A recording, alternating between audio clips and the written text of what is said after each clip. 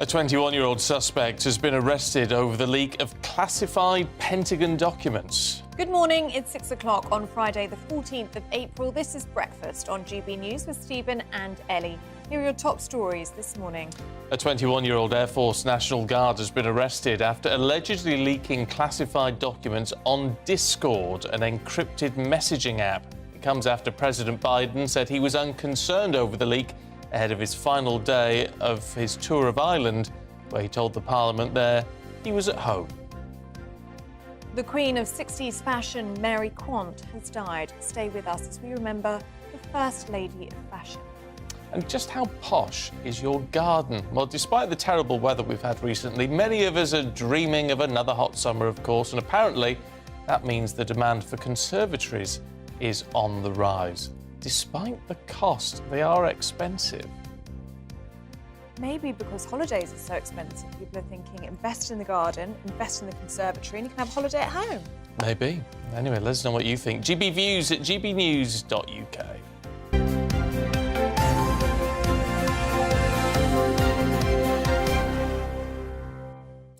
So we start with the news that a 21-year-old US Air Force National Guard has been arrested over the leak of classified Pentagon documents on the website Discord. The US President Joe Biden was briefed about Mr Teixeira's arrest whilst on a trip to Ireland, after he said he was not concerned over the breach of security. Well, ahead of his final day in Ireland, the President also spoke of his pride in his Irish roots and support for the peace process in Northern Ireland, saying the UK government should be working closer with the island of Ireland. Well, joining us this morning to discuss this all is the editor of CapX, John Ashmore. Good morning to you, John. Great to have you with us. So let's start, shall we, with that worrying news of the leaking of classified Pentagon documents. Now, we know that 21-year-old suspect has been arrested, but bring us up to date. What do we know so far? Yeah, as you said, it's all fairly fresh. There was some quite bizarre scenes of the police going and getting him from his house it's just south of Boston, where he comes from. And yeah, he's only a 21-year-old guy who apparently posted this information in a kind of online chat group with what's described in the reports as a group of young men.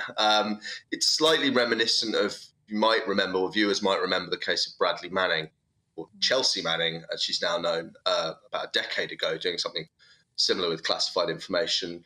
And from what I've read from people who know him and so on, they will say things like, "Oh, he's just a quiet kid. He's not a troublemaker. He doesn't have any particular kind of animus against the government or anything like that." So it's all really quite unclear. At the moment, it sounds like a kind of a young person who's done something very, very stupid that is probably going to affect the rest of their lives. But it's pretty early days. How damaging is this, not only to the United States, but also to her allies, with some of the information that's come out?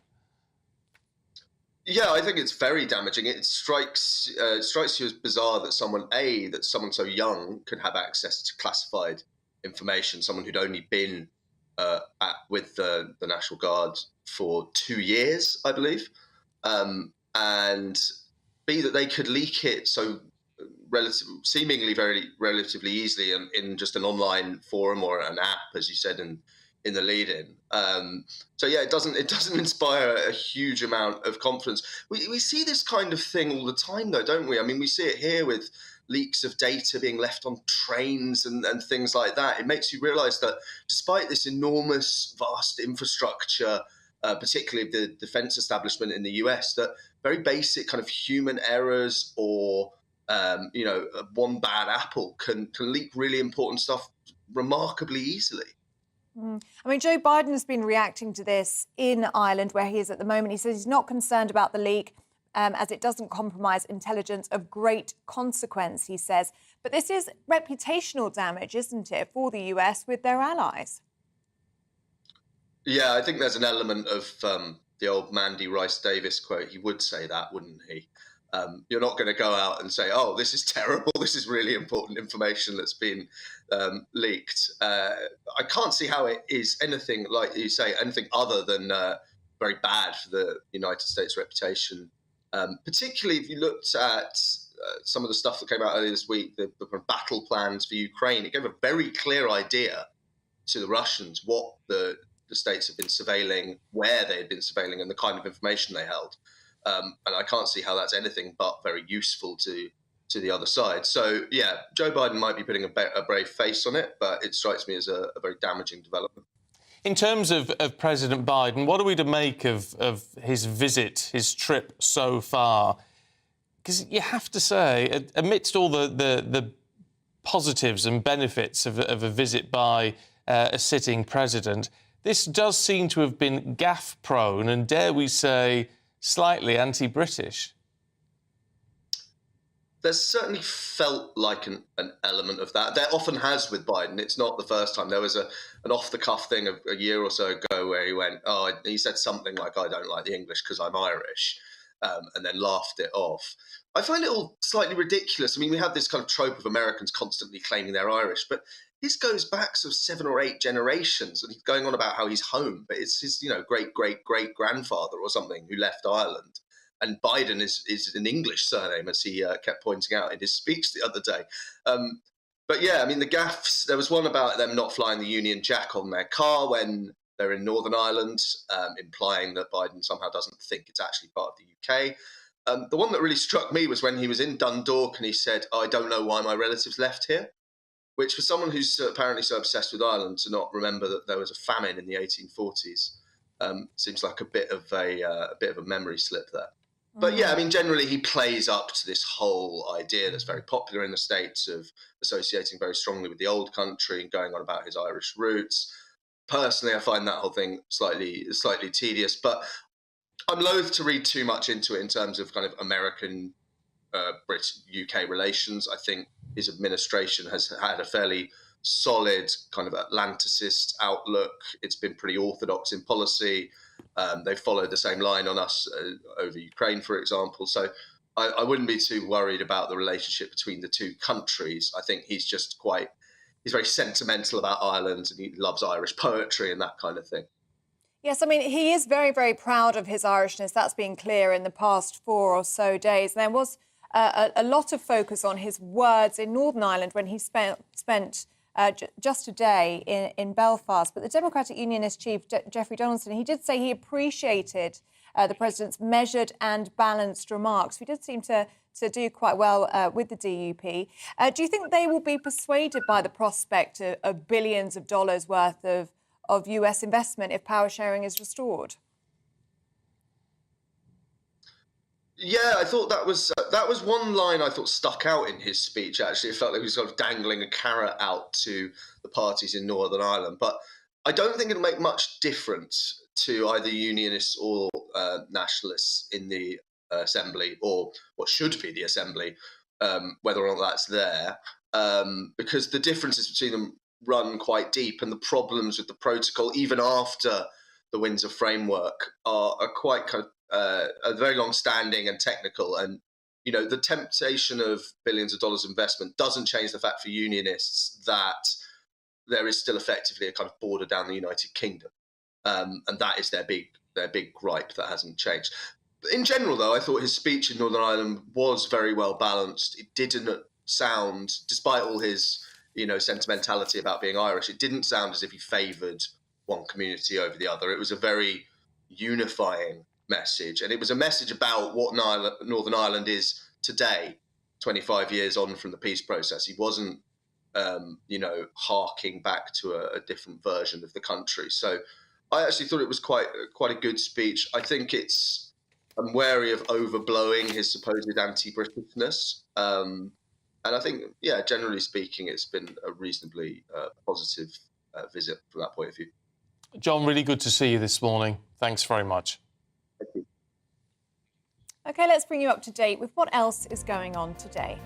And members of the Royal College of Nursing and Unison are set to decide whether to accept the government's latest pay offer.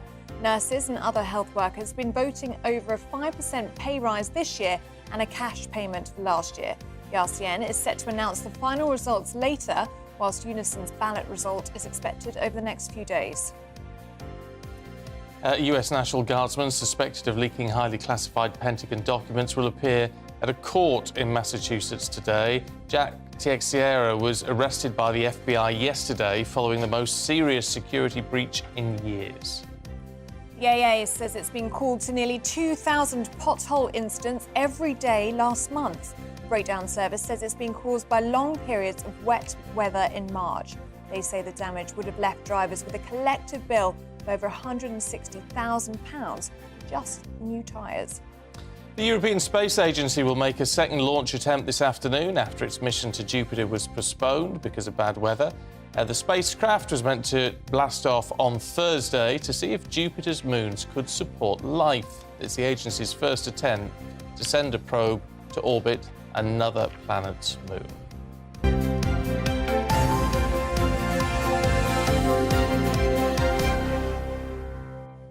Now, Michael Gove has been accused by former Housing Secretary Simon Clarke of imposing restrictions on owners who want to rent out their properties on sites like Airbnb.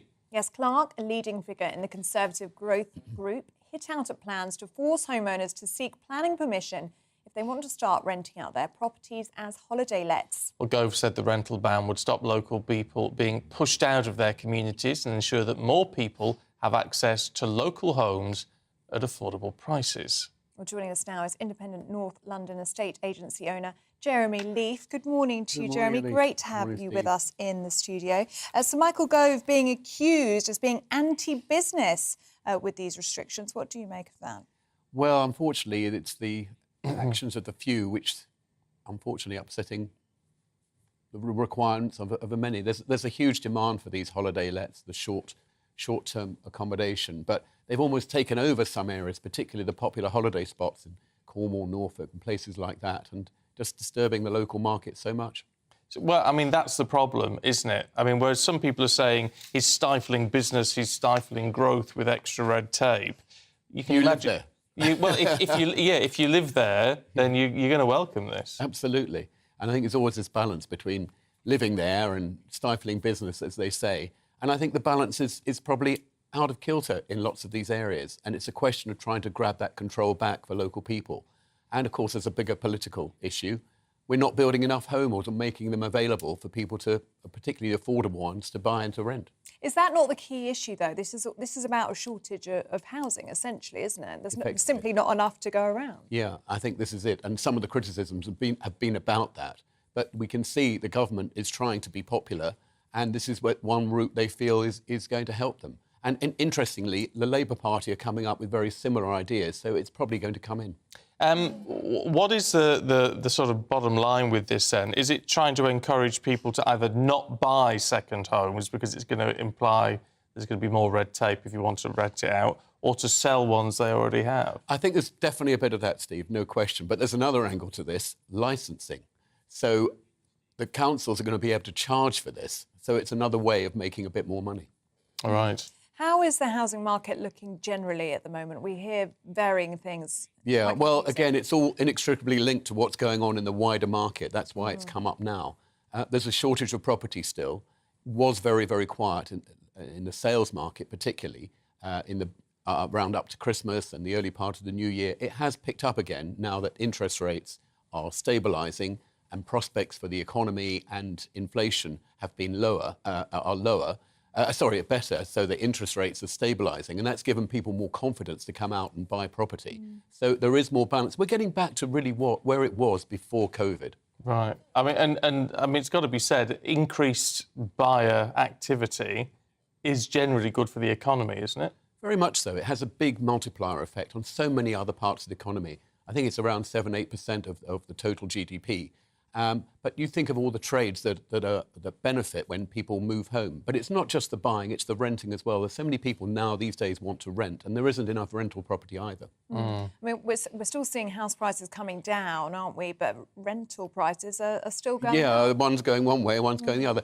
I don't so much, they're not really dropping as quickly, the house prices, as a lot of people thought they would.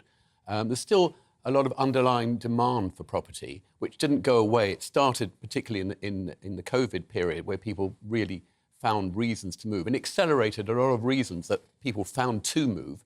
And because it was so frenetic, the market last year and the year before, That demand didn't go away, and they're slowly coming back into the market, but they want to buy well and they want to negotiate hard.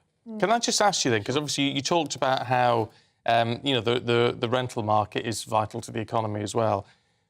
Anyone who rents is renting off somebody else.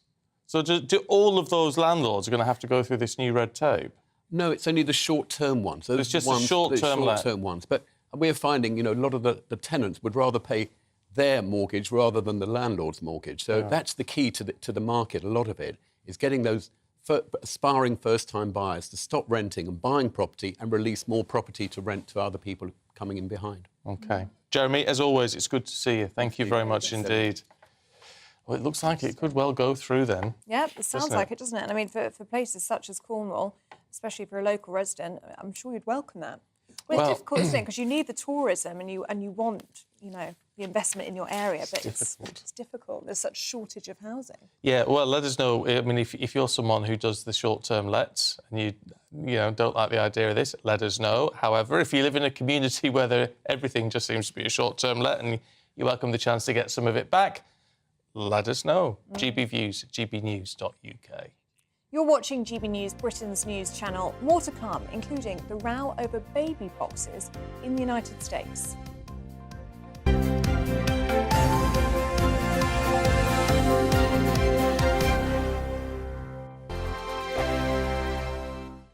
Monday to Thursday nights on GB News. At 6, it's Deebs & Co. 7 o'clock, Farage. At 8, join Jacob Rees-Mogg. And at 9, Dan Wootton Tonight, followed by Headliners. On TV, radio and online. This is GB News. It's all about family, being in people's living rooms, all the interaction and getting to know who our viewers and listeners are. When I was young, my dad used to say, Nana, stop arguing. I wanted an outlet that would enable me to give my opinion.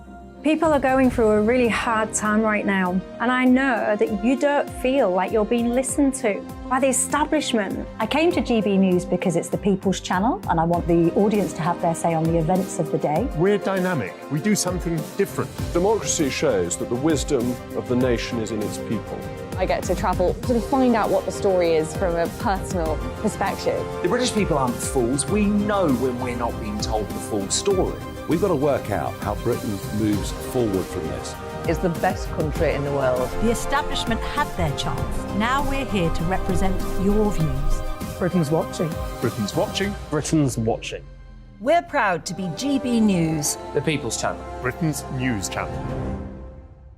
Join me, Patrick Christie's, Monday to Friday, 3 till 6. We tackle the day's news agenda like you've never seen before. It's high tempo, high octane, the most controversial topics and the best guests. You will not be able to take your eyes and ears off it. I'm not afraid to ask the questions that you really want answered. 3 till 6 p.m, Monday to Friday on GB News, the People's Channel, Britain's news channel. I'm Andrew Doyle. Join me at 7 o'clock every Sunday night for Free Speech Nation, the show where I tackle the week's biggest stories in politics and current affairs with the help of my 2 comedian panellists and a variety of special guests. Free Speech Nation, Sunday nights from 7 on GB News, the People's Channel, Britain's news channel.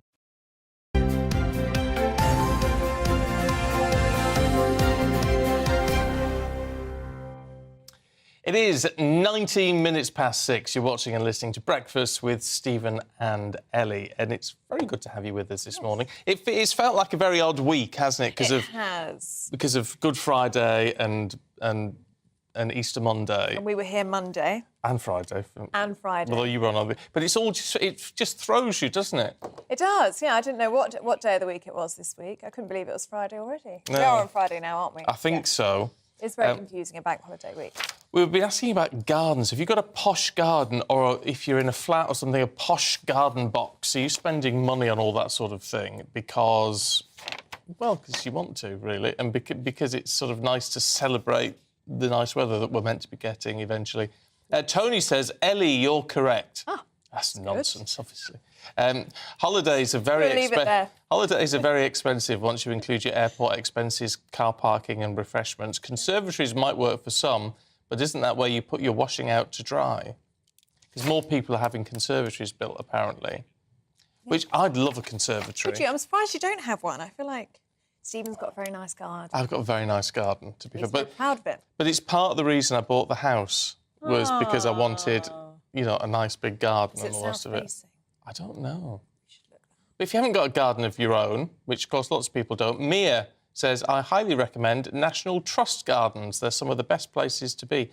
I agree. I'm a member of the National Trust, and it's lovely just going and having a look around these beautifully manicured you do gardens. That, yes. Yeah. I was when I was a student, so it was only £3.50 a month. Oh, it's right. definitely worth it. I don't know how much it is as an adult now. So it's still remember. reasonable. Anyway, it was it's fabulous. reasonable. Consider it's a lot cheaper than paying to go in every time. I like to go for the cafes. Exactly. Can't be a nice cup of You tea. can look at the garden from the cafe, and then you can have a scone and a cup of tea, and it's lovely. You see, that's perfect. Yeah. Let us know. Are you investing in your garden this summer? Are you hoping for some nice sunshine next week? Will you be gardening? Have you been gardening over the bank holiday? Let us know. gbnews@gbnews.uk. Now, after Florida lawmakers voted to prohibit abortions after 6 weeks of pregnancy this week, a new fight has been brewing in the state. Yes, a new measure would allow fire stations and hospitals to install boxes where distressed mothers could leave their unwanted newborns. Now, the bill would give fire stations and hospitals the option to install these ventilated and climate-controlled boxes where... sounds unbelievable to us over here, got to say. But it's where parents could drop off babies without interacting with any employees.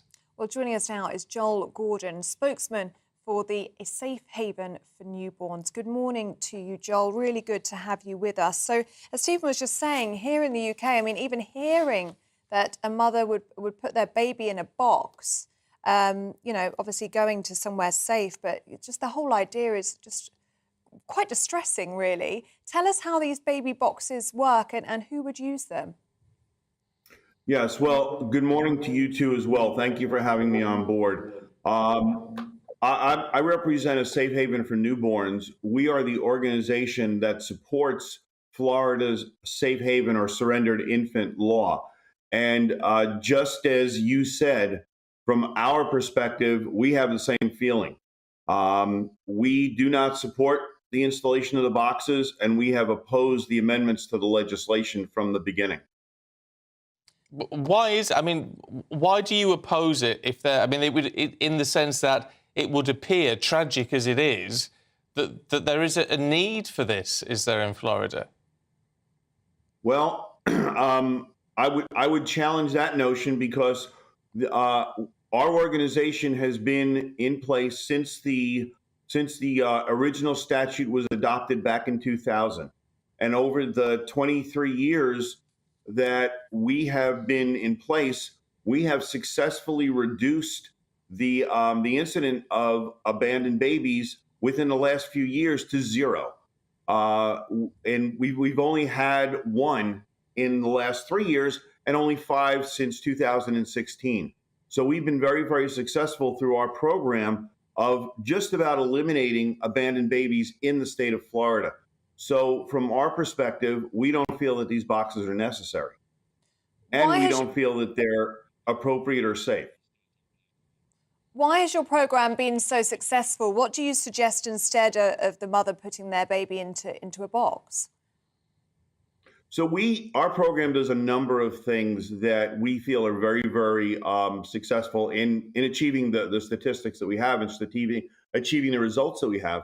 The first foremost thing that we do, we offer a 24-hour, 7-day-a-week multilingual hotline that a mother or anyone who is dealing with a newborn can call and say, I don't know what to do. I'm distressed. I'm beside myself. What do I do? And we will work with them to counsel them, to advise them, and get them the resources that they need. Everything from where to safely and directly hand off their baby to a trained professional, all the way to ultimately, if we can, having her keep her baby by providing her with the resources she needs to do that. And we have done that. We have assisted more than 6,000 mothers over the years, as well as rescued 370 babies from being abandoned. in Florida. Is there a concern, Joel, though, that with this new abortion law, so people can't terminate a pregnancy after 6 weeks, are you concerned that may lead to an increase in people who are pregnant but actually don't want to keep their children?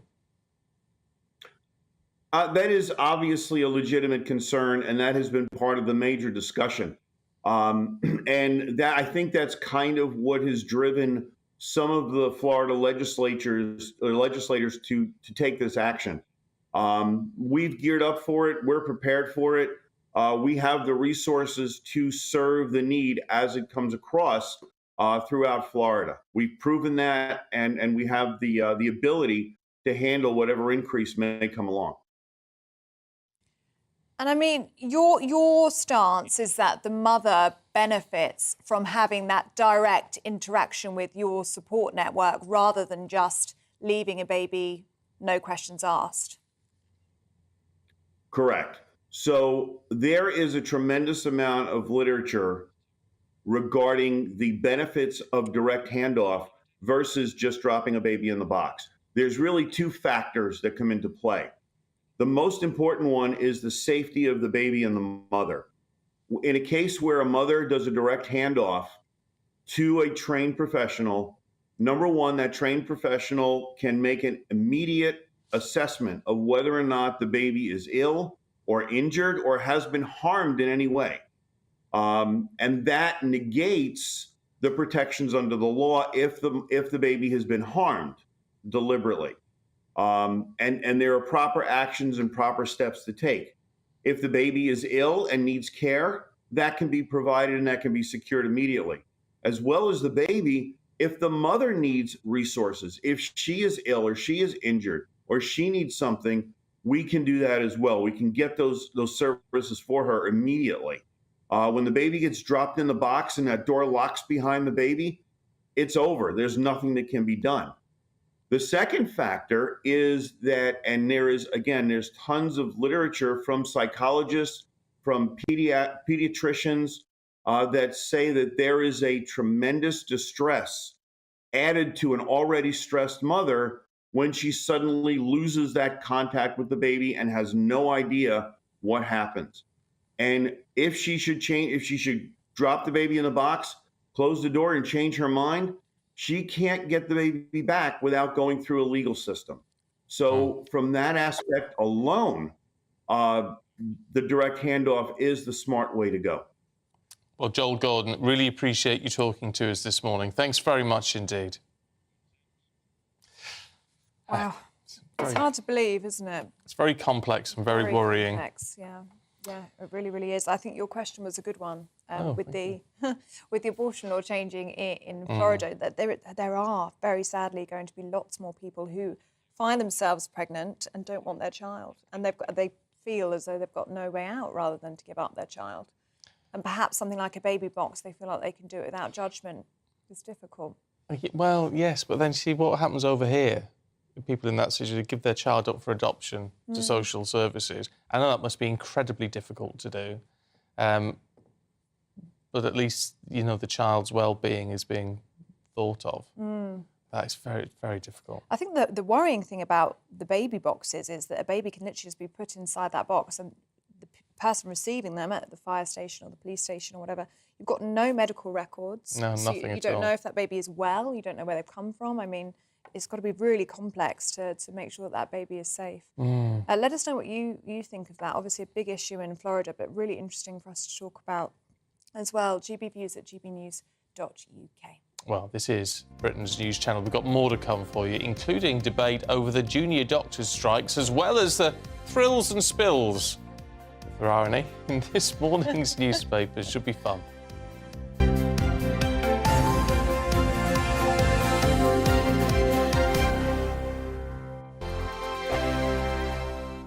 I joined GB News because I was sick and tired of not hearing my views being represented, not just mine, but so many people that I knew and spoke to. I just couldn't get my voice out there. I couldn't say anything. I couldn't do anything. Whatever the narrative was, I kind of had to follow it. GB News is there to provide a voice for those who have been ignored by the establishment media. We think different things, we've got a different style. GB News is here to be optimistic and positive about the future. It's real kind of dynamic and flowing, with the audience very much at the heart of it, like a big family.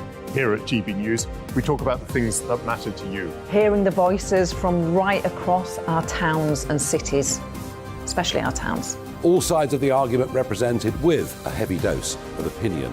We're on a mission here to make a difference. And the GB News family really is here for you, and whatever time of day you can watch or listen. Britain's watching. Britain's watching. We're proud to be GB News, The People's Channel. Britain's news channel. Hello, I'm Michelle Dewberry, and you can join me every weekday 6 till 7 on Jubes and Kerr. You're an inspiration to us all. Clip that bit up. Well, you are. That's my ringtone. My political ambitions those days are gone, I can tell you. She's only teasing. Go on. He's probably going to want to lay down now. I'll give him 2 minutes to have one. Let's respectfully disagree. That's what we like on Jubes and Kerr. Come and join us. GB News, The People's Channel. Michelle Dewberry, weekday evenings at 6 o'clock. Westminster is going around in ever-decreasing circles, followed by the media. Britain is broken. How on earth did we get into this mess? But more importantly, how do we get out of it? Join me at 7 p.m, Mondays to Thursdays on Farage. Here on GB News, we will have open, rational debate. We've got to work out how Britain moves forward from this. Join us here on GB News, the People's Channel. Britain is watching.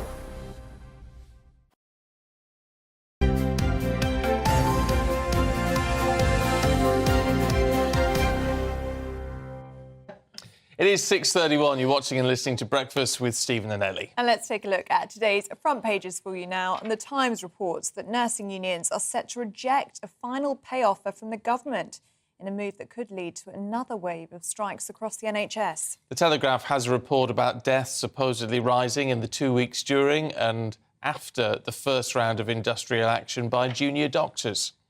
The Eye leads with the tens of thousands of families reportedly fighting to unlock trust funds set up for their children. The Express says Prince Harry's visit to Britain for the coronation will leave no time for him to mend fences with the family.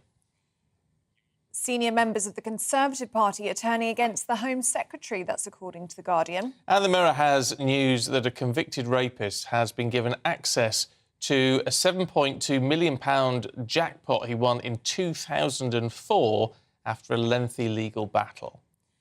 The Sun leads with the news that Sarah Ferguson has not been invited to the coronation. And The Star says the price of deodorants is heading for £5 a can, in fears of what the paper describes as a pongdemic. It's the pits. Oh, dear. Well, joining us this morning is broadcaster Liz Kershaw and the senior reporter at the Eye newspaper, Benjamin Butterworth. Good morning to both of you. Hiya. Good morning. To have you with us. Liz, let's start with you, shall we? And this is the junior doctors' strike being covered by the Telegraph. Yeah, well, we're in a real health crisis, aren't we, with at least 7 million people waiting for really necessary procedures and operations, and waiting times in A&E going up again. Maybe more on that later in the programme, but you can now expect to wait 12 hours in A&E. My auntie, who's 91, had to wait from 6 p.m. till 2 a.m. the other day. And meanwhile, now the junior doctors are on strike. Now, junior doctors, it doesn't mean kids. Oh, no. It means all doctors who aren't consultants. So most doctors, I think is it something like 40% of Something hospitals, like that, yeah. NHS staff are junior doctors. So they've been striking. And I was sitting there when they started on Monday, and it actually said that on the TV that the government had said, don't do anything risky this week. Because they don't want you turning up. What do you do? Not drive your car, not walk downstairs.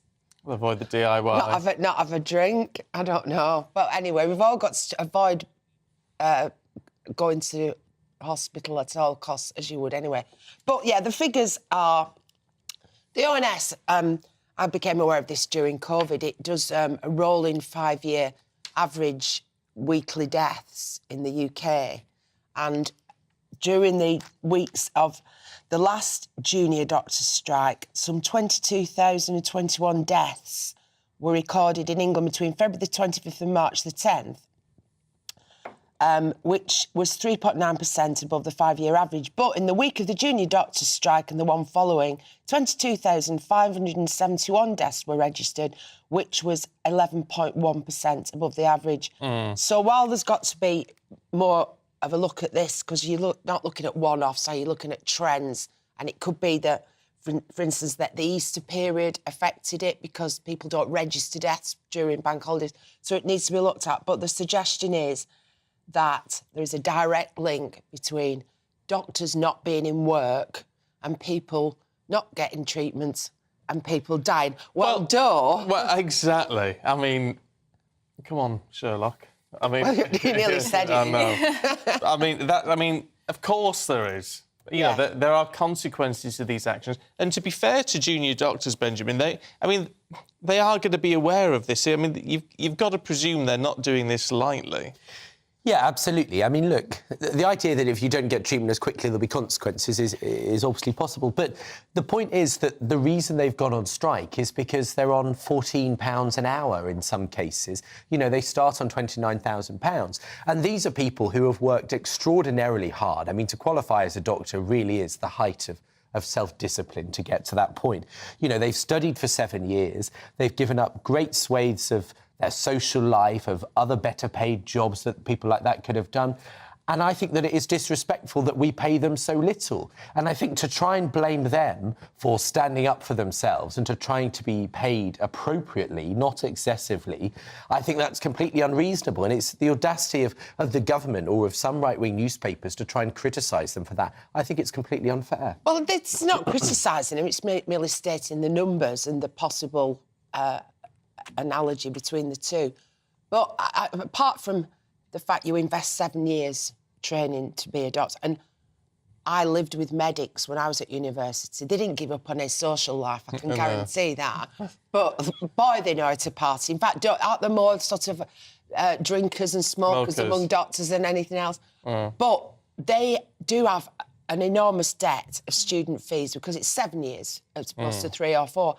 And I just think it's ridiculous that as a country, as a state, we are charging kids to be trained to work in the National Health Service. So, I've said this before, why don't you just go to medical school for free and sign up like you do in the army?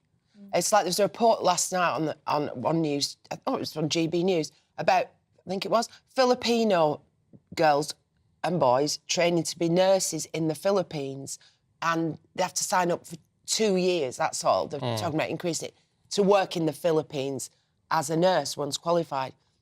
But then 30,000 of them come here because we poach them, we pay them 5 times as much. So it's affecting the Philippines. But why don't we train all our doctors and all our nurses without charging them fees, and then sign them up for 10 years or something like that? And, but I think the question is, why are such a proportion leaving the health service? You know, there's high numbers among GPs, among doctors who work in A&E. It's because it's stressful and because, a bit like those Filipino nurses, they can leave here and go to Australia and get twice as much as we pay. Well, there was one... Actually, it's not, because, I mean, this is part of the problem here. Money is clearly a big factor. Yeah. But it's not just money, it's working conditions. The hours are better than when my friends that I shared with at uni went in. They were doing, like, cruel hours a week, you know, day, night, and they've reduced that. But, yeah, you can go to Australia. There was some Outback post advertising for a GP recently, and it's like free house and 450,000 a year. And the Australian government is offering really lucrative pack. But we deserve it because for years we've not been letting kids with 4 A-star A-levels go to medical school, not enough places, we've limited it. And then we've been pinching doctors from Nigeria and all over the world. And now, you know, it's comeback time because there are emerging countries now that are taking hours. It really just needs all sorting out. It does. Well, meanwhile, sort of sticking on the theme, Benjamin, in the Times, there could be more nurses' strikes. I mean, we were told this was resolved. Yes, this is what we thought was over. But what's the phrase? We thought it was all over. It's not now. So the Times reports, that's almost it, right? The Times reports that nurses, they had agreed a pay deal, which was to have a 5% pay rise from this month, and then to have some money back for a COVID bonus and 2% back for the last year. Well, apparently, it's thought that nurses, the result of this strike, which is out later today, it's feared that they're going to reject that deal. Now, the union representing nurses had recommended they accept it. The Health Secretary had said that was the last offer. And what this really means for most people is that you could have a junior doctor's strike at the same time as a nurse's strike. Now, lots of these strikes have actually not affected most hospitals. It's not been quite so devastating as feared.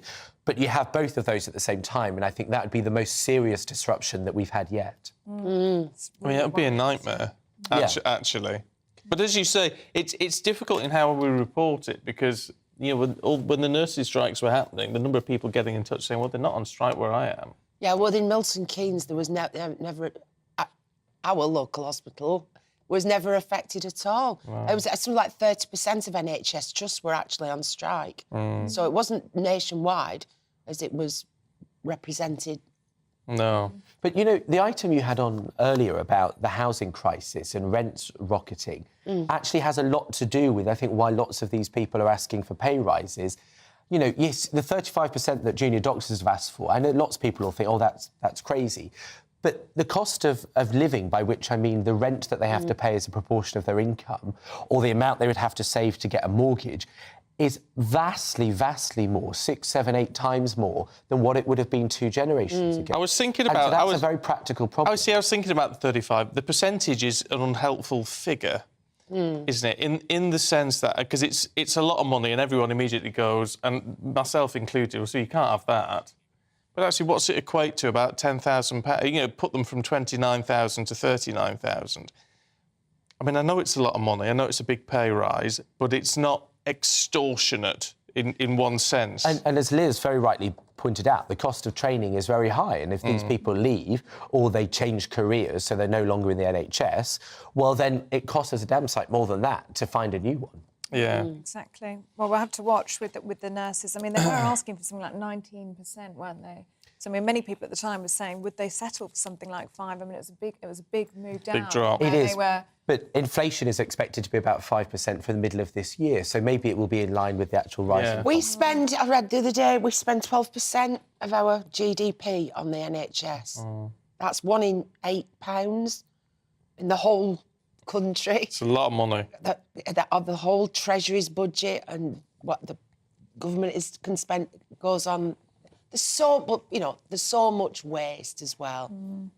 It needs to be looked at. It really does, yeah. Liz, should we have a look at a pothole story in the Telegraph? Yes, please. Right, so we saw Arnie Schwarzenegger the other day, didn't we? He was filling in potholes. With some asphalt. And he was shoveling it and then whacking it down. And then somebody came along and said to him, you shouldn't have done that because we're in the process of laying some cables, so we're just going to scoop it all out. Anyway, and Rod Stewart did it. Now, I've been tempted, come to that in a minute, but this lad in Worcestershire got sick of so many potholes in the road on his estate that he decided to turn it into a crazy golf pitch. So he put signs up, High Street Crazy Golf Potholes now open, and so you can get a putter and a ball and you can go around the potholes and see how you do it. It's great because what it's done... It's drawn attention to a massive issue. Yeah. Now, I'm going to go out in the dark soon. How are you? You know the A5 dual carriageway? So up from Milton Keynes to Towcester? Yeah. Well, that's a Roman road. The Romans built that. Oh, yeah. It's the road from London to Holyhead to get it to Wales and Ireland. I think it's not been repaired since 50 AD. Because I've just had to stop using it. The potholes are so bad, and it's single track. Like you got to swerve around the potholes, and that's dangerous in itself. It's dangerous if you don't see it, and you're higher up than me in your car. But in my car, if you don't see it and you go into it, and the speed limit's 60, what a hell of a bang! And they've put signs up now saying 40. So they know it's bad, but then somebody comes up behind you and they're not aware of it. But I thought, you can't always see them coming. So if I go out at night in the dark, fill them with potting compost, put some big yellow dahlias in or something, and then as you're going because you know Roman roads are straight, but they go like... So as you're going along, you won't go over a bump and go straight into a pothole, because you'll get a bit of... You'll see like the dahlias. seeing those plants that you think, oh, a pothole right in the middle of the road. What do you think? Do you think it's illegal? Yes. Basically, yes. Meanwhile, I've had to stop going to Toaster, to Tesco and Aldi and Waitrose, because it's just hazardous. Yeah. I go the other way now. Oh, do you? Yeah, to Milton Keynes. It's not good, though. It isn't ridiculous. good. And the guy who runs the car wash in Toaster... Oh, here we go. He said, oh, I've never seen... yeah, not that sexy one down the road. He says, oh, I've never seen you before. And I said, no, I'm not. I can't come up here because of the state of the roads. And he says, oh, yes, our roads are better in Albania. It's like, I nearly strangled him. But, I've been to Iceland, where they've got so much frost and ice and snow. The roads are superb. They're like Silverstone racetrack. Why are our roads so bad? Yeah, I was talking to someone the other day about the next election. They said the next election is going to be won on local issues such as potholes, because those are the things every day that's damaging our cars, putting us in danger. Well, I've had 2 blowouts of tyres in the last 2 years, and I'm sure it's because you go bang in a pothole and it damages your tyre, and then 30 miles down the road... Yeah. Oh, no, it does. It causes a lot of damage and costs us a lot of money. Yeah. It's crackers. Now, senior Tories, Benjamin, according to The Guardian, are turning against the Home Secretary. They are. Why? Suella Braverman. So she's been criticised. They haven't named a senior Tory in The Guardian, but they have spoken to The Guardian. Apparently they were a senior minister under Boris Johnson, and they said that she is, I've lost it, a real racist bigot is what they've called her. Now, this comes after yesterday, I think it was, or the day before, when Saida Varsi, who was a minister under David Cameron and then a Tory member of the House of Lords, who went round and said, and she's obviously not white and she's Muslim, and she said that Suella Braverman is being racist over things like saying that grooming gangs are being done overwhelmingly by Pakistani men. And then this week we've had a row over the dolls, I don't know if I can use the word, the racist dolls, and that was put up by a pub in Kent and then removed by police. Suella Braverman said it's good that 6 officers went and removed these black-faced dolls, and that has caused quite a row. So there's lots of Tories that are saying she's racist and she should be removed. It's quite an accusation to make of someone who is of colour. It is. Why is it racist for her to say that gollywogs that were hanging on ropes, actually, behind the bar, that wasn't shown in all the media, but they had nooses round their necks on display, a dozen of them.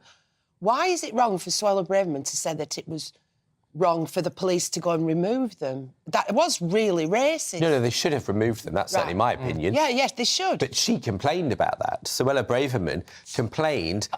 She said that the police shouldn't be putting resource into things like that when people are getting mugged. Well, isn't that fair enough? I would suggest that both of them are appropriate things to change. And that pub in question now has a sign saying, if you're offended, don't come in, which some people have suggested is saying, well, if you're a black person, don't come in, is some people's interpretation of that. So this has really blown up in Suella Braverman's face because she decided to get involved in that row with that pub. It comes after the stuff about the Pakistani grooming gangs comment that she made. She called small boats an invasion.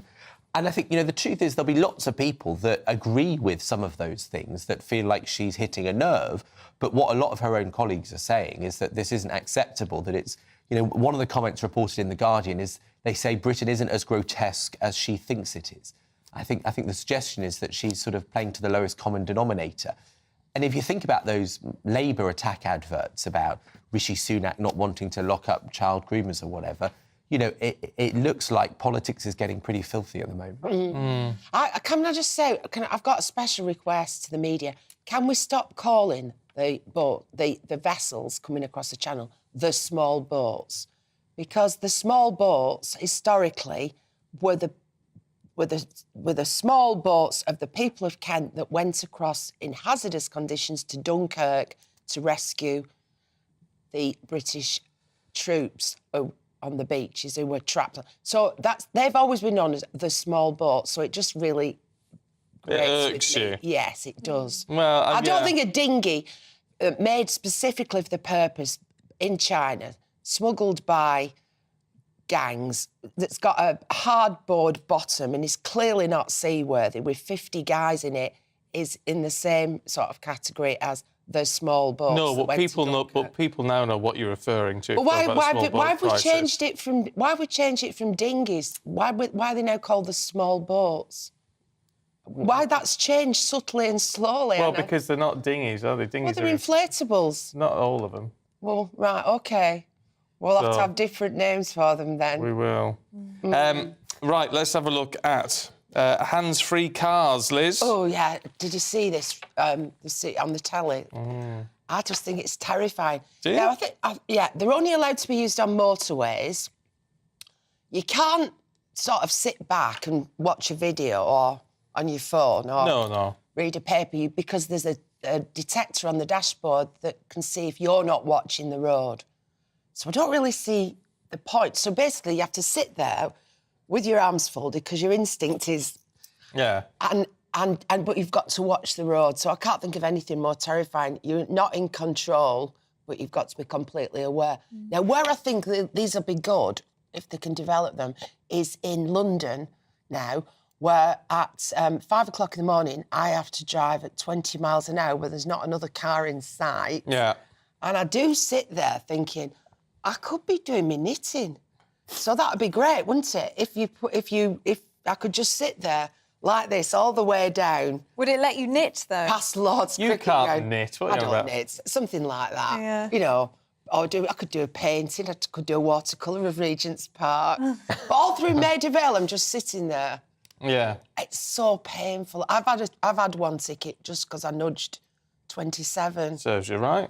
Stick to the rules. But yeah, so that's supposed to be the future. But it's not driverless cars. Which aren't fully tested and legal yet. It's hands-free cars. Yeah. Hands-free, but your eyes have still got to be on the Hands-free, but roads. you have to be totally focused on the road. So you could drive one of them, Benjamin.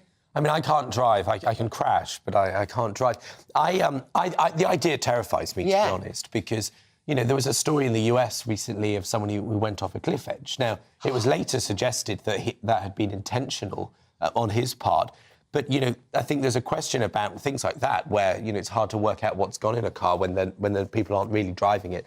I think, given how many crashes we have as it is, the idea that people will just be sat back trusting a machine. You know, I read a story... There'll be fewer crashes. I mean, that's the argument. And look, I get it. It's a scary prospect.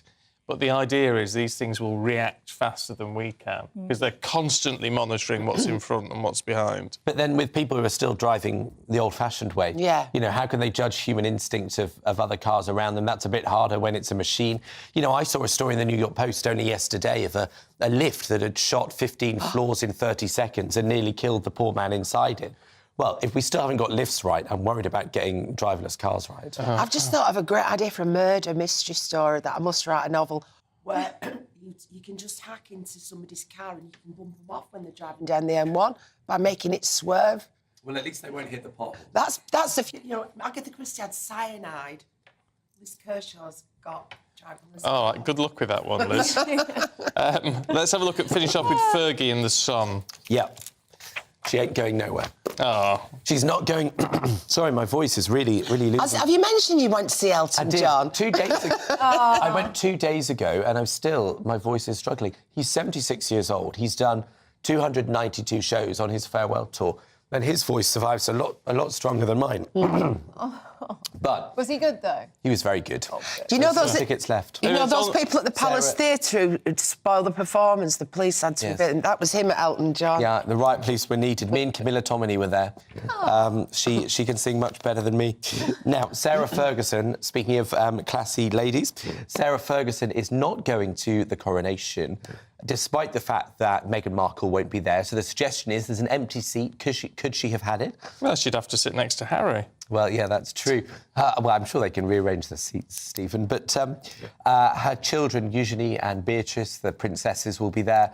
Prince Andrew will obviously be there, but they haven't invited her. And the question is, why was she snubbed? Because she was at the Queen's funeral, so she's going to be watching it at home at Royal Lodge. I'm quite surprised by this because they are still very, very good friends. They still live together, don't they, herself? They do, and she was invited to Christmas at Sandringham for the first time in 30 years. And so the suggestion was that she's back in the inner circle, but it looks like it's not. But I think with these things, you know, the rules are so archaic and formal about who is and isn't invited. And to be honest, she is the ex-wife of like 20, 30 years ago. Yeah, but I've always thought there's something funny going on there, you know. I've always thought to myself, Sarah Ferguson, she's got something on Prince Andrew, you know, because although she wasn't welcomed by Prince Philip at Balmoral for Christmas, for summer, etc., she's never completely... She's still been living in a royal residence, and she's been living with her ex-husband for 25. It's a rum do, that. Oh, you just I get on. I think she knows something. I'll tell you what I think it is after. Oh, right. Oh, there you go. You sneaky devil, I'm a gossip. You are a gossip. I just think they get on. That's fine. That's fine. That's quite nice. I mean, I think she's sort of the ultimate grifter. The fact that she's managed to remain world famous for all this time. And she's got a book out at the moment and she's been on every chat show imaginable. You know, and she got front pages for saying that she'd hired a therapist for the dogs to try and deal with the grief of leaving the Queen. I mean, you know, she's managed to keep the celebrity thing going pretty well. She has. Liz, Benjamin, got to leave it there. Thank you both very much indeed. Don't go anywhere. All your top stories coming up after the weather. Good morning and welcome to your latest update brought to you by The Metavist. I'm Mark Wilson. So we're through Friday then. It's another day of sunshine and showers with the risk of some more persistent rain affecting parts of the south through the afternoon, but winds will stay that bit lighter than they have been of late. If we look at the pressure pattern then, you can see the reason why. Low pressure centred right across the UK as we head through Friday, and this is the weather front here that could bring some heavier, more persistent rain, at least for a time. So we pick up on that rain then affecting parts of the southwest as we head through Friday morning, slowly then pushing its way eastwards as we head through the day to affect other southern counties by the time we get through to the afternoon, with some stronger winds here, at least for a time. But elsewhere, though, yes, there will be some bright or sunny spells, but again, it won't be long before those heavy showers will develop. Just about anywhere could see a shower, and they could be heavy with the risk of hail and thunder, although turning a somewhat little bit drier and brighter across the far west as we head into the afternoon. Again, temperatures disappointing for the time of the year. 9 to 12 degrees is your afternoon high. Now, through the rest of Friday into the evening and overnight, those showers towards the southeast will merge into a spell of longer, more persistent rain, so quite a wet picture through the Friday evening rush hour across parts of the southeast. Elsewhere, though, it will turn drier with many of those showers fading away overnight. One or two mist and fog patches developing once again. And under those clear skies, another fairly chilly night to come. Temperatures in rural spots in particular falling fairly close to freezing, so a frost for some of us. But under those clear skies, we get off to a fine start on Saturday morning. A really good start to the weekend. Lots of sunshine first thing. Still a bit more cloud, though, across that southeastern corner, particularly East Midlands, East Anglia, southeast England. And that could lead to one or two showers by the time we get through to the afternoon. But elsewhere, though, as I said, a much drier day to come compared to recent days. Lots of sunshine with light winds. I think it will feel that bit warmer as well. So by the afternoon, we could see highs of 16 or 17 degrees, a good few degrees up on Friday's values. It stays largely dry as we head through into Sunday, and that dry theme continues into the early part of next week as well. Lots of fine weather to come. Winds will start to strengthen coming in from the east, so it'll be cooler towards the east coast, but generally temperatures coming up, we could see highs of 18 or 19 degrees.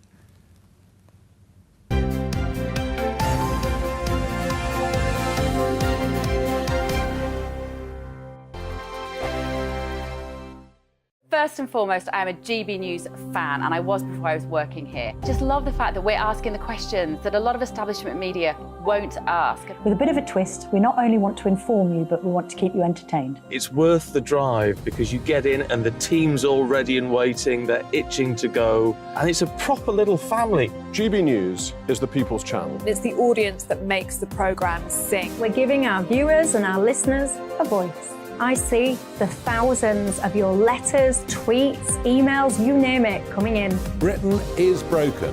How on earth did we get into this mess? But more importantly, how do we get out of it? The establishment had their chance. Now we're here to represent you. It's time for something different. It's time for GB News. I'm very patriotic. I believe in Britain. Our best days lie ahead. Britain's watching. Britain's watching. Join us here on GB News. The people's channel. Britain's news channel.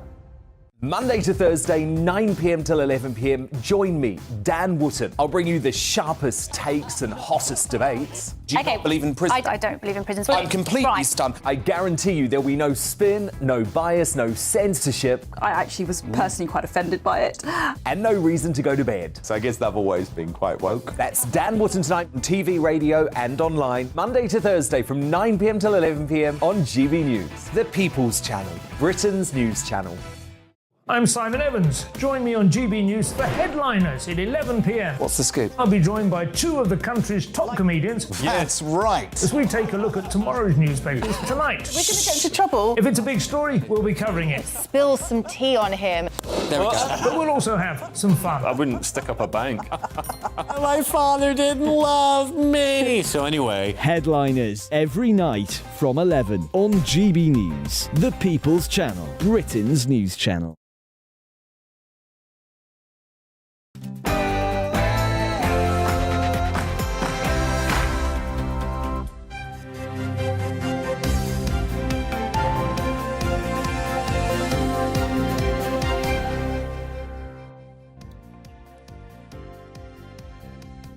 Good morning to you. It is 7 o'clock.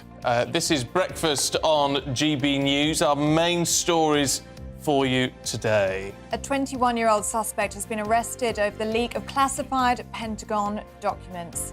Here are your other top stories this morning. As we're just saying, a 21-year-old Air Force National Guard has been arrested after allegedly leaking classified documents on Discord, which is an encrypted messaging app. Biden's visit to the island of Ireland continues, with the US president saying he is unconcerned over the leak, as Pentagon Press Secretary Patrick Ryder says the department is working around the clock to better understand the scope, scale and impact of the military document leak. Also this morning, NHS strike seems set to continue amid reports that the Royal College of Nursing is preparing for its members to reject the government's offer of a one-off payment of about £2,500 and a 5% salary increase for the next financial year. Children were among the 14 people rescued from a fire in a 4-storey building in Lewisham. London Fire Brigade has said 8 fire engines and around 60 firefighters were called to the fire just before 4 a.m. this morning. The cause of the fire is not yet known. We'd love to hear from you this morning. Anything you want to talk about, actually, whether it's the big topics of the day or, actually, as a few of you have already, gardening, because it's becoming more and more people wanting to do a bit of gardening. Is that post-pandemic sort of thing? Is it just because we're desperate for a bit of nice weather and it'd be nice to sit in the gardens, or just mess about with your flower boxes if you live in a flat or whatever? Anyway, if you've got a view on that, or indeed any pictures, gbviews@gbnews.uk.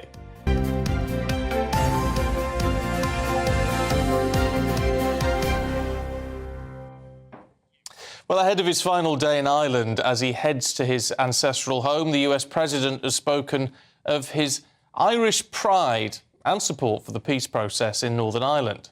Speaking to the joint Irish Parliament, Biden also added that the UK government should be working closer with Ireland to ensure good relations with Northern Ireland. Well, let's talk to Freddie Sayers, who's executive editor of the news website Unheard. Good to see you this morning. What are we to make of everything that has gone on in this visit? Because it's hard to see this as anything other than a little bit anti-British in a way. Some of the rhetoric that's been bandied about. I think there's a couple of things going on here. The first thing we need to remember is that from an American Democrat perspective, there is a domestic vote to worry about. The fact that the American Irish, the Irish vote in America, has always leaned Democrat, has been true all the way back to JFK, or actually even Woodrow Wilson. So it's this very deep historic link between Democrat presidents and the Irish vote. So Joe Biden is thinking of running again. He hasn't formally announced, but he's indicated that he's planning to. This is in large part a domestic situation for him. He wants to show that he's involved, show that he cares, and there's a domestic audience to play for. If you remember, Bill Clinton made a huge amount of political capital by being involved in the peace process back in the 90s. And so there's a real tradition of it.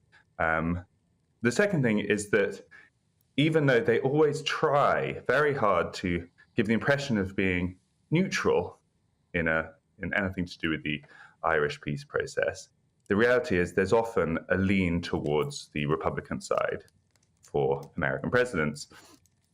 As you probably observed, he spent 18 hours, I think, in Northern Ireland, of which around 10 he was asleep. So there's not a great deal of time spent in Northern Ireland, but he's really luxuriating in his time in Ireland. He's going to his ancestral homes. He seems to really be enjoying himself, actually. He's really making a connection there. And so even though they're trying to be fair, and I think in his defense, there haven't been any huge gaffes over the course of this visit, there is often that slight lean towards the romance of Ireland. So, yeah, this is a partly domestic politics, and unsurprisingly, there's a bit of a lean towards the Republican side of the Irish question, in part also because for Democrats in America, they view Brexit Britain as slightly suspect. There's a very simplistic view of that whole issue over from the American side. And so, yeah, they have, for the last few years, been quite clear that they didn't like Brexit. They were pretty overtly on the kind of Irish side of negotiations around Brexit, and that has definitely coloured the whole sense of it.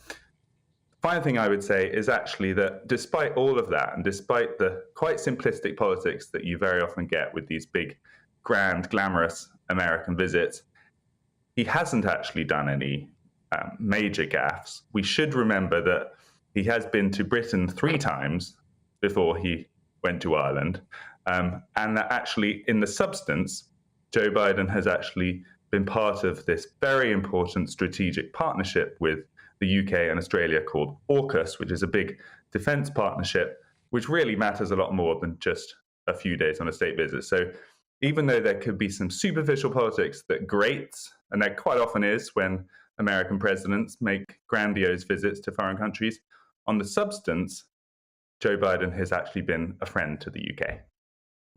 I mean, Freddie, I want to pick you up on that point, saying that there were no major gaffes, because there was some nervousness around Joe Biden, especially when he was speaking in Belfast, wasn't there? He has been outspoken about Brexit, his thoughts on a divided Ireland, as you say. But the DUP leader, Jeffrey Donaldson, actually said he appreciated the president's remarks there in Belfast. He said they were measured and balanced. What do you make of that dangling of a carrot from Joe Biden for US investment if Northern Ireland power sharing is restored? Well, I think, as you say, overall, both sides seem to be relatively pleased with it. And it seems to, if anything, have made power sharing more likely to return. So it hasn't been a disaster. But it feels fair to contrast it with earlier decades. If you think of the amount that Bill Clinton was involved in the peace accords in the 1990s, at that point, America's position in the world was such that it was this huge single world power that everyone basically had to line up and pay a huge amount of attention to.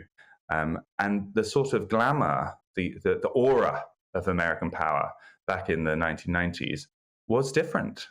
Joe Biden in 2023 comes at a very different time where we've had conflicts that have divided the world.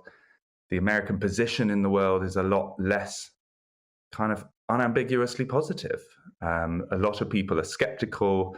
We now have a whole, Chinese, Russian bloc that are not paying any attention to America. So there's this, it's a very different world. And the power of America to kind of come in and rustle up a peace deal and suddenly make a huge difference, let's face it, is a lot less. So I don't think anyone thinks that a visit by President Biden now is going to magically restore power sharing in Northern Ireland or fix the quite deep-seated problems they have. But overall, as you say, it seems to have been to the positive. OK, Freddie, really good to see you this morning. Thank you. Now let's bring you up to date with the other top stories for today. And a US National Guardsman suspected of leaking highly classified Pentagon documents will appear at a court in Massachusetts today. Jack Douglas Teixeira, arrested by the FBI yesterday following the most serious security breach in years. Environment Agency workers are set to kick off their weekend of strike action over ongoing pay disputes. The Unison is calling it a significant escalation in their industrial action that started last year. It's going to start at 7 o'clock tonight that is, and will last until Monday morning. The government says it's having regular talks with the union about pay. The AA says it's been called to nearly 2,000 pothole incidents every day last month. The breakdown service says it's been caused by long periods of wet weather in March. They say the damage would have left drivers with a collective bill of over £160,000, and that's just for new tyres.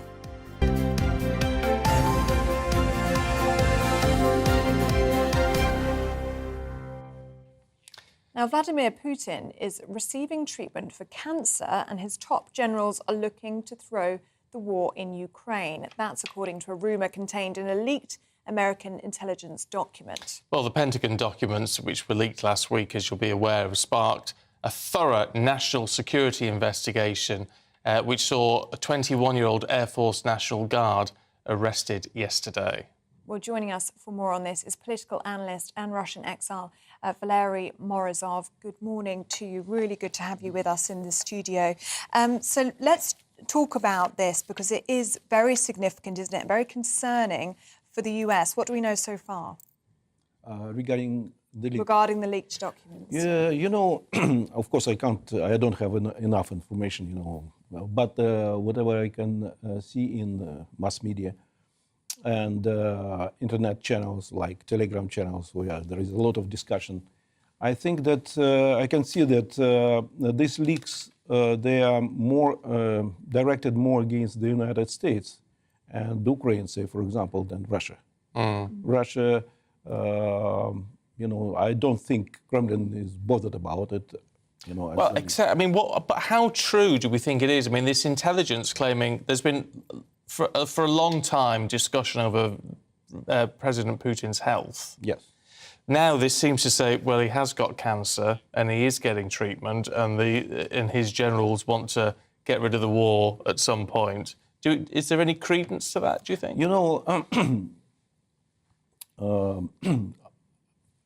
I met Putin, in 1990, I think, 8 in person, sitting and discussing. And but before this, I had common friends, and after that, for some time, for many years, maybe 20 years, I was working in Kremlin, and also on Olympic projects, and his dacha was, next door. Let us put it like this, to my project, and he was passing by every day nearly, for, you may say for treatment, but not for treatment, for relaxation. There was a health complex there, and he was going there. Some procedures we were taking, many of us, Yeah. And there were at that time and after this, there was a lot of rumors about his health and about even cancer and all those things. But frankly speaking, whatever I knew at that time, nothing was real. Because I was in friend relations with the commanders in Kremlin, with those people who were responsible for his health also, and there was nothing. But it does seem to imply that there is, whether he's ill or not, that there is a lot of unsettled feeling amongst his senior generals. No, this is probably another problem. The thing is that Putin has come to power. It was brought by Yeltsin and his family, and the main task which was given to him in the beginning in 1990, maybe 6, when it started, this process started of his rising to power, and I knew this, that was he was given a task to remove the Minister of Defense, Rodionov at that time, because Minister of Defense and Defense Ministry, it still survived this collapse of the Soviet Union, and they were preparing to get rid of Yeltsin. and his family. And there were even clashes and conflicts regarding money. Say, for example, GRU was responsible for diamonds production in Angola.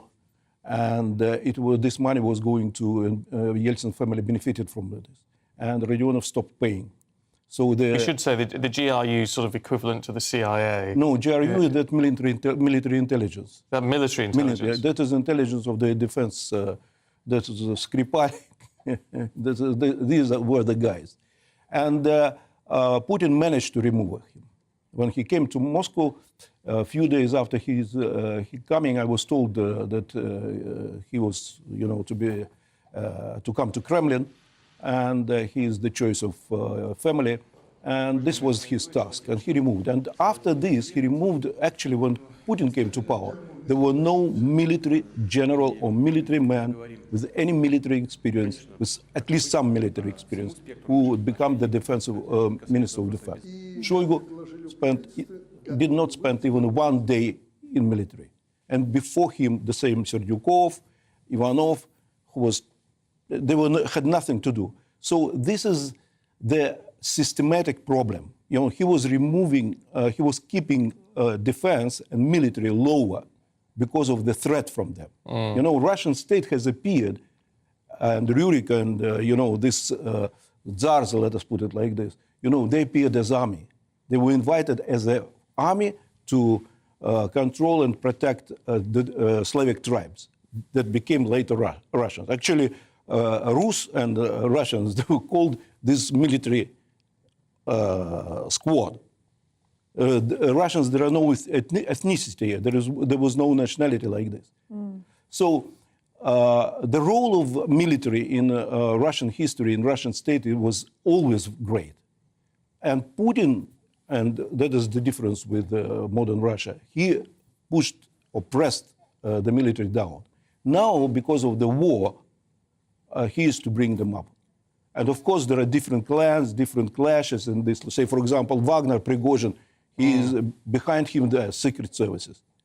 And Shoigu is the choice of Putin himself. So, of course, there are some tensions and different clans. And Putin, that is his system. The modern Russia is comprised of different clans. And he is like referee. Well, you mentioned Wagner, because the Wagner group is seen as sort of independent paramilitaries who've been accused of committing atrocities, but you'll say that they are all being controlled by Moscow, are they? No, this is I've told you about GRU in Angola. Yeah. GRU was removed by Putin. And who has come? And they decided there were no choice, so they created the private army. Yeah. Who is behind? Behind is Federal Service of Guards, bodyguards of Putin. They're behind it. And Prigozhin is a choice. I've met Prigozhin. I was reconstructing the State Kremlin Palace. And, in Kremlin, everybody is a choice of Federal Service of Guards. And suddenly there was a private company, brought into State Kremlin Palace to given kitchen, and the banquet hall, and all those things. And of course, everybody was surprised. But everybody knew that this is the choice of Federal Service of Guards. And Prigozhin has come to Kremlin because of this. It's a fascinating. I wish we had the whole hour to talk through. It's absolutely fascinating stuff. Valerie, as always, it's good to see you. Thank you very much indeed. Should we change tack a little bit? Let's, yes. Bit of a 180, isn't it, this one? But you've been getting in touch with some of your lovely pictures of your gardens, and we're talking about this because people are spending much more on their gardens and there is a demand for conservatories. So we're wondering whether this is maybe the lockdown effect, people spending more time in their homes and now they're trying to enjoy them, or is it because holidays are so expensive and people want to enjoy the sunshine that's hopefully coming for us next week? Well, here's Tim and Sarah's garden, which has been overrun by deer. Wow, look at that. It's like a park. It is like a park, That's in Bangor. Oh, glorious. Beautiful. The deer are so cute, aren't they? Ruth has emailed in with these lovely pictures of her garden. Well, I like those umbrellas. Blimmin' heck. They're great, aren't they? Oh, wow. Oh, you've got great setup. It all looks like a stately home. If you're listening on the radio, it's like a stately home. Very, very nice.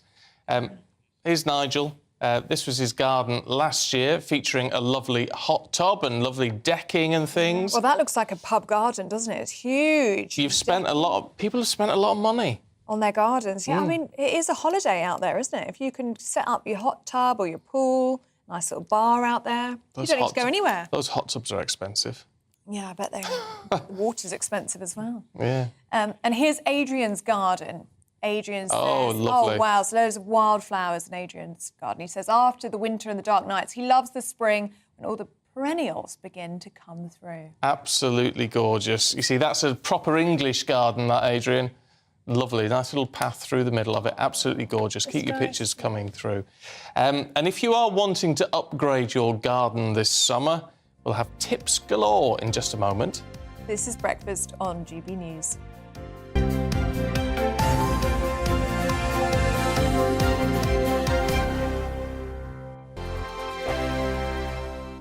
I joined GB News because I was sick and tired of not hearing my views being represented, not just mine, but so many people that I knew and spoke to. I just couldn't get my voice out there. I couldn't say anything. I couldn't do anything. Whatever the narrative was, I kind of had to follow it. GB News is there to provide a voice for those who have been ignored by the establishment media. We think different things, we've got a different style. GB News is here to be optimistic and positive about the future. It's real kind of dynamic and flowing, with the audience very much at the heart of it, like a big family. Here at GB News, we talk about the things that matter to you. Hearing the voices from right across our towns and cities, especially our towns. All sides of the argument represented with a heavy dose of opinion. We're on a mission here to make a difference. And the GB News family really is here for you, and whatever time of day you can watch or listen. Britain's watching. Britain's watching. We're proud to be GB News, The People's Channel. Britain's news channel. Monday to Thursday, 9 p.m. till 11 p.m. Join me, Dan Wootton. I'll bring you the sharpest takes and hottest debates. Do you not believe in prison? I don't believe in prisons. I'm completely stunned. I guarantee you there'll be no spin, no bias, no censorship. I actually was personally quite offended by it. And no reason to go to bed. So I guess they've always been quite woke. That's Dan Wootton tonight on TV, radio and online. Monday to Thursday from 9 p.m. till 11 p.m. on GB News. The People's Channel, Britain's news channel. We are GB News, the People's Channel. And right across the United Kingdom. You can find us on Sky Channel 512. Virgin Media Channel 604. Freesat Channel 216. Freeview Channel 236. And YouView Channel 236. You can also take us with you on DAB Plus Radio. With the GB News app and at the website gbnews.uk. We're absolutely everywhere. Come join us on GB News, the People's Channel, Britain's news channel. Start the day with GB News. We catch up on all the big stories you didn't hear the night before. And take a look at what the world's talking about this morning. That's right, Monday to Thursdays from 6 o'clock. It's Breakfast with Eamon and Isabel. Straight after breakfast, join us, Bev Turner and Andrew Pearce. We're going to take you through till noon. We'll be tackling the big topics of the day, including the things that the other channels just won't talk about. If it's happening here. Wake up to mornings on GB News, the People's Channel. Britain's news channel. New to GB News is the Saturday 5. Join us every Saturday from 8 p.m. as we debate the week's stories. Right, folks, that was a spicy one, wasn't it? With us four, plus a special guest. Sometimes she has to stick her foot in it. Sometimes she has to say things as they are. Sometimes I think we should keep the refugees and send the pensioners to Rwanda. Then we'd be in a much better state. Well, Benjamin, that is... The Saturday 5. Saturday nights from 8. Only on GB News, the People's Channel. Britain's news channel. I'm Mark White. As GB News Home and Security Editor, I cover those key issues that are so important to you. Our authorities, our communities doing all they can to combat violent crime. With the public services under unbearable strain, why are we still failing to control our borders? Defence, the first priority of any government, has been continually hollowed out. Can we trust our politicians to protect the armed forces? Join me, Mark White, on GB News.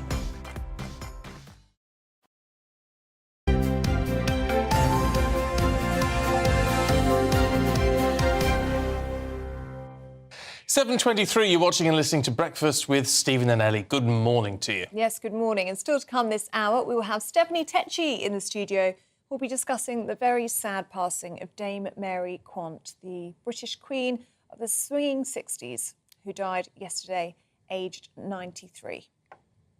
But first, with summer only months away, how long is it going to last this year, do you think? 3 days?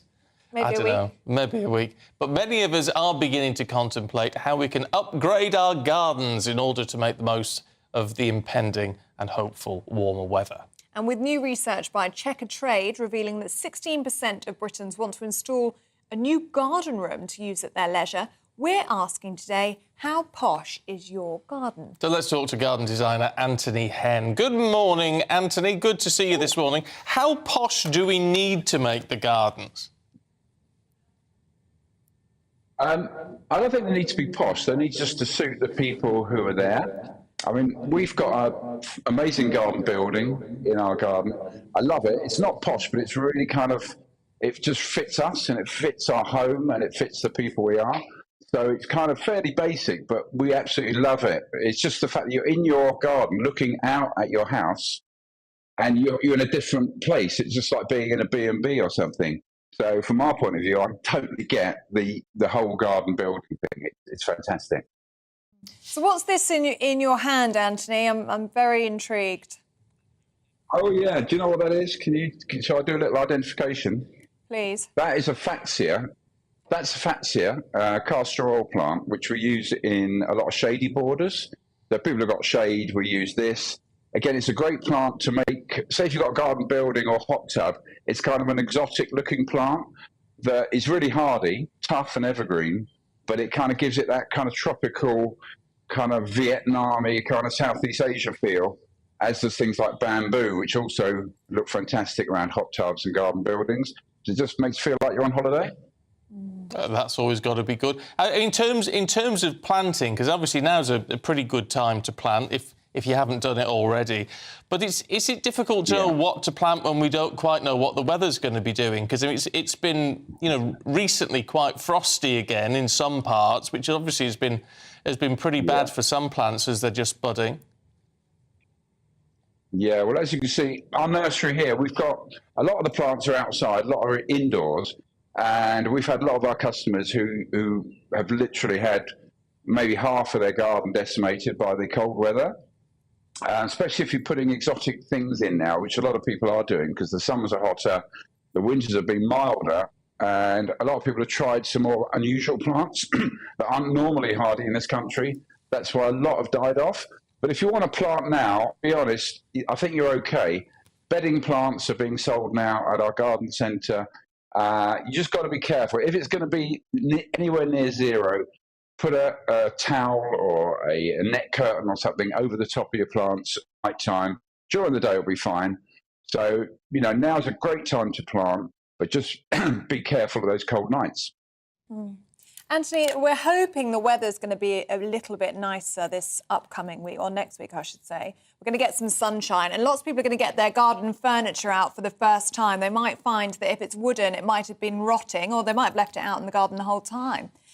What's the best tip that you have, or the best investment that people can make in their garden furniture?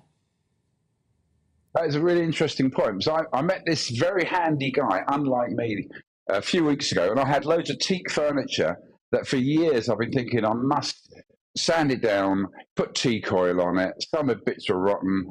I gave it to this very handy guy. They came back brand new. They were teak oiled. They were sanded down. If you've got time, of course, do it yourself. So hardwood furniture, a light sanding, a teak oil with a cloth over the top, and it just transforms your wooden furniture. So basically, get rid of the green and the kind of algae and the winter damage, basically. Get them dried off a bit and then use teak oil on hardwood furniture and a normal Cuprinol kind of product, a wood preservative on your normal product, and it makes them look brand new and it makes them last another 10 years. I've got a bone to pick with you though, Anthony, because I see from the little notes that I've got here that you don't like this sort of dark grey furniture in the gardens, which is, if you go around a garden centre, that's just about all they sell. Who said that? Who said that? That's a lie. That's not true, because I've got it in my own garden. There you go. He says, I would avoid woven rattan furniture sets, especially in dark grey. No, that wasn't me. Not guilty. Oh, right. Definitely not Mattel. I love it. No, I like dark grey. Dark grey to prove the point, I painted my fence a kind of dark bluey grey, and with the greenery in front of it, it looks really, really good. So grey makes plants stand out well. And again, by putting pots and stuff around your furniture, and I like grey furniture, I think the green looks really good against it. I love it. You said that because all my garden furniture is dark grey. He was getting very offended, I was Anthony. very offended. You'd upset him this morning. I knew we'd get on better if I said that. Well, Anthony, I'm very intrigued because we are spending more on our gardens, and there's now a demand for these garden rooms or conservatories, whatever you'd like to call it. What do you think that's down to? Do you think that's where we spent so much time at home over lockdown? People really want to enjoy their spaces, or they've got a new refound love for their outdoor space at home? Or do you think it's perhaps cost of holidays and people want to enjoy their outside space and try and, lap up the British sunshine? What do you reckon it is? Yeah, that's a great point, Ellie. I think, in the horticultural industry, we realised that the lockdown, boosted horticulture, doubled the sales of lots of things. We were hoping this was going to continue because people spent time at home, didn't know what to do. They suddenly realised they got a garden and they can't go on holiday, and it really has boosted people's staycation attitude. So if you can make your garden as a kind of really chill out zone, a nice place to entertain friends and family, spend the money on the garden. It will increase the value of your house for sure. Yeah, that's true. And what a better place to sit. I mean, really, garden rooms really help. And creating another area in your garden, like a secret area. We do a lot of garden designs, which include garden buildings and kind of secret areas, so people can really enjoy the place they are. I think it's fantastic. Yeah, no, couldn't agree more. Anthony, really good to see you this morning. Happy planting. And you, Stephen. Yeah, Enjoy love grey furniture. Love it. The grey furniture. And the grey furniture. Good on you, grey furniture. It's lovely. Well, it's all everywhere now, grey furniture. Yeah. Well, I'm glad you cleared that up. I'm glad you gave him the opportunity. The rattan stuff, though, does, even the plastic rattan, it does deteriorate in the sunshine. Does it? And snaps it wipes a bit. down, though. It does wipe down. It's very good. Yeah. But I will say, on Easter Sunday, after we presented together, I went out to see my mum for a roast. Thanks, Mum. And she had not an outhouse, like a shed. I don't know what you'd call it. But it was a shed that you could sit inside. Well, like a summer house. Like a summer house, exactly, like a summer house. And it was lovely. And it was the first time we'd used it. She sorted it all out during lockdown. And we sat and had a drink in there, and it was lovely. Lovely. So you didn't get the wind, but you got to enjoy the garden. See, there's a lot to be said for that. A lot to be said for it. And, yeah, I've got time for it. I don't know if you call it a garden room, but it was great. Yeah, is it a room? It is kind Is of it in a the room. garden? It's big and... Yes. Well, there you go. It's a garden room. It's a garden room. If it walks like a duck, quacks like a duck. It's a duck. It's a duck. This is GB News, Britain's news channel. Oh, dear. Still to come, 1 in 10 patients who arrive at A&E are forced to wait for at least 12 hours. We'll be talking about that in the papers with Liz Kershaw and Benjamin Butterworth.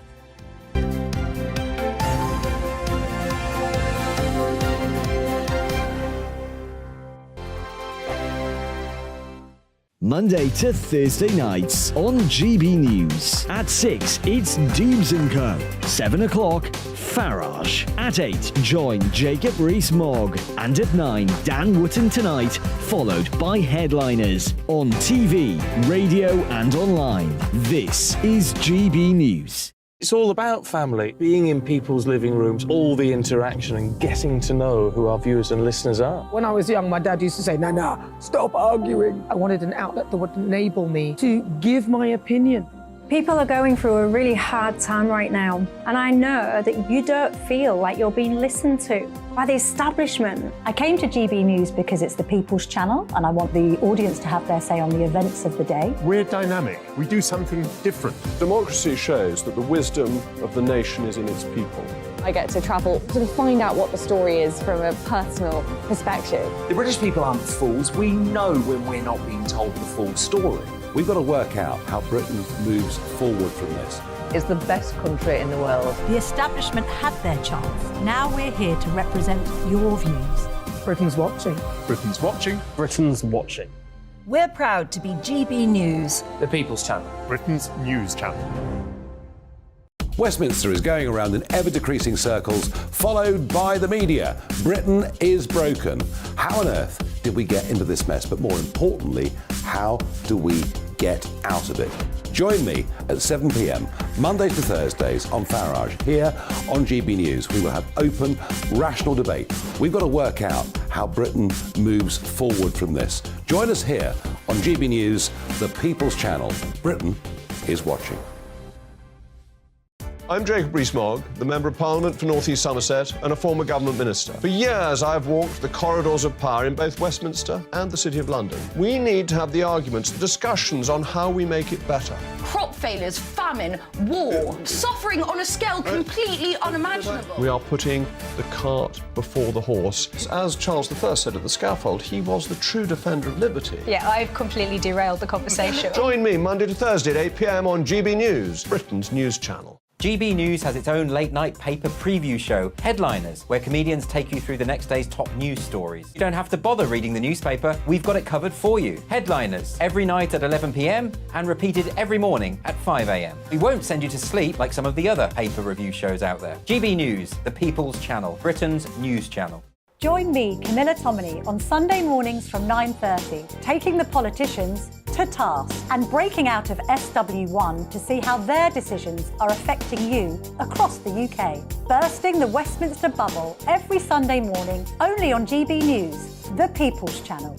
Britain's watching.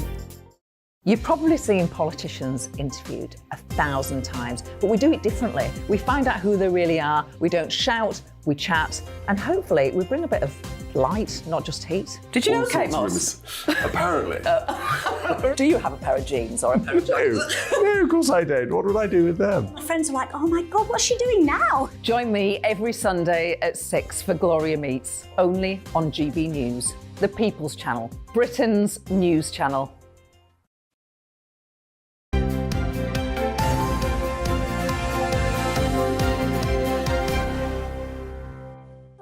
Welcome back. You are watching and listening to Breakfast with Stephen and Ellie. Let's have a look at the newspapers for you. Start with The Times.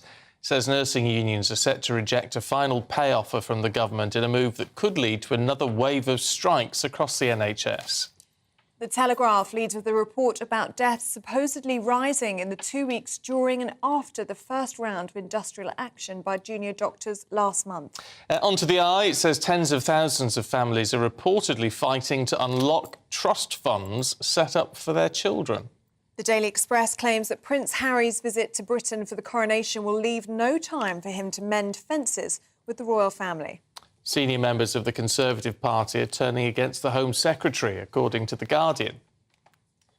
The Mirror leads on the news that a convicted rapist has been given access to £7.2 million lotto jackpot that he won in 2004 after a lengthy legal battle. The Sun has news that Fergie has not been invited to the coronation. Forget it. The Daily Star reports that the price of deodorants is heading for £5. A can, yes, ringing in fears of what the paper describes as a pongdemic. So don't moan if I come in slightly whiffy one day. You could never. No. He always smells good, this one. No. It's pricey, though, £5 a can. It's expensive. I don't pay £5 a can. Neither do I. But I do scour there's always an offer on. Ball variety. The what? Ball variety.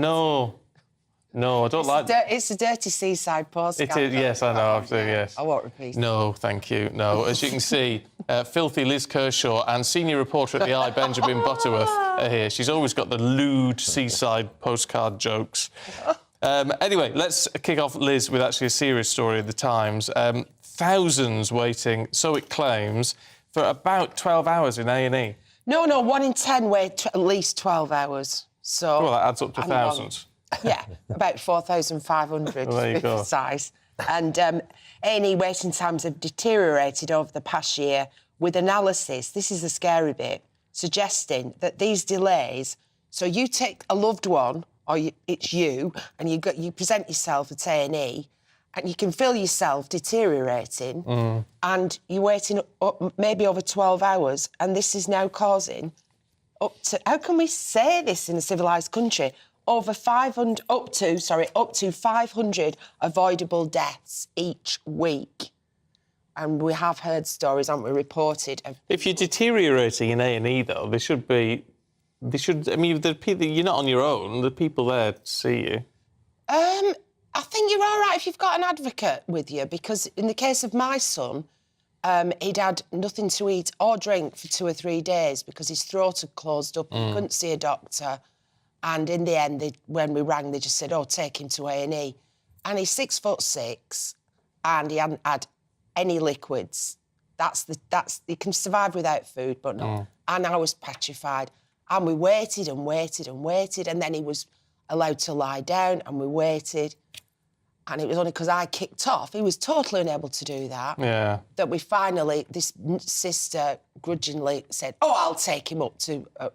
and she put him in a wheelchair, and then he was plugged into all these drips, and God knows what would have happened. But if you're on your own, then I think it must be terrifying. Or if you're there and you just aren't, should we call myself assertive? You aren't assertive, and you don't have to be rude or violent. You can just be assertive. But if you haven't got somebody there, people are actually dying, and it is just absolutely terrifying. It's not right. They need to... We all know it's to do with bed blocking, which is a horrible term, but they need to be able to get people out and put them in convalescent homes if necessary, but get that flow through, then people can get through A&E. It's simpler than that, because I've sat there and observed it. So when he was discharged, he was told at 9:30 in the morning, OK, son, you can go home. And he was there till 6:30 in the bed, dressed with his backpack, lying on the bed, because they make you stay there, till 6:30, waiting for the pharmacy to deliver the drugs that had been dispensed for him to take home to the ward. And as I sat there, I kept saying, well, can't I go down to the pharmacy? Oh, no, you're not allowed to do that. So you've got the pharmacy going round the whole huge hospital, taking packets of pills. So that's one bed. So so he was waiting when he finally was told, yes, we're admitting you. He was then waiting 5 hours to get into a bed and get a drip in his arm. And presumably, when he was lying on the bed for 8 hours, there was somebody in A&E. So to me, that's a management issue. Why can't they look at it, the big picture, the logistics of it, and sort it out? I mean, on top of that, there are the elderly people who can't go home because they can't be left. Oh, yeah. But this is, to me, a simple thing. It is. There's loads of hoops to jump through, aren't there? You have to see somebody first who decides who you go on to. Triage, that's it. And then triage decides where you go to next. I mean, the wait for triage can be 4 or 5 hours. Yeah. Before, I mean, maybe it's too simple, but when you get to reception, there should be someone there who says, right, this is where you go. We laughed at it at the time, but when we were students, donkeys years ago, somebody hit my brother over the head with a snooker cue. And this cracked his skin open, and there's blood pouring down him. And we got to Leeds General Infirmary, and this woman goes, yeah, name. She goes, and what's the problem? He goes, I've sprained my ankle. And then she looked up at him, she went, oh, my God. Oh, yeah. And Benjamin, what do you I was just going to say, if only we had more GPs and better hours that people could access their GPs, I think you'd have far fewer people going into A&E, because it's become the sort of first port of call for a lot of people into the NHS. You know, you have this 8 a.m. rush to try and get one of the few available slots first thing in the morning at your local surgery. Yeah. And then other people, because sometimes they have quite serious problems. You know, my now late grandmother, her health was deteriorating very suddenly, and she was told of a 3-week wait to go and see a GP. So she'd suddenly become very disorientated. She couldn't name day-to-day objects. She couldn't dress herself. Practically overnight, something had happened. Told the local surgery in Alderley Edge back in Cheshire. They couldn't take her for 3 weeks. I'm sure that's because they don't have enough resource. Then she goes into A&E, and thank God in that case, because it turned out she would have a terminal brain tumour. But what's shocking about that is that those symptoms were described and there was no access to the GP. Yeah, I mean, that's my son very only ended up in A&E because for a week he was ringing the GP. Yeah. Couldn't get to be seen. At least A&E is accessible. I mean, despite This is- I mean, I- it's the only place you can get in. I had a problem with my eyes a couple of years ago. And first of all, I went to an eye hospital and I learned that there is not a single overnight way to access an eye hospital in England. So if you, for example, have a terrible accident where you harm your eye, nowhere overnight in England anymore. That's what they told me at Moorfields when I went there. Just shocking. And then And then when I got to A&E, where I was for like 12 hours at Charing Cross Hospital, the things you saw, the vomiting, there was someone who had a heart attack while they were in there.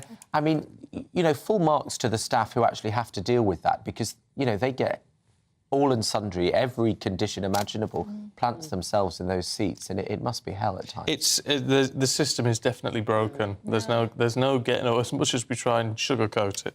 No. Let's have a look, Benjamin, at the Guardian, should we? And milk is dropping in price. Yes. So I mean, we've had a year of everything rocketing. Apparently, milk has gone up by 31%, along with the cost of cheese and eggs. I mean, honestly, there's a meme that I see on the internet about chickens going round in Louis Vuitton outfits. Yeah. Because the eggs are so expensive right now. Well, it's turning around. Sainsbury's and Tesco have cut the price of milk by 5%. And actually, I was slightly concerned when I first read this because I thought, oh, are the farmers doing OK? But it says that, you know, it's not been so bad in recent months. Apparently, there's a spring flush when all the cows are happy and they produce far more milk. And so it's OK for the farmers at the moment, relatively speaking. And I think this will be a relief to a lot of people because, you know, one thing about this country is that we've always had quite cheap food compared to America, for example, compared to many European countries, because we have such a competitive supermarket sector.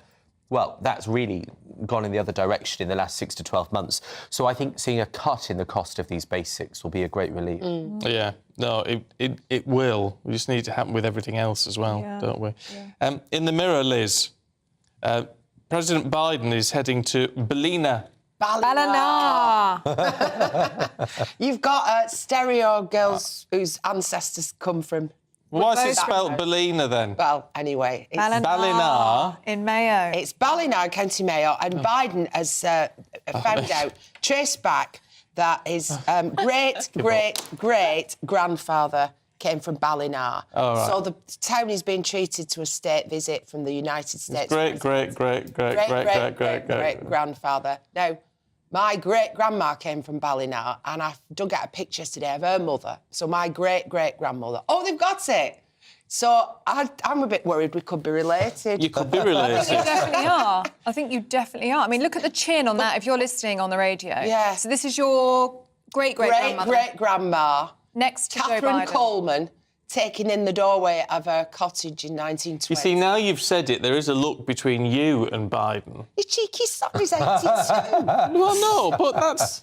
But just, you know, a similarity. I can't see it with you, Liz, but I can see it with your great-great-granny. And they've got the same sort of sloping eyebrows, like... Yeah, like you. Anyway, they're more interestingly, so I'm terrified now. My cousin's going to dig back and...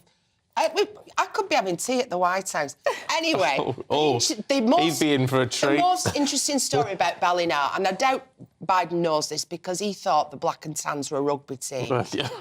And I know they weren't because my great-uncle Johnny was put against the wall and shot by the Brits, by the Black and Tans. But anyway, so the fascinating thing is that in the Second World War, the D-Day landings, they were about to be scuppered by the weather. It was June, and late May, early June, and the weather was unseasonably stormy, and Eisenhower needed a weather forecast. So this young girl from Ballina put the place on the map, Maureen Sweeney, and she had to go out to Black Sod Weather Station. I didn't make that up. No. And she took all the readings of the transatlantic weather fronts coming in, and she went back to Ballina post office and she relayed them by telegraph to Eisenhower, who then saw that Maureen had given him a window of opportunity, that the weather on the 4th of June would be a lot calmer. It was still bad. Yeah. And so he made the decision, and that is why the D-Day landings happened on that day. I hope she got some recognition. She got a medal from the United States. Oh, good on her. But I don't know if Biden will be aware of that. No. If you're watching... Then Maureen Sweeney, Black Sod Weather Station, Ballina. Lovely. Great. Ballina. Yeah, not ballerina. Not ballerina. Thank you both. We'll catch up with you a little bit later on. Lots of you have been emailing in with your lovely garden pictures. Let's have a look. Here's Fergus's garden room, which he's decorated with various plants and flamingos. I like that. That's tropical. It is very true. It's a very tropical-looking garden room. Very nice. This is Mark's garden, which he has described as his own Hetcham Hilton, is that right? No idea what that means. Hetcham Hilton? But it looks very nice. Got a nice lawn and a nice hot tub. Very Everyone's nice. got a hot tub. I'm very impressed. Here's Adrian's garden, which he claims has won him the Local in Bloom competition 3 years running. Very nice little bird bath there. Yeah, like that. And this is Mark's pine tree, which he's dressed in shades, preparing for the warmer days to come. It's a little bit lacklustre, Mark. Got to be honest, but you never know what it might grow into. Oh, I'm impressed by that. I think that's quite funny. I like the lavender as well. I can't remember whose garden that was, but I enjoyed the lavender. the Like colour of the lavender. Talking of what lavender, She is wearing nice this morning. intro. How are you? I'm fine. How are you both? Yeah, we're all right. We're happy to see you. There's some sad news. As someone who is a dedicated follower of fashion, which Dame Mary Quant has died. Oh my gosh, it feels like a farewell to the mother of the mini skirt. You know, she was very much all the styles that we wear as women today. We have a lot to thank Dame Mary Quant for because, you know, back in the 1950s and 60s, she famously said she can't wait for the women's liberation, and she ushered in a fashion revolution, and she brought the hems up on skirts, PVC raincoats, hot pants, all the stuff which was very frowned upon that time for women who were in the 1950s and 60s who were being forced to dress like their mothers. And she was like, we can't have another generation like that again. And her family really did hit the nail in the head in the statement where they said that she was internationally recognised fashion designer of the 20th century and an outstanding innovator of the swinging 60s.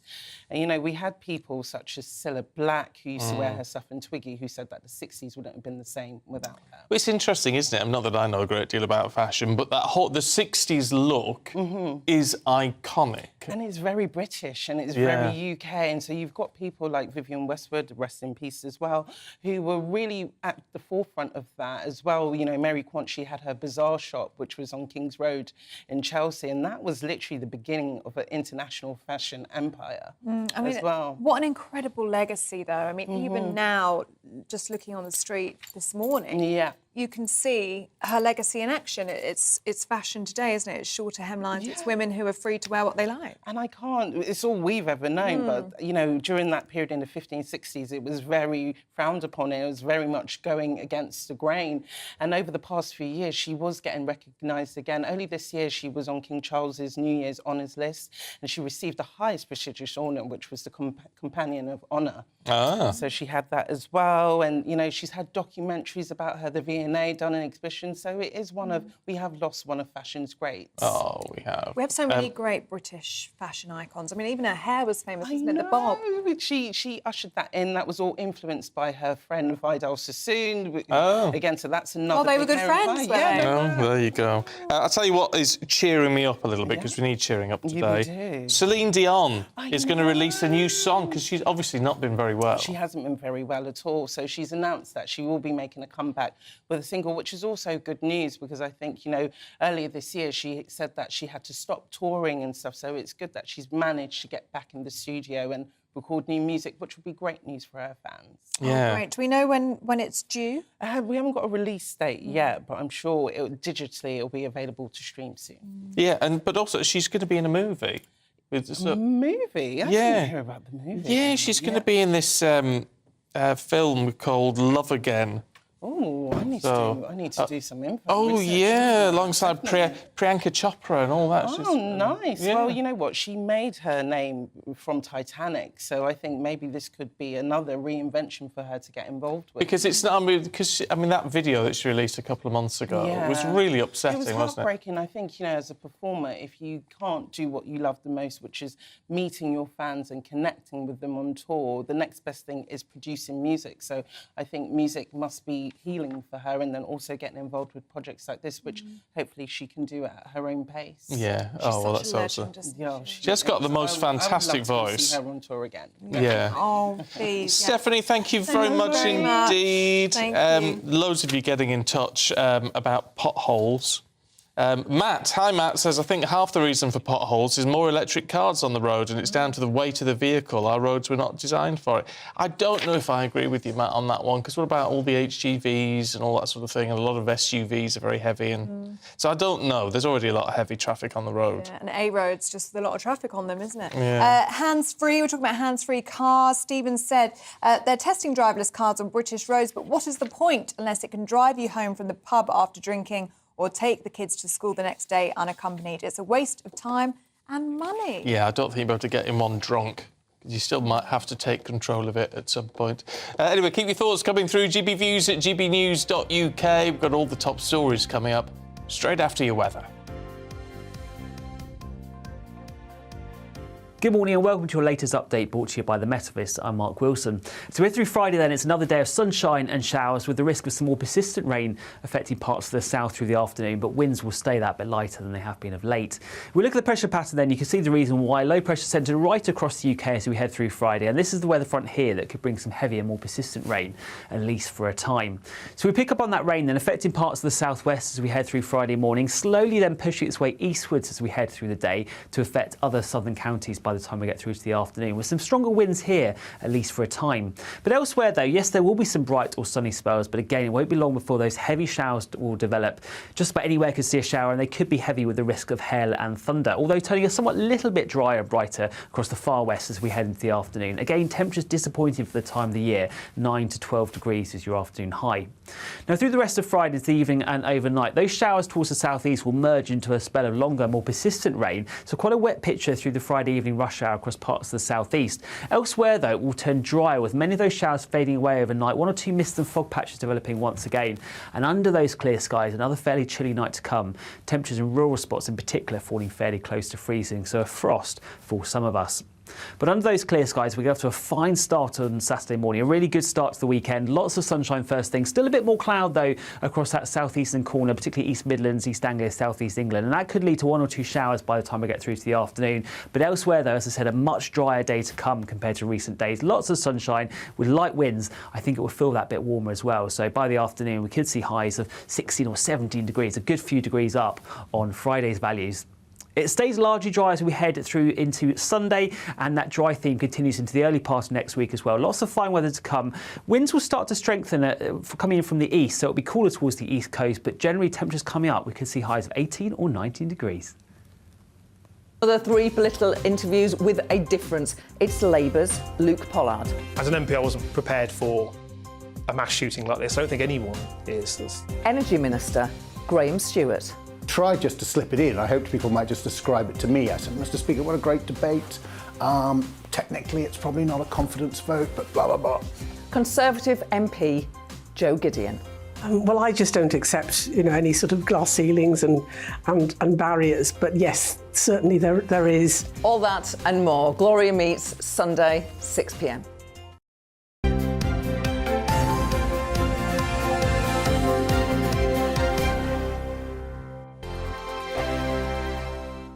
First and foremost, I am a GB News fan, and I was before I was working here. Just love the fact that we're asking the questions that a lot of establishment media won't ask. With a bit of a twist, we not only want to inform you, but we want to keep you entertained. It's worth the drive because you get in and the team's all ready and waiting, they're itching to go, and it's a proper little family. GB News is the people's channel. It's the audience that makes the programme sing. We're giving our viewers and our listeners a voice. I see the thousands of your letters, tweets, emails, you name it, coming in. Britain is broken. How on earth did we get into this mess? But more importantly, how do we get out of it? The establishment had their chance. Now we're here to represent you. It's time for something different. It's time for GB News. I'm very patriotic. I believe in Britain. Our best days lie ahead. Britain's watching. Britain's watching. Join us here on GB News. The People's Channel. Britain's news channel. I'm Andrew Doyle. Join me at 7 o'clock every Sunday night for Free Speech Nation, the show where I tackle the week's biggest stories in politics and current affairs with the help of my two comedian panellists and a variety of special guests. Free Speech Nation, Sunday nights from 7 on GB News, the People's Channel, Britain's news channel. Here on GB News Live, we'll be keeping you in the picture, finding out what's happening across the country and finding out why it matters to you. We'll have the facts fast with our team of reporters and specialist correspondents. Wherever it's happening, we'll be there from 12 noon on TV, radio and online. GB News, the People's Channel, Britain's news channel. Here on GB News, we're starting the conversation and having the debate that the establishment won't have. No one will be cancelled. Join me at 4 p.m. every Saturday and Sunday. We'll be discussing all the big topics of the weekend. Oh, get cracking! Always honest, always fun. Only on GB News, Britain's news channel. Hello, I'm Michelle Dewberry, and you can join me every weekday 6 till 7 on Dubes and Kerr. You're an inspiration to us all. Clip that bit up. Well, you are. That's my ringtone. My political ambitions those days are gone, I can tell you. She's only teasing. Go on. He's probably going to want to lay down now. I'll give him 2 minutes to have one. Let's respectfully disagree. That's what we like on Dubes and Kerr. Come and join us. GB News, the People's Channel. Michelle Dewberry, weekday evenings at 6 o'clock. I'm Simon Evans. Join me on GB News for Headliners at 11 p.m. What's the scoop? I'll be joined by 2 of the country's top comedians. That's right. As we take a look at tomorrow's newspapers tonight. We're going to get into trouble. If it's a big story, we'll be covering it. Spill some tea on him. There we go. But we'll also have some fun. I wouldn't stick up a bank. My father didn't love me. So anyway. Headliners every night from 11 on GB News, the People's Channel, Britain's news channel. We've got a brand new lineup every Saturday night on GB News. From 6 p.m, I'll give you my unique take on the world today. Then at 7, it's me, Calvin Robinson, with my Common Sense Crusade. New to GB News is the Saturday 5. 5 times the opinion. Join us every Saturday from 8 p.m. as we debate the week's stories. With us 4, plus a special guest. And at 9, of course, it's Mark Dolan Tonight. Brand new Saturday nights on GB News, Britain's news channel.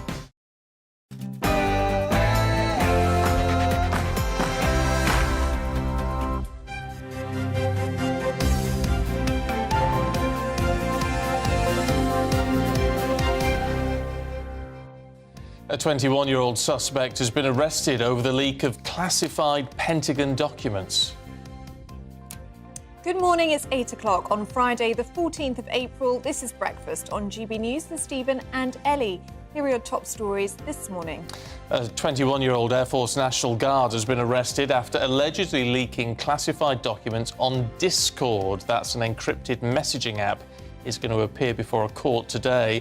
Meanwhile, President Biden's visit to Ireland continues, with him expected to address 20,000 people at Ballinar's Cathedral tonight, built with bricks sold by his great-great-great-grandfather. NHS strikes seem set to continue amid reports that the Royal College of Nursing is preparing for its members to reject the government's offer of a one-off payment of around £2,500 plus a 5% salary increase in the next year. The Royal College of Nursing's consultative ballot of members closes in an hour, with the result as soon as possible after that. We'll keep you updated across GB News. The Shadow Financial Secretary to the Treasury, James Murray, will join us to talk about Labour's Warm Homes plan. What questions, though, do you want to put to the Labour frontbencher? And as ever, you can join in any of our discussions this morning by emailing gbnews@gbnews.uk.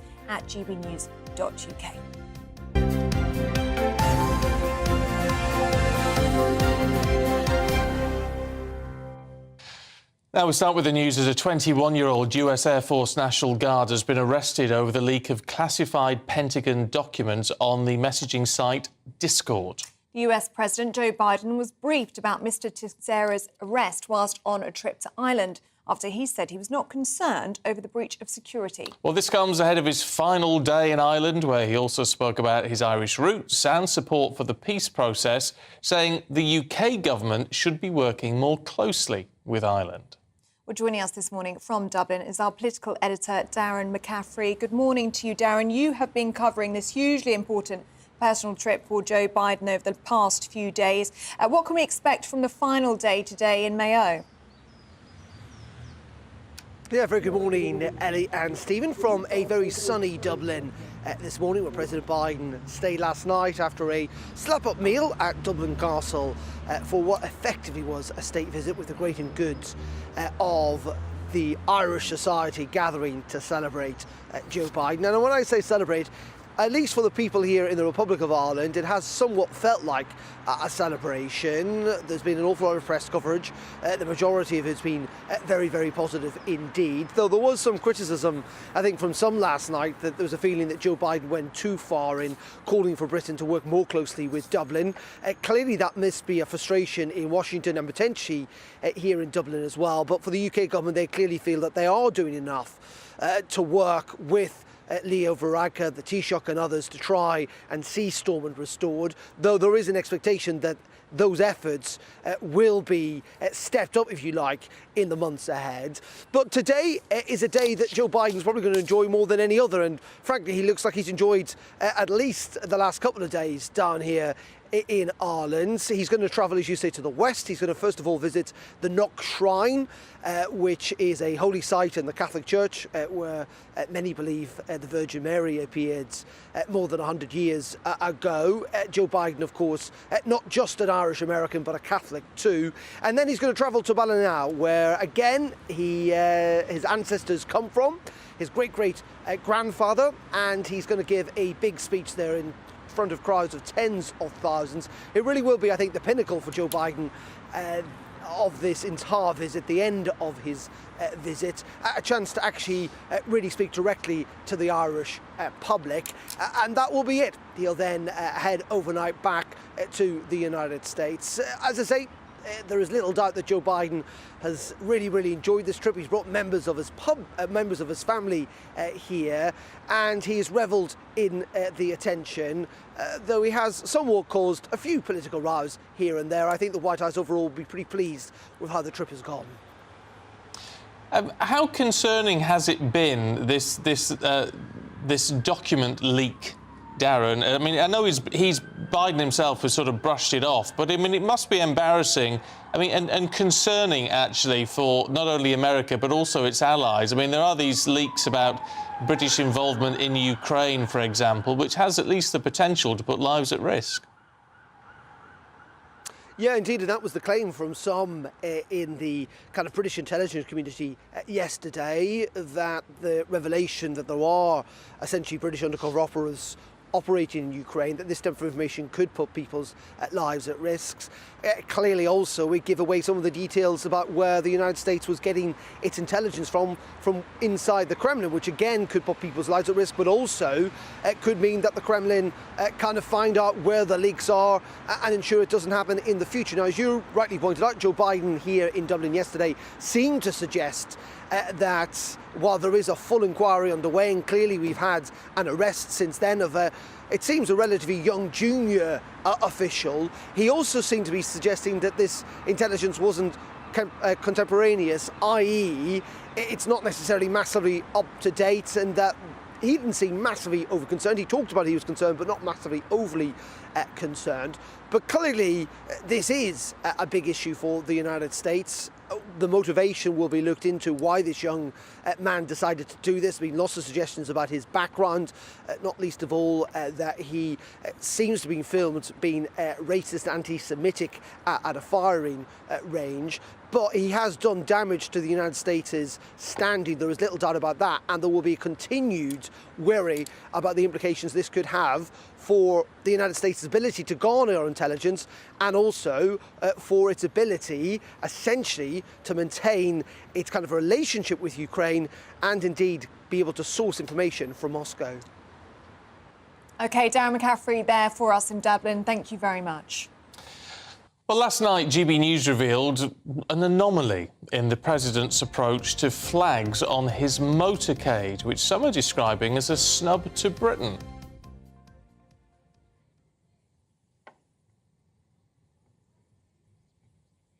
Well, there's been acres of speculation as to whether Joe Biden is anti-British. Some even speculated that he hated the United Kingdom. A word that I thought was too strong, but some pretty conclusive evidence has come to us here at GB News that suggests he did willfully snub the Union flag when he was in Northern Ireland on Tuesday evening.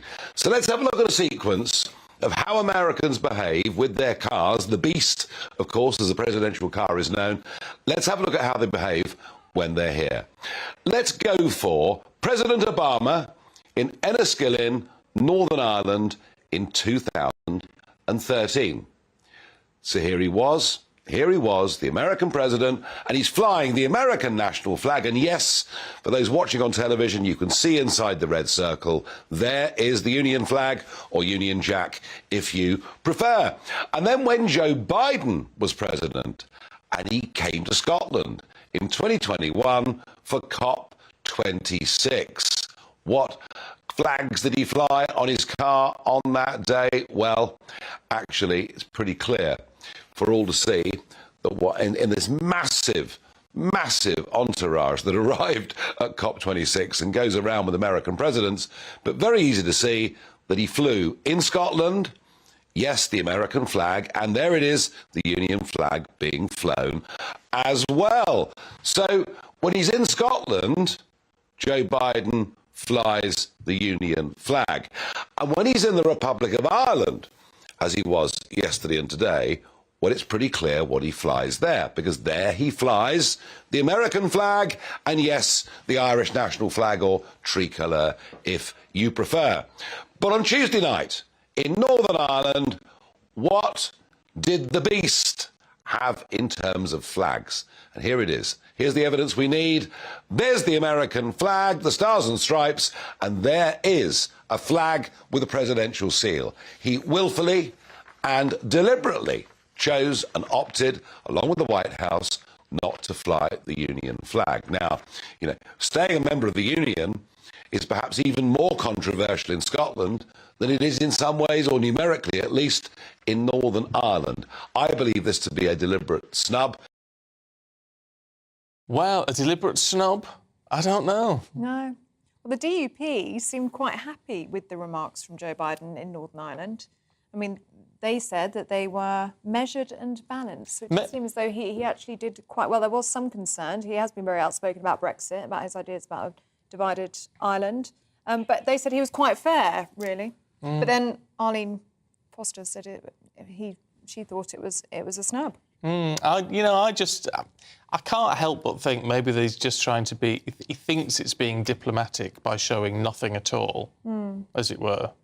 I don't know, what do you think? I mean, do these little things actually matter in the great scheme of things? I wonder. People have been watching very closely, haven't they? They have. And we'll have another day of it today, which we will be across, of course, at GB News. But let us know what you make of this trip so far. Has it been anti-British, or has he done quite well? He seemed to be received by the Irish people in the Republic of Ireland very well. Yes. Let us know what you think. GB News at gbnews.uk. Now, Michael Gove has been accused by his predecessor as Housing Secretary of imposing restrictions on owners who want to rent out their properties, short-term lets only, so things like Airbnb. Simon Clarke hit out at plans to force homeowners to seek planning permission if they want to start renting out their properties as holiday lets. Yeah, Mr Gove said the ban would stop local people from being pushed out of their communities. I mean, essentially, it's aimed at encouraging people either not to buy a second home for short-term lets or maybe even to sell it. And that's good for local communities, he says, and would give more people access to local homes at affordable prices. Let's talk to former Chief Secretary to the Treasury, David Mellor, who's here. Good morning. Good morning. I mean, you're on very sparky food. Sparky form. I want to be on what you're on. It's good old British tea, David. That's what it is. Yorkshire tea. How boring. I know. I'm sorry. Is this? I mean, this. Whichever way you look at it, this is more red tape. That's not. Well, do you know, it takes a lot for me to agree with Michael Gove, but I'm in his column this time. As for Mr Clarke, who I think was Housing Minister for 10 minutes. Well, not long. Yes. I mean, look, I hear nothing but bad stories about Airbnb. At the end of the day, a lot of people come and they just want a place to trash, to have a party. They don't care about it. Now, that, you might say, is the responsibility of the person who lets it. And if they end up with a trash place, serve them right. But it's not as simple as that, because if you have somebody in the flat next door or the flat upstairs who's on Airbnb, personally, I think that, and also this idea that it's good for the economy. I mean, at the end of the day, why are these people doing Airbnb? Because what they think they can do is undercut hotels. I don't think it's in the best interests of the British community that hotels, which give employment to a lot of local people, should be undercut in that way. Well, a lot of people, I mean, to be fair, just to balance it slightly, a lot of people love Airbnb and it has proved to be very popular, but it does raise questions about people who are, you know, cashing in, understandably so perhaps, by just thinking, well, I can just have these easy short-term lets and pocket a load of money. Yes, but what they do not do is care about what these people do when they're on these premises. For me, it's the obvious thing. If you want to go and have a wild party, you take someone else's home and trash it. But that's not every person who goes to course. Airbnb. I mean, a lot of people just want the access to a kitchen, for example, which you wouldn't be able to get in a hotel. I mean, they're looking for a nice Airbnb in Cornwall or Devon, I'm sure there are lovely people, and I wish I knew one or two, and I could say this. I got a lovely friend who uses Airbnb. But the point is, there are enough war stories about Airbnb that it can't all be fake, can't all be made up. And, you know, at the end of the day, the idea that this somehow is a salvation of the countryside, it isn't. And the idea that it's somehow a big way of promoting tourism, it isn't, for the reasons I've already given. For a lot, you know, I have a home I was born and brought up in a country area. I've gone back to live there part of the time now. The idea that people on Airbnb are going to make it nicer for the residents of the Isle of Purbeck, Swanage, all those wonderful places, they do better when the hotels and the guest houses are full. And all that's happening really are these people who go on Airbnb, they're just trying to undercut the market. What do we make then of the Tory infighting here then? Because as you say, Simon Clarke wasn't Housing Secretary for very long because it was all under Liz Truss. He's saying this is bad for growth, bad for the economy. Michael Gove is saying what I'm doing is acting on behalf of communities where people are struggling to buy or rent within that area. I think as I say, Gove is right. But you see, the Tories have no discipline now. And everybody was Secretary of State for something for 10 minutes. So you can have ex-Secretary of State popping up all over the place, making comments. I don't think that... I mean, the Tories have got to try and show some discipline where if a leading figure like Gove takes a view on policy, a so-called senior figure, at least who held a senior job, as I say, for 2 minutes, he should not come out and just create the impression that the Tories are a house divided against themselves, particularly since, although they're desperate to throw the next election away, and there are plenty of us who, much as we may have supported the Tory party in the past, really worry about whether the Tory party is fit to win another election. But the reality is they are coming back. The reason they're coming back, you know, I was a victim of the 1997 massacre when more than half the Tory MPs lost their seats, and I was one of them. But I tell you that was because there was an awful lot of public appeal with Tony Blair. People thought Tony Blair, even to a degree Gordon Brown, offered a better alternative for Britain. I don't see much enthusiasm for the Labour Party under its current leadership.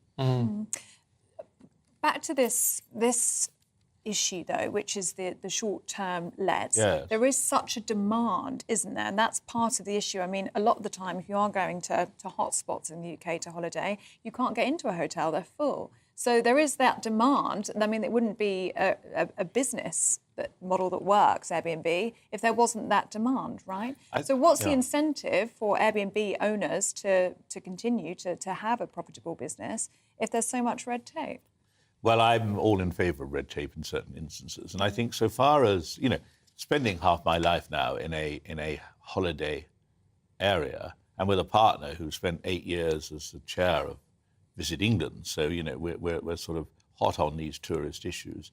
And the reality is that once you take account of all the places where people have bed and breakfasts and things like that, there's plenty of scope for people, for all pockets, you know. We don't have to have a lot of money to go and stay in a bed and breakfast, certainly in the community where I live. But what I don't like is the idea that people think, oh, I can just make a few bob by letting out my place for 3 nights. And they have no responsibility whatsoever for what those people do when they're in their home. And I just think it's inevitable that some people will come in and behave badly, and neighbours, I mean, I've lived in urban areas most of my life, although a country boy. I mean, the one noisy person in a multiply occupied block of flats, particularly when the multiple occupation is, it wasn't always like that. A house has been converted into several different rooms. It can ruin your life, that noise. Yeah. It's awful. Well, look, if you've got a view on that, gbviews@gbnews.uk. I've got to ask you, how much trouble is there for the government over the nurses issue? Because it's only a couple of weeks ago, isn't it? We were told a deal's been struck. The RCN was telling their members they should accept this deal of 5% plus a cash payment for last year. The indications are that it's going to be rejected. No, I think this is very bad for everybody. But it's not just bad for the government. All the government is doing is saying 35%, for instance, for the junior doctors is unaffordable, and similarly pretty outrageous demands for nurses. You can persist in thinking nurses are angels without necessarily agreeing with every word that they say.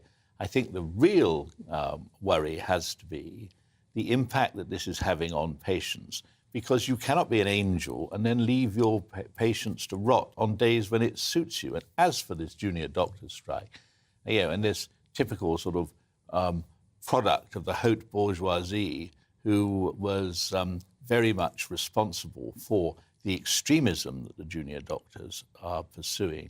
And then he goes off on his holidays while they're on strike. It would be a joke if it wasn't so serious. And it is serious. I mean, especially if the nurses and junior doctors, they coincide their strikes. I mean, that's going to be the concern now, isn't it, if this pay deal is rejected? I mean, I think the worry is, it's difficult enough going into A&E under what we call, quotes, normal, unquote, circumstances. To go into A&E when a lot of the staff are on strike, it's impossible. But also, I can't see...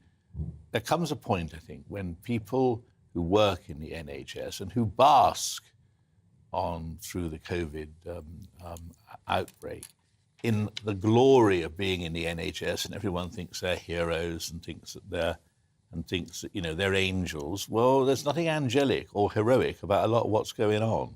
They should be careful not to burn the public support that over the years so many dedicated people have built up. David, good to see you. Thank you very much indeed. If you've got a thought on that, get in touch. We'd love to know where you stand on these strikes and the potential return of the nurses' strikes. gbviews@gbnews.uk. You're watching and listening to Breakfast on GB News, Britain's news channel. There's lots more to come, including all the sports news with our very own Aidan McGee.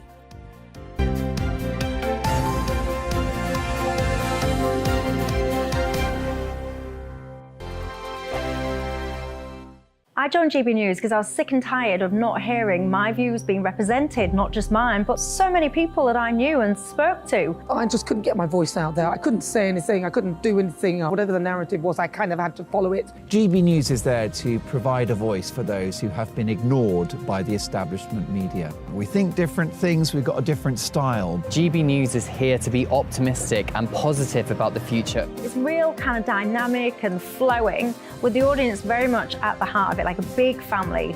Here at GB News, we talk about the things that matter to you. Hearing the voices from right across our towns and cities, especially our towns. All sides of the argument represented with a heavy dose of opinion. We're on a mission here to make a difference. And the GB News family really is here for you, and whatever time of day you can watch or listen. Britain's watching. Britain's watching. We're proud to be GB News, The People's Channel. Britain's news channel. Monday to Thursday, 9 p.m. till 11 p.m. Join me, Dan Wootton. I'll bring you the sharpest takes and hottest debates. Do you not believe in prison? I don't believe in prisons. I'm completely stunned. I guarantee you there'll be no spin, no bias, no censorship. I actually was personally quite offended by it. And no reason to go to bed. So I guess they've always been quite woke. That's Dan Wootton tonight on TV, radio and online. Monday to Thursday from 9 p.m. till 11 p.m. on GB News. The People's Channel, Britain's news channel. We are GB News, the People's Channel. And right across the United Kingdom. You can find us on Sky Channel 512, Virgin Media Channel 604, Freesat Channel 216, Freeview Channel 236, and YouView Channel 236. You can also take us with you on DAB Plus Radio, with the GB News app and at the website gbnews.uk. We're absolutely everywhere. Come join us on GB News, the People's Channel, Britain's news channel. Start the day with GB News. We catch up on all the big stories you didn't hear the night before. And take a look at what the world's talking about this morning. That's right, Monday to Thursdays from 6 o'clock. It's Breakfast with Eamon and Isabel. Straight after breakfast, join us, Bev Turner and Andrew Pearce. We're going to take you through till noon. We'll be tackling the big topics of the day, including the things that the other channels just won't talk about. If it's happening here. Wake up to mornings on GB News, the People's Channel. Britain's news channel. New to GB News is the Saturday 5. Join us every Saturday from 8 p.m. as we debate the week's stories. Right, folks, that was a spicy one, wasn't it? With us four, plus a special guest. Sometimes she has to stick her foot in it. Sometimes she has to say things as they are. Sometimes I think we should keep the refugees and send the pensioners to Rwanda. Then we'd be in a much better state. Well, Benjamin, that is... The Saturday 5. Saturday nights from 8. Only on GB News, the People's Channel. Britain's news channel. I'm Mark White. As GB News Home and Security Editor, I cover those key issues that are so important to you. Our authorities, our communities doing all they can to combat violent crime. With the public services under unbearable strain, why are we still failing to control our borders? Defence, the first priority of any government, has been continually hollowed out. Can we trust our politicians to protect the armed forces? Join me, Mark White, on GB News.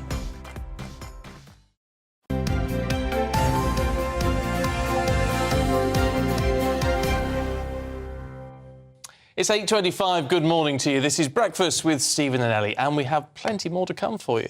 Including, we meet a former soldier who's embarked on a gruelling 400-mile walk to raise money for 4 well-deserving charities. Yes, excellent stuff too. Now it's time to go through the biggest sports stories of the day with Aidan McGee. Good morning. Morning, how are you? Yeah, all right. Good nice to see you. Let's have a bit of Europa League action, should we, to begin? Yeah, Man United really messed it up. I mean, they raced into a 2-goal lead. They were playing against Sevilla, who, in this tournament, Sevilla are the dominant side. I think they've won it about 7 times in the last 15 years. But they've had no form this season. I mean, my nephew's going there next year for his year out, and he's worried that they're going to get relegated. That's how bad they are. They've had 3 managers this season. They play at Old Trafford last night. They fall 2 goals behind. You know, it looks for all the world as if it's a cruise control exercise for Man United, and then they just go and concede 2 goals with 6 minutes to go. And it suddenly makes the second leg really, really difficult. And then they pick up injuries as well. Lisandro Martinez was injured with nobody else even within a few yards of him. That's quite worrying when there's not even an impact injury. Rafael Varane went off as well, injured. Marcus Rashford already had a groin strain. Bruno's suspended for the second leg because he picked up a needless second booking last night. This is what happens when you're in so many tournaments. That's the issue, you know. Have they spread themselves too thin? I think that's probably what's happened, Ellie. Yeah, I mean, sometimes you get managers who come here for the first time from overseas. They want to prove themselves. They want to win trophies. They probably think that with a club the size and stature of Manchester United, they should be going for everything.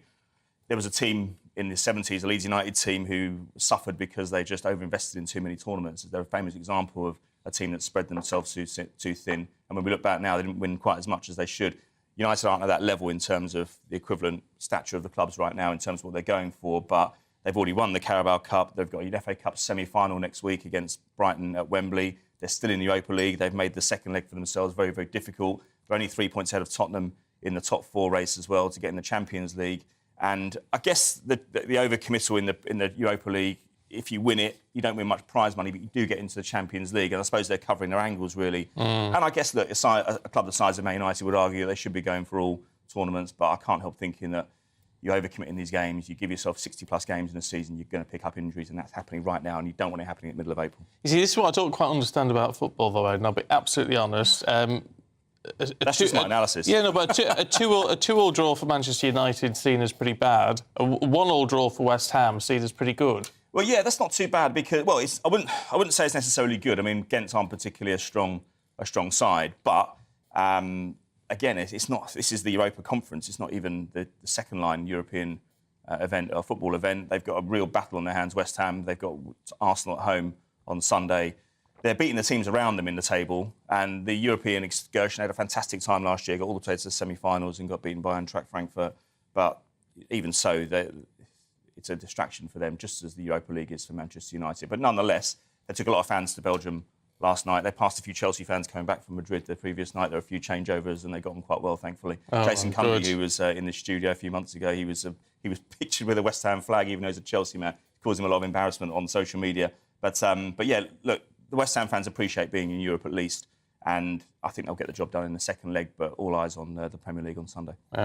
Let's stick with the Premier League, shall we? Because the Premier League clubs have agreed to ban gambling sponsorship on the front of their shirts. It's quite interesting. Yeah, it looks like it's been in the offing for about a year or so. It looks like the Premier League have been proactive here with the gambling sponsorship, but the reality is that it's come from government. We live in an era of big government now.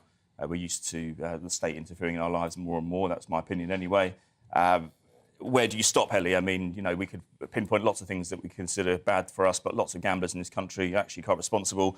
It's not going to have an impact on the top six in the Premier League because they don't derive much of their sponsorship from gambling companies. But if you look further down the table, look further down the table. I mean, Everton get £10 million a year. I mean, they're in danger of going down. They get £10 million a year from Stake.com. £60 million accounts for probably 8 clubs in the Premier League: Leeds, Newcastle, Southampton, Brentford, Fulham, Everton, West Ham, Bournemouth. They've got to replace. Now, Newcastle are confident, given their elevation in the last year or so, with the money coming in, they're not as reliant on sponsorship. But there are other clubs in the EFL particularly. The EFL isn't covered by the Premier League directive, actually, but you know, we're talking about £40 million in the EFL because it probably will extend to that. And there will be clubs who are rooted in their community who need the gambling revenue who'll find this a problem. It's only banned from shirts, though. You still... Sorry, no, it's not. It's banned from the front of shirts. You still can have it on your sleeves. And it doesn't cover LED advertising as well. But remember, football's strong enough to withstand the shock of this. But remember what happened for the right reasons. Back in the 80s, snooker was a huge sport in this country, as was darts. The tobacco money came away for the same reasons. Same with motorsport as well. Yeah, I mean, that recovered pretty well. That was in a strong place. But darts took a good 20 years to recover to what it is today. They never replaced that money, having been quite complacent.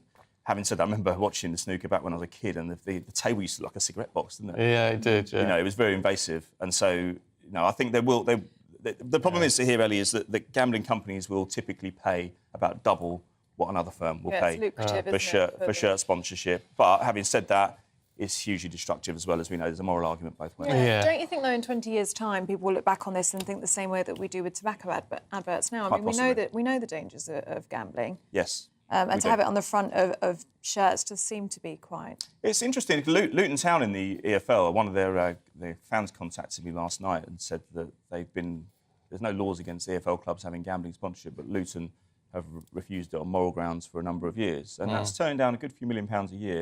And that's a club that's really needed. They've really suffered in the last sort of 10 years or so. They've been down to they were playing in non-league briefly a few years back, and they resisted it, which was a moral stand. And I think that lots of other clubs, the tide is turning on gambling, and a lot of these companies are overseas firms anyway. That's the other argument. A lot of these companies are overseas firms which you can't actually get involved with here anyway. They're advertising to an overseas market, so it's not really affecting a domestic audience. However, you probably got to look at the bigger picture and said it's not just people in Britain who are affected, it's also people outside. Yeah. We're out of time, Aidan, but I just want to ask you very briefly about Konstantin Hatzidakis. Yeah, that's right. He's the referee who elbowed Andy Robertson, the Liverpool defender. They've decided to take no action against him. The referees have decided that, or the FA have decided no action against him for alleged violent act. It wasn't really. I think it was a little bit of frustration. There's talks for an exclusion zone around the referee now, a few feet. There should be. Yeah, just to stop them touching. Wear a tent. Yeah, I mean, remember the FA's Respect campaign back in 2008? I mean, where's that gone? This thing was meant to be addressed back then. And the Grand National as well, we should say as well. I'm backing a horse that reminds me of you, Mr. Incredible. Oh, chum, what are you after? Very nice. What are you after? I support last week when I wasn't well. Well, no, always good to keep an eye out for you. Look, we'll see you in the next hour. Absolutely. Look forward to that, Aidan. Thank you very much indeed. You're with Breakfast on GB News, Britain's news channel. Much more to come. We'll tell you everything you need to know from this morning's papers.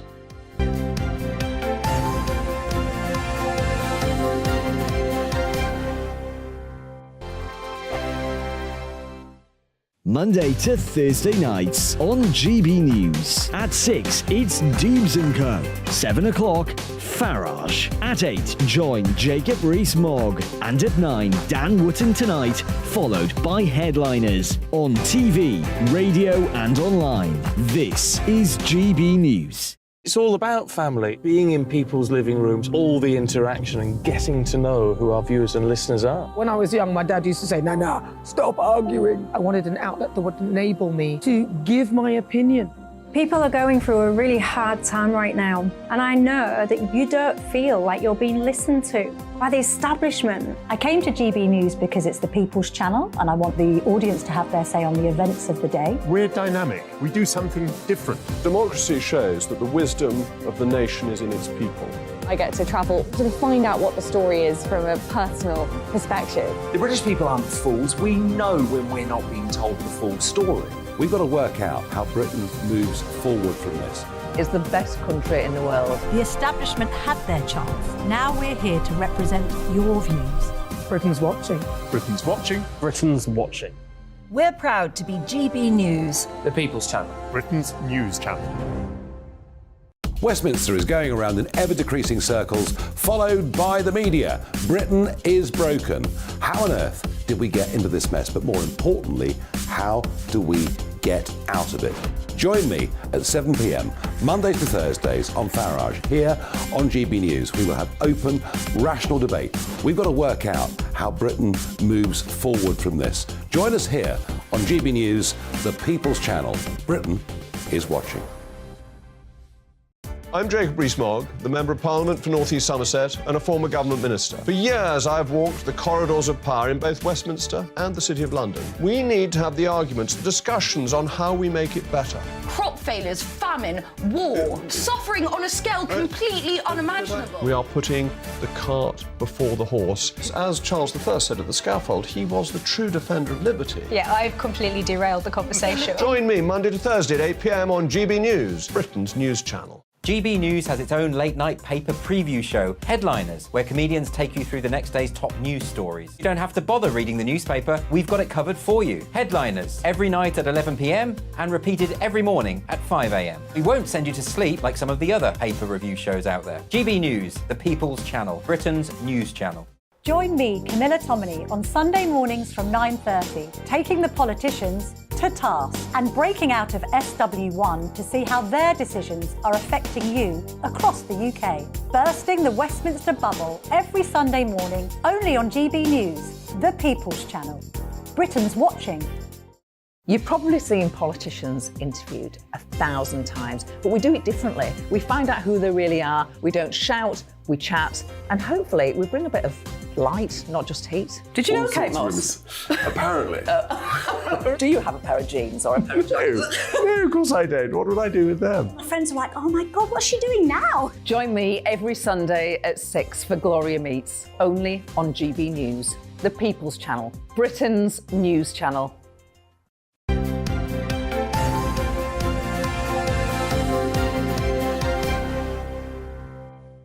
8:36. Good morning to you watching and listening to Breakfast with Stephen and Ellie. It's time to go through the papers now, and joining us this morning is broadcaster Liz Kershaw and the senior reporter at the iNewspaper, Benjamin Butterworth. Good morning to you both. Liz, let's start with you, shall we? The story in The Telegraph about banks reporting the second largest jump in mortgage defaults since the financial crisis. Yeah, I mean, the financial crisis and the cost of living crisis does hit you very evidently in the face in the supermarkets, as Benjamin was talking about last time, you know, price of eggs, price of milk. But behind closed doors, there must be so much suffering going on because of increases in monthly mortgage payments. And this, in the Times, reports that banks have reported the second largest jump in mortgage defaults since the financial crisis. So in 2009 spring, the number of people defaulting in sort of 60.7%. I mean, it was terrifying at the time. 60%? Yeah. Of all mortgage holders? Apart from early 2021, when Britain was in the depths of lockdown and the housing market closed, the figure was last higher during the spring of 2009 when it was 60.7%. So what is it now?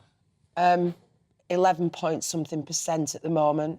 But that's still high, though, yeah, isn't it? 11%. I mean, that's not just people secretly crying into the cornflakes and saying, "How am I going to pay this?" This is default, where they've actually not paid, and the bank has come down on them.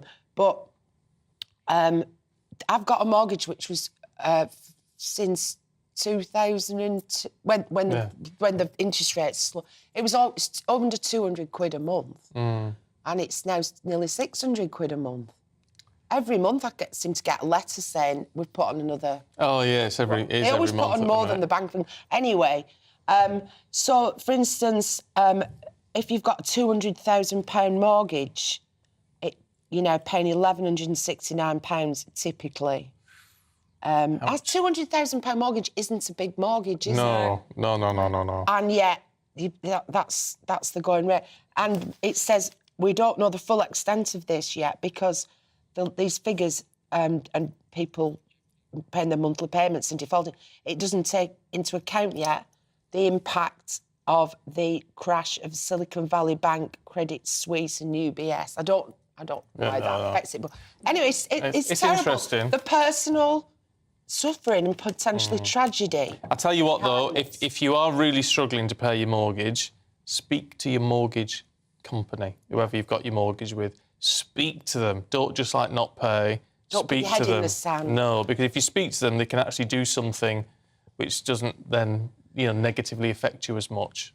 Or I know the Citizens Advice Bureau are mobbed, but it's my friends used to volunteer for them, thoroughly trained to give advice and somebody to talk to. Yeah. But aren't the banks making loads more money out of people's misery? Because the Bank of England puts the rates up, and then the private banks like Barclays, etc., put their rates up in line with that. They're actually making a lot more money out of it. I don't know if it works like that. Or does it cost them more money? Because it costs them more money to borrow it. Right. Yeah.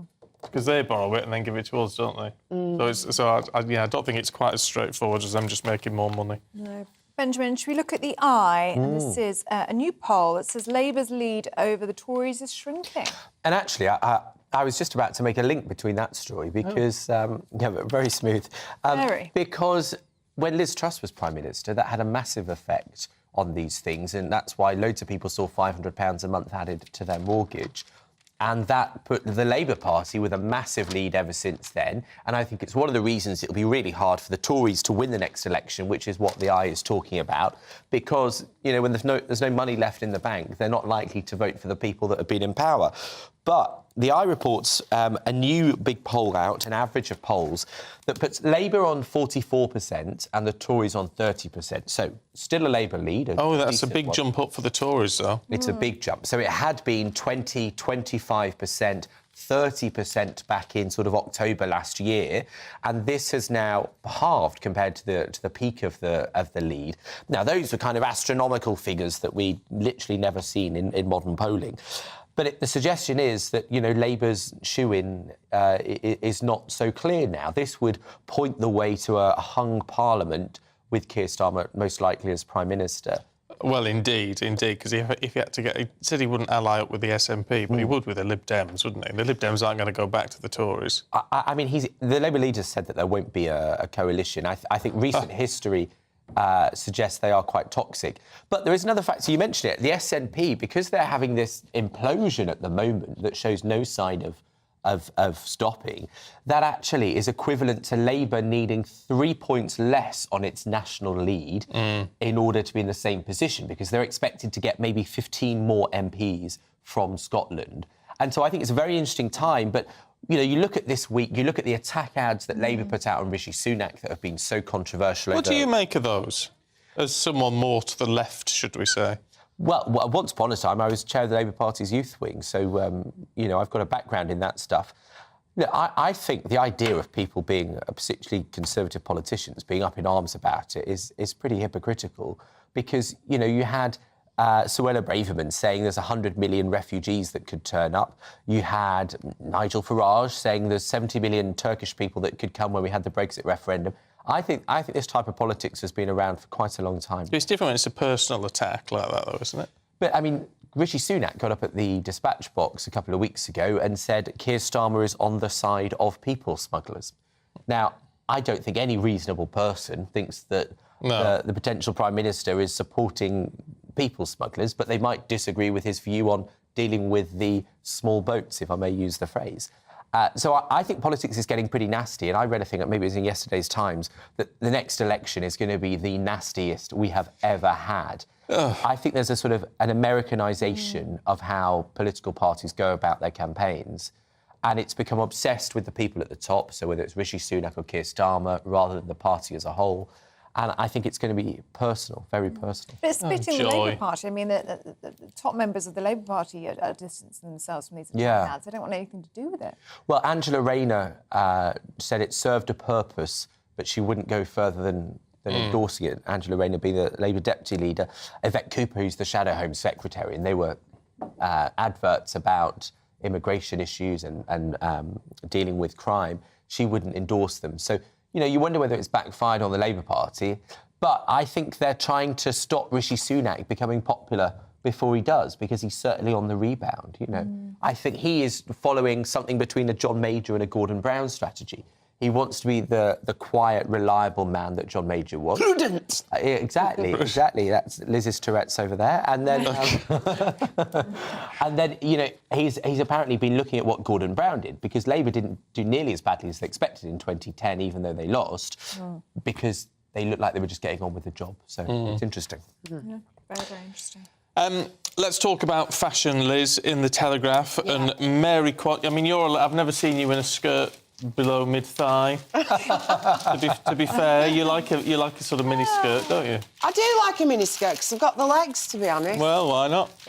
But there's a big splash in the Telegraph on Mary Quant. It's on the front pages of every paper. But she did really change the way people dressed. I mean, when I was very young, sort of pre-primary school,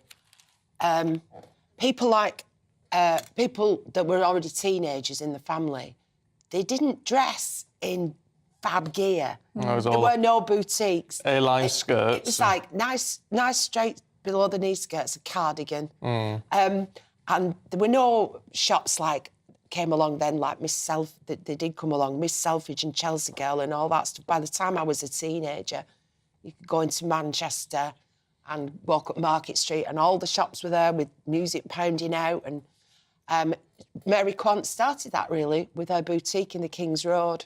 And she did change the way people do. I mean, look at the tights. I remember before tights, people in American tan stockings, and then she brought in coloured tights. We have her to thank for that. And, yeah, she just... And plastic shoes, patent shoes. She just... And the haircuts and everything, and the big daisy motifs. Did change the world a little bit, yeah. So you didn't have to be dressed if you were... At one time, if you were, 16, 36 or 66, the clothes were more or less the same, and she really revolutionised it. Yeah. And the stuff that's in the paper today, I mean, these things that she designed then, I have things that are very similar now. Well, it's all coming back a bit now, and like the baby doll dresses and things are sort of... Well, I wouldn't wear one of those. But you can, and the best bit is if you go in a charity shop and you find a nice crimpling frock that's obviously from the 60s and 70s for a £5. That's so exciting. Yeah. It's amazing, though. I mean, she's changed the world. If you think back, in the 60s, it was, as you say, fashion was for housewives or for aristocracy and just for... Well, it was haute couture. It wasn't, you bought something and you kept... Women had about 3 frocks and they kept them for years. And now we're free to wear what we like. It's amazing. Ellie's like that now, aren't you? I am. All the labels on in the back of hers. Not joking. Not joking. Let's just have a quick look at the Mail, Benjamin, and snoring. Yeah, just 1 briefly. in 10 people say that they've considered leaving their partner because of their snoring. They're not in love then, are they? Well, I mean, it's it's pretty revealing that it says that 16% of people describe their partner as snoring like a pig, which isn't terribly flattering. And it's got a big thing about that. The other things that are breaking up relationships from the bedroom are elbowing the other half, kicking them, coughing too loudly. If I had a partner, that would probably be me right now. Turning on their side, holding their nose. What does that mean? I don't know.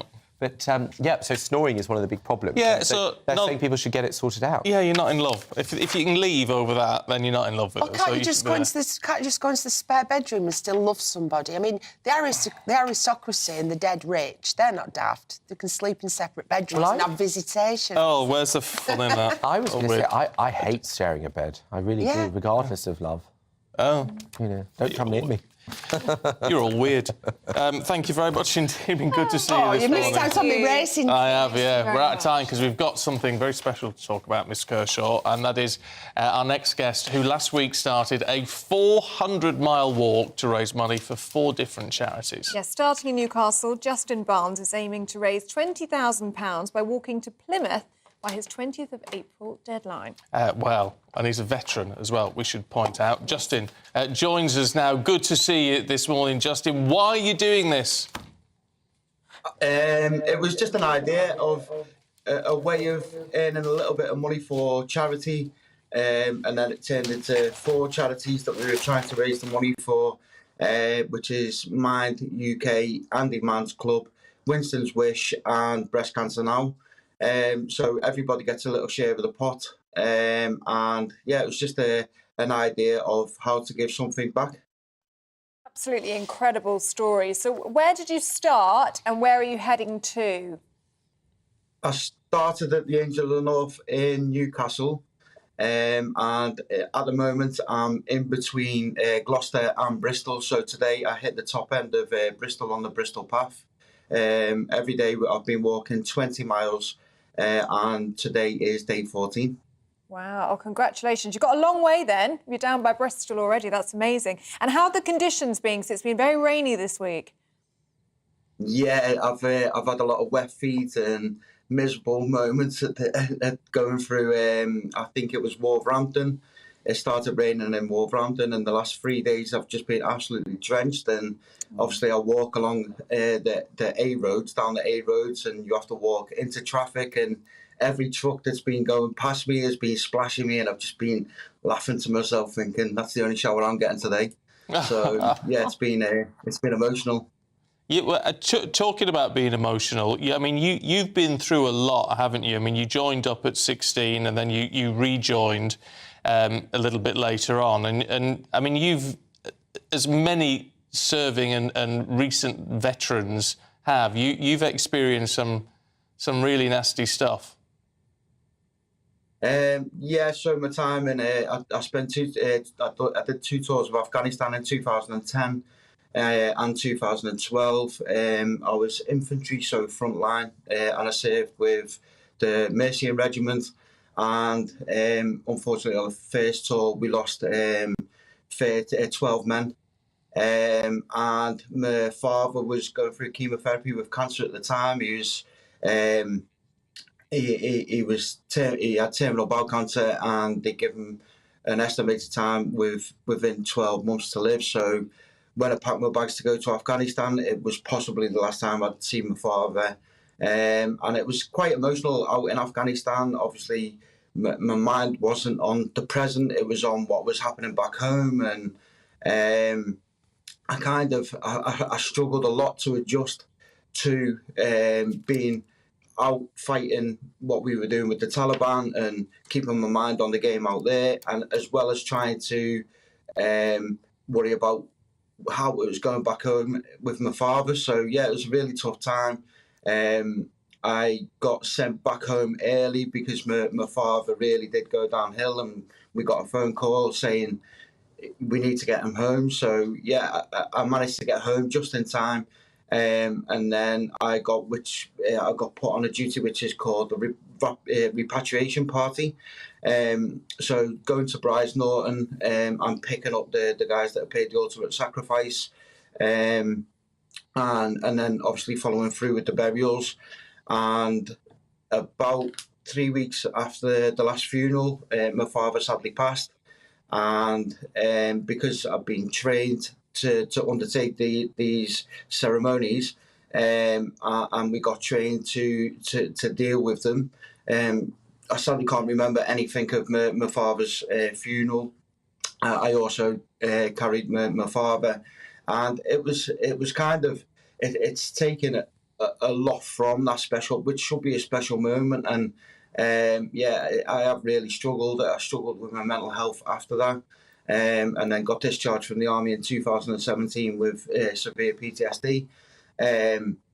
It hasn't been an easy time, and that's why I've chosen the charities that I've chosen, which is Winston's Wish. They deal with child bereavement, and I just feel like a lot of soldiers that did pass in Afghanistan had young children at home.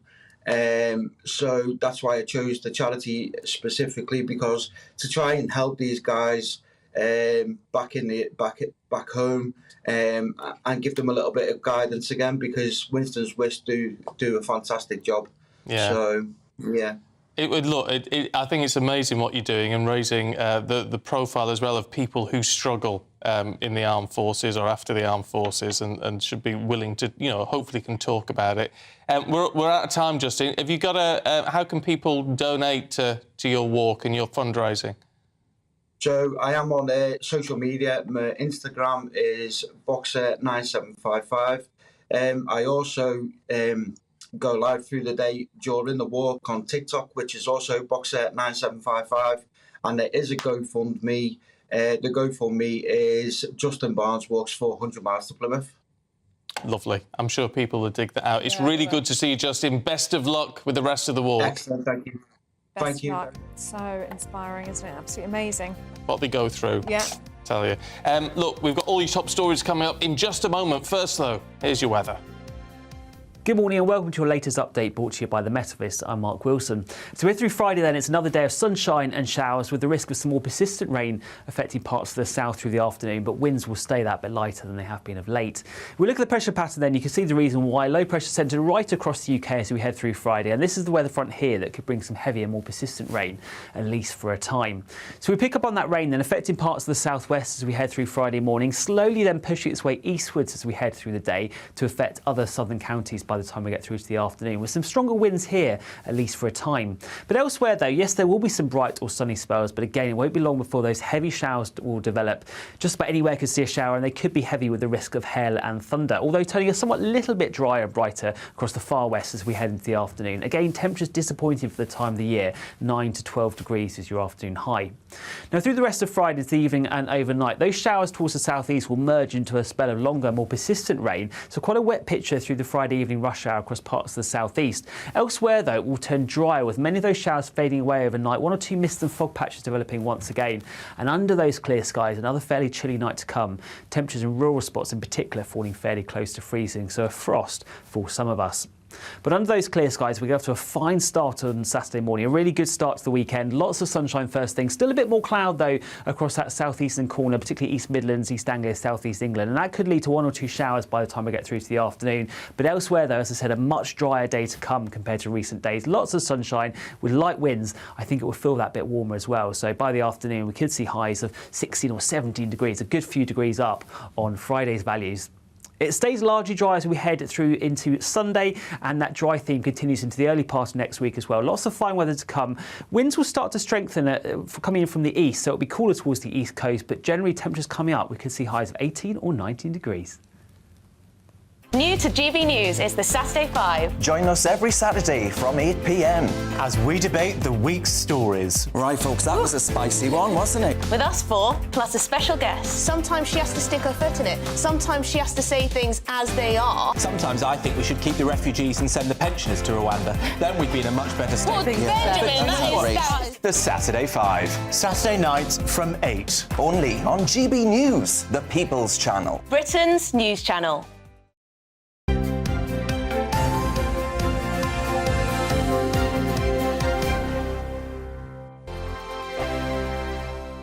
First and foremost, I am a GB News fan, and I was before I was working here. Just love the fact that we're asking the questions that a lot of establishment media won't ask. With a bit of a twist, we not only want to inform you, but we want to keep you entertained. It's worth the drive because you get in and the team's all ready and waiting, they're itching to go, and it's a proper little family. GB News is the People's Channel. It's the audience that makes the programme sing. We're giving our viewers and our listeners a voice. I see the thousands of your letters, tweets, emails, you name it, coming in. Britain is broken. How on earth did we get into this mess? But more importantly, how do we get out of it? The establishment had their chance. Now we're here to represent you. It's time for something different. It's time for GB News. I'm very patriotic. I believe in Britain. Our best days lie ahead. Britain's watching. Britain's watching. Join us here on GB News. The People's Channel. Britain's news channel. I'm Andrew Doyle. Join me at 7 o'clock every Sunday night for Free Speech Nation, the show where I tackle the week's biggest stories in politics and current affairs with the help of my 2 comedian panellists and a variety of special guests. Free Speech Nation, Sunday nights from 7 on GB News, the People's Channel, Britain's news channel. Here on GB News Live, we'll be keeping you in the picture, finding out what's happening across the country and finding out why it matters to you. We'll have the facts fast with our team of reporters and specialist correspondents. Wherever it's happening, we'll be there from 12 noon on TV, radio and online. GB News, the People's Channel, Britain's news channel. Here on GB News, we're starting the conversation and having the debate that the establishment won't have. No one will be cancelled. Join me at 4 p.m. every Saturday and Sunday. We'll be discussing all the big topics of the weekend. Oh, get cracking! Always honest, always fun. Only on GB News, Britain's news channel. Hello, I'm Michelle Dewberry, and you can join me every weekday 6 till 7 on Jubes and Kerr. You're an inspiration to us all. Clip that bit off. Well, you are. That's my ringtone. My political ambitions those days are gone, I can tell you. She's only teasing. Go on. He's probably going to want to lay down now. I'll give him 2 minutes to have one. Let's respectfully disagree. That's what we like on Jubes and Kerr. Come and join us. GB News, the People's Channel. Michelle Dewberry, weekday evenings at 6 o'clock. I'm Simon Evans. Join me on GB News for Headliners at 11 p.m. What's the scoop? I'll be joined by 2 of the country's top comedians. That's right. As we take a look at tomorrow's newspapers tonight. We're going to get into trouble. If it's a big story, we'll be covering it. Spill some tea on him. There we go. But we'll also have some fun. I wouldn't stick up a bank. My father didn't love me. So anyway. Headliners every night from 11 on GB News, the People's Channel, Britain's news channel. We've got a brand new lineup every Saturday night on GB News. From 6 p.m, I'll give you my unique take on the world today. Then at 7, it's me, Calvin Robinson, with my Common Sense Crusade. New to GB News is the Saturday 5. 5 times the opinion. Join us every Saturday from 8 p.m. as we debate the week's stories. With us 4, plus a special guest. And at 9, of course, it's Mark Dolan Tonight. Brand new Saturday nights on GB News, Britain's news channel.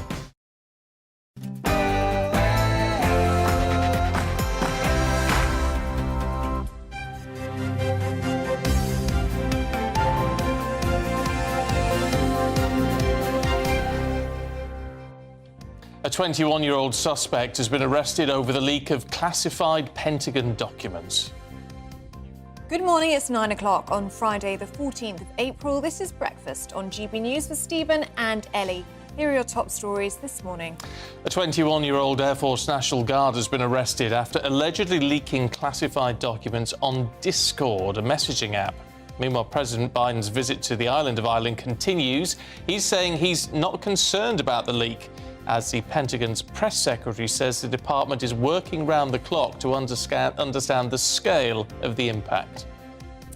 NHS strikes seem set to continue amid reports that the Royal College of Nursing is preparing for its members to reject the government's offer of a one-off payment of around £2,500 plus a 5% salary increase of this year.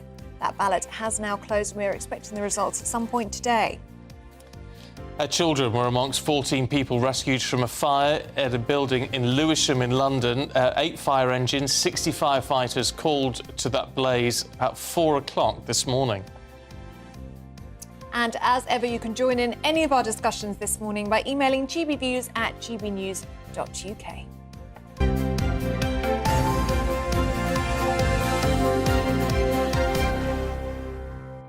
So we start with the news that a 21-year-old US Air Force National Guard has been arrested over the leak of classified Pentagon documents.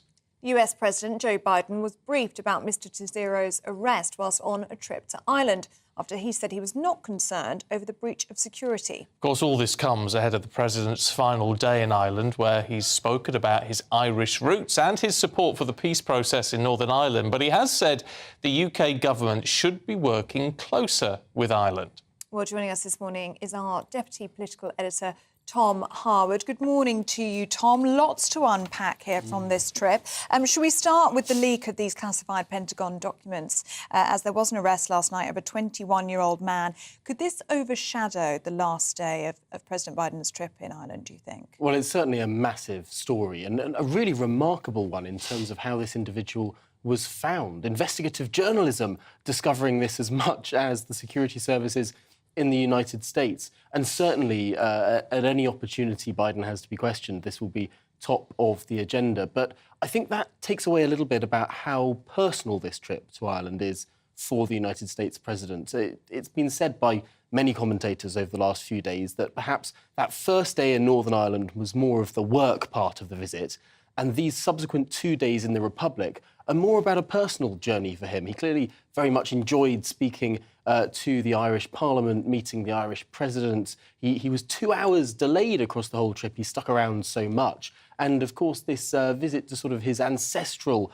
homelands today will be a personal moment for him, and potentially that's why he's brought along members of his family as well. So, to some extent, we might be able to view this a little bit as less work and more fun for the president. But that's actually problematic, isn't it? Because it's created certainly this impression that when it comes to the Northern Ireland peace process, of which, you know, it's hoping he may try to move things on a little bit with the Northern Ireland Assembly, that actually he's firmly rooted on more than one side than the other. Yes, I think that is a clear issue. And potentially, however, that is why he spent less time in the province of Northern Ireland than in the Republic of Ireland. Looking backwards to the 1990s, Bill Clinton's visit in 1995 was very, very key in terms of getting the nationalist side around the table and talking. They were the stumbling block at that time. They were the people who were predominantly carrying out the terrorism. And getting those people to sort of get round the table was much more important. American presidents have always been seen potentially a little bit more on the side of the Republic than the Union. This time round, however, the people that have left the power-sharing agreement are the unionist side. So the question is, how much can Joe Biden actually speak to that group? There are very few levers he can pull in terms of cultural connections and the like. The only thing he's said, really, is about the potential for US investment. And that's been a consistent theme both in Northern Ireland and in the Republic. In both of his speeches he's given so far, he's been talking about the dividends of peace, the opportunity for a huge tidal wave of American investment to come in if the institutions of the Belfast Good Friday Agreement are up and running. He did say, though, didn't he, that he thinks the United Kingdom should be working closely with Ireland in this endeavour. Political violence, he said, must never again be allowed to take hold of this island. Some criticism that he went too far with those remarks. I'll just share a couple of these views with you, Tom. Barbara says, Joe Biden has some nerve criticising the UK government. He needs to sort out the mess that the USA is in before advising others. And Stuart says, Biden is the most anti-British US leader ever. He should keep his head out of UK political life. So what do you make of that, then? Do you think the US president went too far with criticism of the United Kingdom? There's certainly a big view amongst the unionist community that this is someone who has a dog in a fight, that this is someone who is not an impartial observer or an adjudicator of this situation.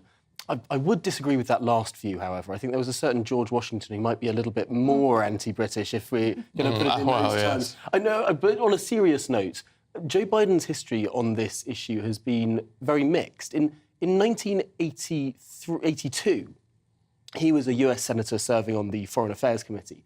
He put forward a motion in support of the United Kingdom against his own executive, against the President of the United States, saying the US should come down firmly on the British side in the Falklands conflict. At that time, the US was neutral, trying to sort out negotiations. And he went on television and was describing the United Kingdom as America's oldest and closest ally.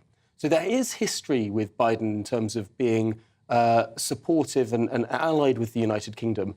However, on the question of Ireland, we must not forget that there are around 30 million Americans who claim Irish heritage. It's around just over 10% of the US population who call themselves Irish Americans. Whether that's, strictly speaking, accurate in terms of genealogy, it certainly is accurate in terms of how people feel about themselves.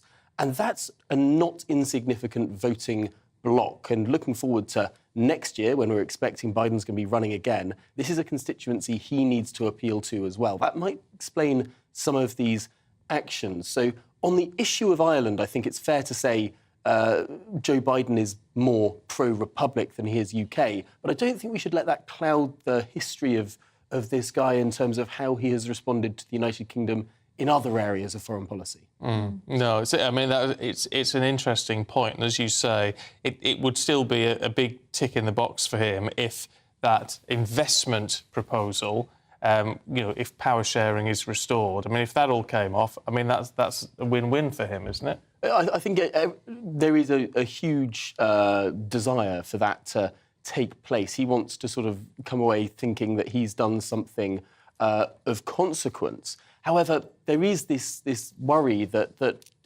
almost anything he says has the potential to sort of stick a foot in it there or upset this community here. And we've seen a couple of examples of that this trip.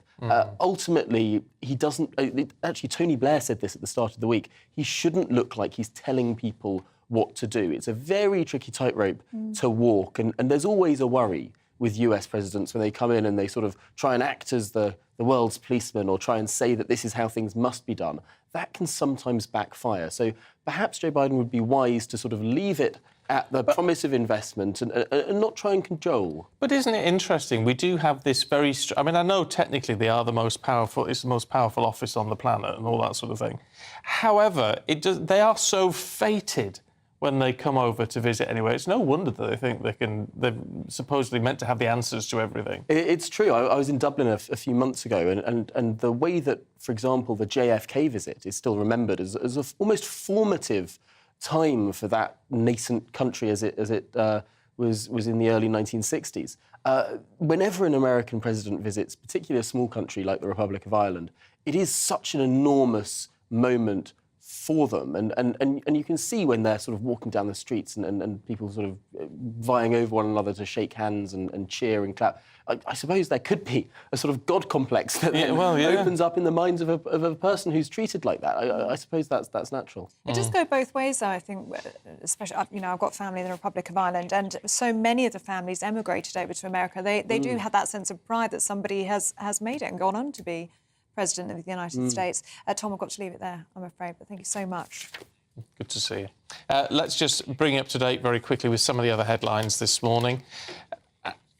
I tell you what, we'll ignore the headlines for the time being because we have got a member of the Labour Party all ready to talk to us this morning about, of all things, upgrading poorly insulated homes. Now, it might be a bit warmer now, but we all know how important that insulation is, and certainly was over the winter when it was very cold and we didn't want to spend money on our heating bills.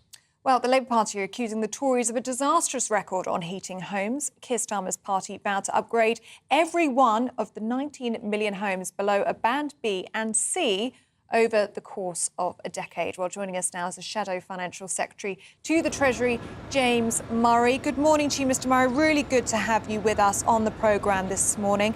So tell us more about Labour's Warm Homes plan, supposedly going to cut energy bills for £500 for millions of families. Where's this money going to come from?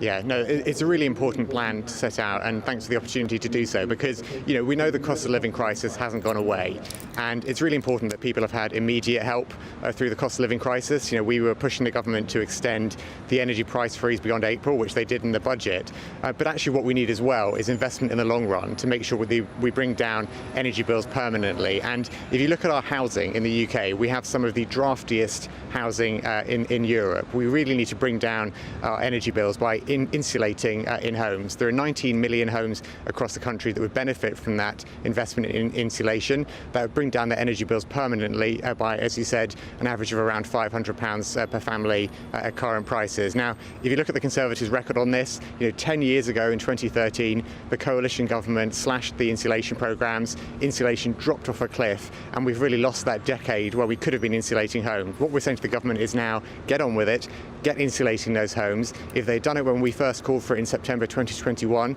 there would already be 2 million more homes with insulation that they need. But now is the time for them to get on with it, invest for the long run, and bring energy bills down permanently.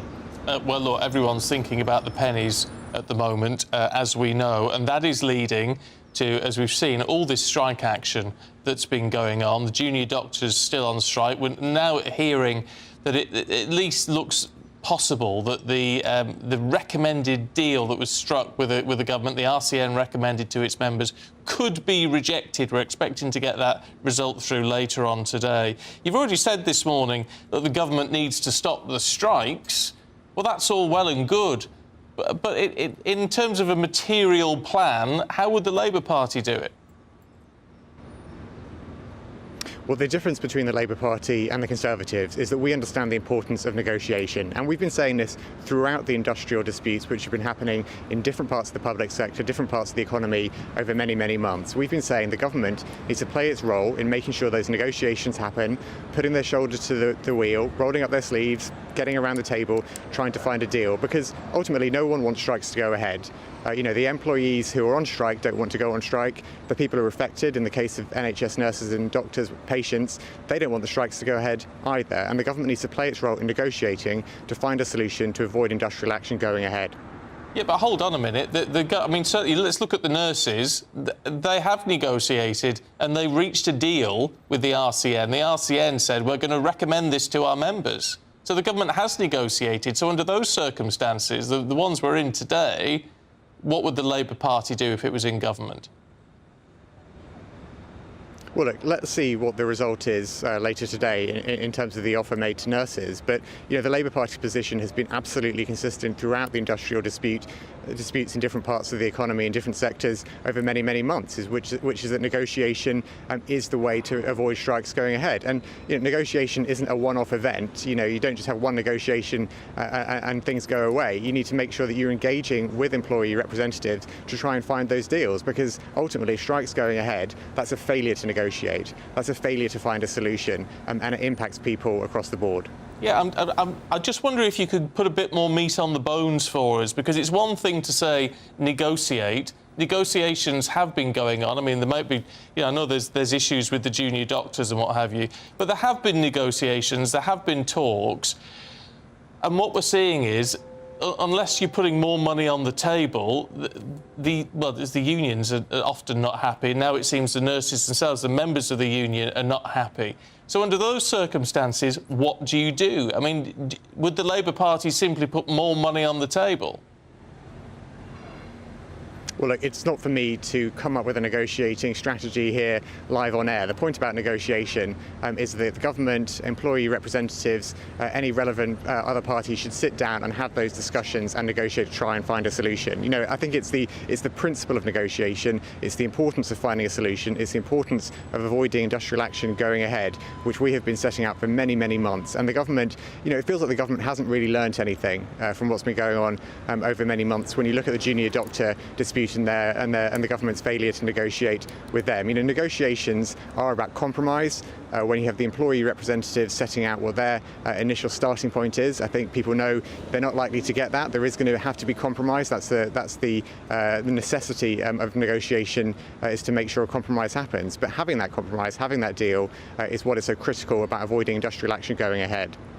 Mr. Murray, you're here this morning to talk about a plan that's aiming to save hundreds of pounds for millions of families here in the UK. But there's several papers have picked up on a story this morning about Labour leader Sir Keir Starmer actually wasting public money. This was when he was Director of Public Prosecutions. He was billing £160,000 for a chauffeur-driven car. That's despite him living just 4 miles away from the HQ at the time, plus tens of thousands of pounds on first or business class flights, and his successor's travel bills were less than a third of the size of Sir Keir Starmer's. The Express newspaper says that Sir Keir Starmer was treating taxpayers with contempt and wasting money. So how can the public trust the Labour Party and Sir Keir Starmer with public money now? Well, look, the reason why the public can trust us with public money is because we have been setting out clearly for the last 2 or 3 years that we would make sure that every penny of public money is spent wisely. You know, this government has wasted so much money. Look at all of the COVID fraud that happened during the schemes under Rishi Sunak when he was Chancellor. All of that money lost, all of that money written off, you know, dossiers of waste and fraud which we're aware of. You know, we would make sure that public money is spent wisely because we really recognise the importance of public money being spent on people's priorities. You know, every single pledge that we have made, every single promise that we have made in opposition is fully costed and fully funded, so people can have confidence that we know how we would raise the money to pay for pledges we make and that we would spend public money wisely. So you want to use public money wisely and people would applaud that. So answer me this. Is £160,000 spent on a chauffeur when you live just a couple of miles from the office, is that using public money wisely? Yes or no? Well, look, I haven't seen that story. I don't know the details of that story. But like what I'm setting out is our promises as an opposition. What we're setting out we would do in government. Forgive me, but as a hypothetical then, is that a good use of public money? Well, I'm not going to comment on hypotheticals. I haven't seen that story. The point I'm making is about what our pledges are as an opposition, what we would do in government, the offer that we're making to people, what we're saying we would do if we were in office. And we set out very clearly our fiscal rules about how we would manage the economy. We set out how every pledge that we make is fully costed and fully funded. And we set out how we would cut down on the waste and fraud which has been endemic in this government.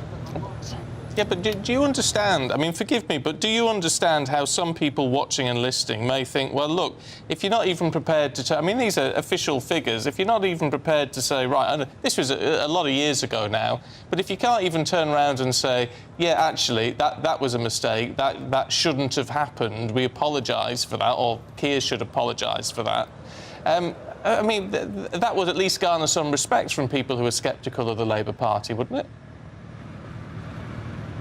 Well, look, I've not seen that story, as I've said, but what I am able to say is our plans that we set out really clearly about how we would spend public money and how we would cut down on the fraud and waste which has become so widespread in this government. And I think what people are looking for in the Labour Party is an alternative to this government, an alternative to a government who's presided over a decade or more of low economic growth, a government who has got used to wasting public money, and a government who is not offering solutions to the challenges we face. And that is the offer which we're making to the British people. Mr Murray, we haven't got long with you. I wanted to put a new poll to you, though. This is in the newspaper this morning. It says the Labour lead over the Tories is shrinking. You've been at 40% over the past few weeks, but it's halved in the past week or so. What do you think that's down to? Do you think it could be down to the attack ads that have been used by Labour in the past week or so? One claiming Rishi Sunak does not think child sex abusers should go to prison. I mean, it's a pretty nasty look, isn't it? Well, look, I don't follow opinion polls one day to the next. I don't think we should determine our politics by what one opinion poll says, because actually what we know is that even if an opinion poll is good for Labour, we should not be complacent. We can't take anything for granted. We need to keep working to earn people's trust, whether that's going out, knocking on doors, talking to people directly, or coming on channels like this to talk to people on the media or indeed in Parliament about what we're setting out. So, you know, whatever opinion polls say, none of us are complacent, none of us take anything for granted. All of us in the Labour Party understand the importance of keep earning people's trust to make sure that they understand what we're offering and have the trust in us to form a government. It's a final point. You say you want to come on to channels like this, and we are grateful that you have, to effectively talk to voters. I mean, it's why you come on. You want to talk to voters. You want to get your message across to voters. What do you think voters are going to make of this? Of what you've said today?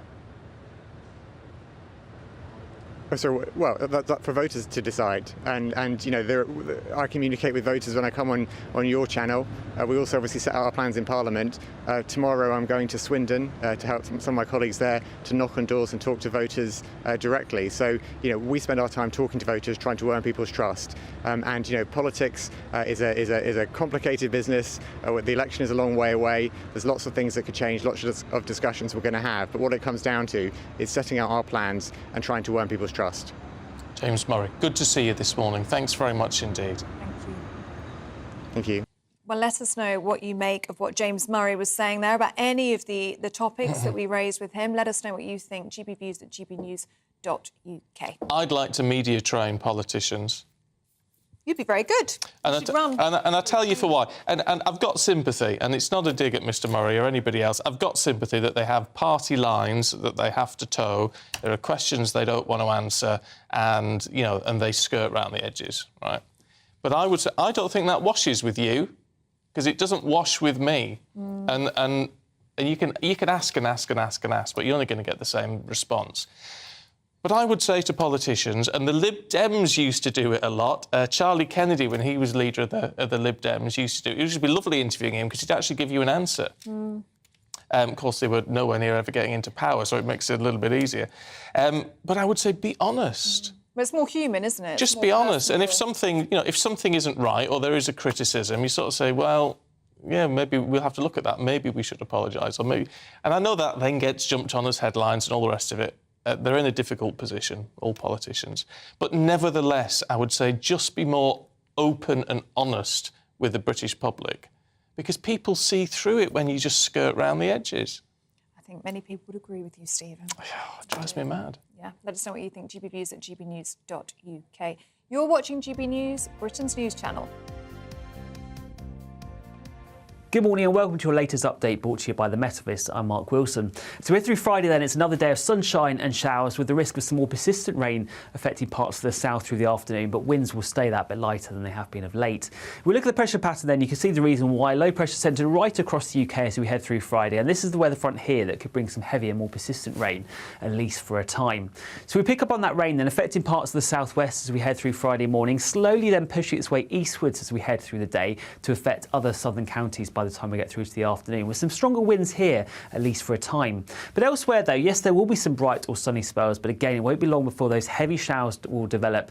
Just about anywhere could see a shower, and they could be heavy with the risk of hail and thunder, although turning a somewhat little bit drier and brighter across the far west as we head into the afternoon. Again, temperatures disappointing for the time of the year. 9 to 12 degrees is your afternoon high. Now, through the rest of Friday into the evening and overnight, those showers towards the southeast will merge into a spell of longer, more persistent rain, so quite a wet picture through the Friday evening rush hour across parts of the southeast. Elsewhere, though, it will turn drier, with many of those showers fading away overnight, one or two mist and fog patches developing once again. And under those clear skies, another fairly chilly night to come. Temperatures in rural spots in particular falling fairly close to freezing, so a frost for some of us. But under those clear skies, we get off to a fine start on Saturday morning, a really good start to the weekend. Lots of sunshine first thing. Still a bit more cloud, though, across that southeastern corner, particularly East Midlands, East Anglia, southeast England. And that could lead to one or two showers by the time we get through to the afternoon. But elsewhere, though, as I said, a much drier day to come compared to recent days. Lots of sunshine with light winds. I think it will feel that bit warmer as well. So by the afternoon, we could see highs of 16 or 17 degrees, a good few degrees up on Friday's values. It stays largely dry as we head through into Sunday, and that dry theme continues into the early part of next week as well. Lots of fine weather to come. Winds will start to strengthen coming in from the east, so it'll be cooler towards the east coast, but generally temperatures coming up, we could see highs of 18 or 19 degrees.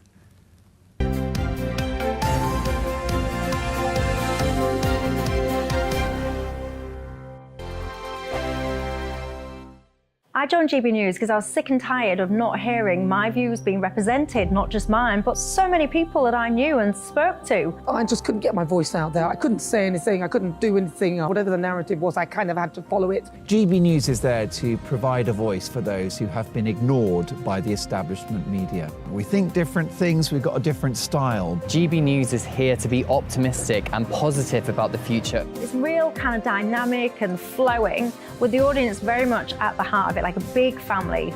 Here at GB News, we talk about the things that matter to you. Hearing the voices from right across our towns and cities, especially our towns. all sides of the argument represented with a heavy dose of opinion. We're on a mission here to make a difference. And the GB News family really is here for you, and whatever time of day you can watch or listen. Britain's watching. Britain's watching.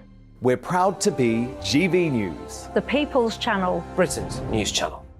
Monday to Thursday, 9 p.m. till 11 p.m. Join me, Dan Wootton. I'll bring you the sharpest takes and hottest debates. Do you not believe in prisons? I don't believe in prisons. I'm completely stunned. I guarantee you there'll be no spin, no bias, no censorship. I actually was personally quite offended by it. And no reason to go to bed. So I guess they've always been quite woke. That's Dan Wootton tonight on TV, radio and online. Monday to Thursday from 9 p.m. till 11 p.m. on GB News. The People's Channel, Britain's news channel. We are GB News, the People's Channel. And right across the United Kingdom. You can find us on Sky Channel 512. Virgin Media Channel 604. Freesat Channel 216. Freeview Channel 236. And YouView Channel 236. You can also take us with you on DAB Plus Radio. With the GB News app and at the website gbnews.uk. We're absolutely everywhere. Come join us on GB News, the People's Channel, Britain's news channel. Start the day with GB News. We catch up on all the big stories you didn't hear the night before. And take a look at what the world's talking about this morning. That's right, Monday to Thursdays from 6 o'clock. It's Breakfast with Eamon and Isabel. Straight after breakfast, join us, Bev Turner and Andrew Pearce. We're going to take you through till noon. We'll be tackling the big topics of the day, including the things that the other channels just won't talk about. If it's happening here. Wake up to mornings on GB News, the People's Channel. Britain's news channel. New to GB News is the Saturday 5. Join us every Saturday from 8 p.m. as we debate the week's stories. Right, folks, that was a spicy one, wasn't it? With us four, plus a special guest. Sometimes she has to stick her foot in it. Sometimes she has to say things as they are. Sometimes I think we should keep the refugees and send the pensioners to Rwanda. Then we'd be in a much better state. Well, Benjamin, that is... The Saturday 5. Saturday nights from 8. Only on GB News, the People's Channel. Britain's news channel. I'm Mark White. As GB News Home and Security Editor, I cover those key issues that are so important to you. Our authorities, our communities doing all they can to combat violent crime. With the public services under unbearable strain, why are we still failing to control our borders? Defence, the first priority of any government, has been continually hollowed out. Can we trust our politicians to protect the armed forces? Join me, Mark White, on GB News.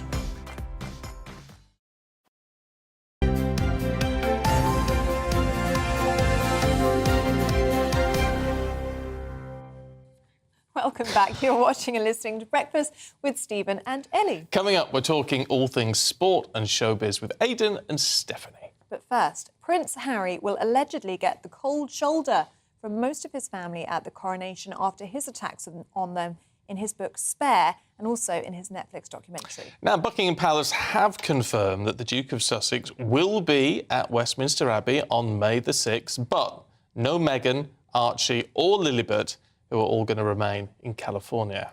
Well, joining us for more on this is our royal reporter, Cameron Walker. Good morning. Good morning. Cameron. So we finally had word. Harry is coming to the coronation. Meghan and the children will not. What took so long?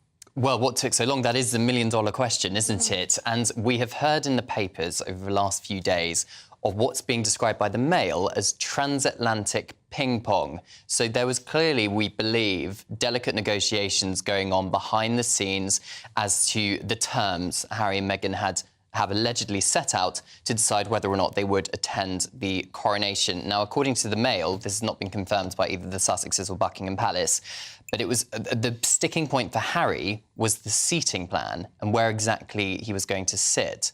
So if you remember back at the Queen's Platinum Jubilee celebrations in June at the St Paul's Cathedral event, Harry and Meghan were about 5 rows back. One camera shot showed Meghan behind a pillar, not front and centre, as it were. With the Queen's funeral, Harry and Meghan were sat in the second row directly behind the King and Queen consort. So from Harry and Meghan's perspective, according to the Mail, they were wanting to know where they were sat and how, let's say, important they were going to be at the event itself. So Harry is now coming, so clearly he is perhaps happy with the terms. Meghan is not. I doubt very much that the only reason Meghan decided not to attend was the seating ban. I think perhaps it has a lot more to do with the fact it's Prince Archie's birthday on the day of the coronation. She wanted to spend perhaps her son's birthday in private with him in California rather than taking him over to the UK. So clearly there's negotiations going on, but I think in terms of family relationships, there's not going to be much time for reconciliation because he's only going to be there for a very short amount of time for a coronation service. I mean, There's an amount of irony, isn't there? If it's all about the seating plan, all about how important you look within a royal establishment that he's absolutely trashed. Well, yeah, there's a hierarchy, isn't there? Clearly, the most important two people on the day of the coronation is the King and Queen consorts. They are the ones being crowned. The next two most important people are the future King and Queen, the Prince and Princess of Wales. Harry and Meghan are no longer working members of the royal family. They decided not to be working members 3 years ago, back in 2020. Still wants a slice of the pie. Well, according to the papers, that's exactly what they want. But remember, they have big multi-million-pound deals dollar deals with Netflix, Spotify and others. And for those deals to work, really, for Spotify, Netflix, etc., they need to have an association with the royal family and a continuing association with the royal family because that's what sells. I think the challenge for Harry and Meghan, and I've spoken about this before, is getting out of this, let's say, for want of a better phrase, victim narrative that they have talked about with the Netflix documentary back in January. Then, of course, Harry's bombshell memoir, Spare. If they want to go back to philanthropy and being working royals, as we have seen glimpses of with Meghan attending a women's shelter a couple of months ago, it's going to be a big challenge for them. Yeah.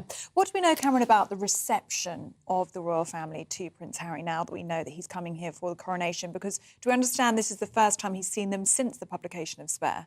Yeah, from my understanding, it will be the first time they have seen them since that book was published. It's also my understanding that the King still very much loves his son, and he is pleased that both Prince Harry and Prince William are going to be there to support him on one of the most important days of his life. But I think the big sticking point, according to the papers, and perhaps hardly surprising considering what Prince Harry alleged in his memoir Spare, that Prince William, his brother, physically attacked him in Nottingham Cottage in Kensington Palace, something which Kensington Palace has not commented on. According to the papers, Prince William feels very betrayed by that. And in terms of mending the relationship between the two brothers, that is going to take a lot, and certainly not something that's going to be done on the day of the coronation. Oh. I mean, you can imagine a well-wisher handing William a dog bowl on the day. I mean, perhaps if they do a walkabout, I think that would be a bit of a challenge for him and his PR team. But yes, let's hope. In terms of the rest of the day and other people going, Fergie, we're told, is not, which is, well, I'm sort of not surprised. You know, she's not technically a member of the family anymore, but she still has a close relationship, of course, with the family. Yeah, front page of The Sun this morning claiming that Fergie is not invited to the coronation. Fergie, of course, knew Charles and Camilla when she was a child. She was in royal circles before she married Prince Andrew. Then, of course, they divorced in the 1990s, Andrew and Fergie, but they still lived together in Royal Lodge.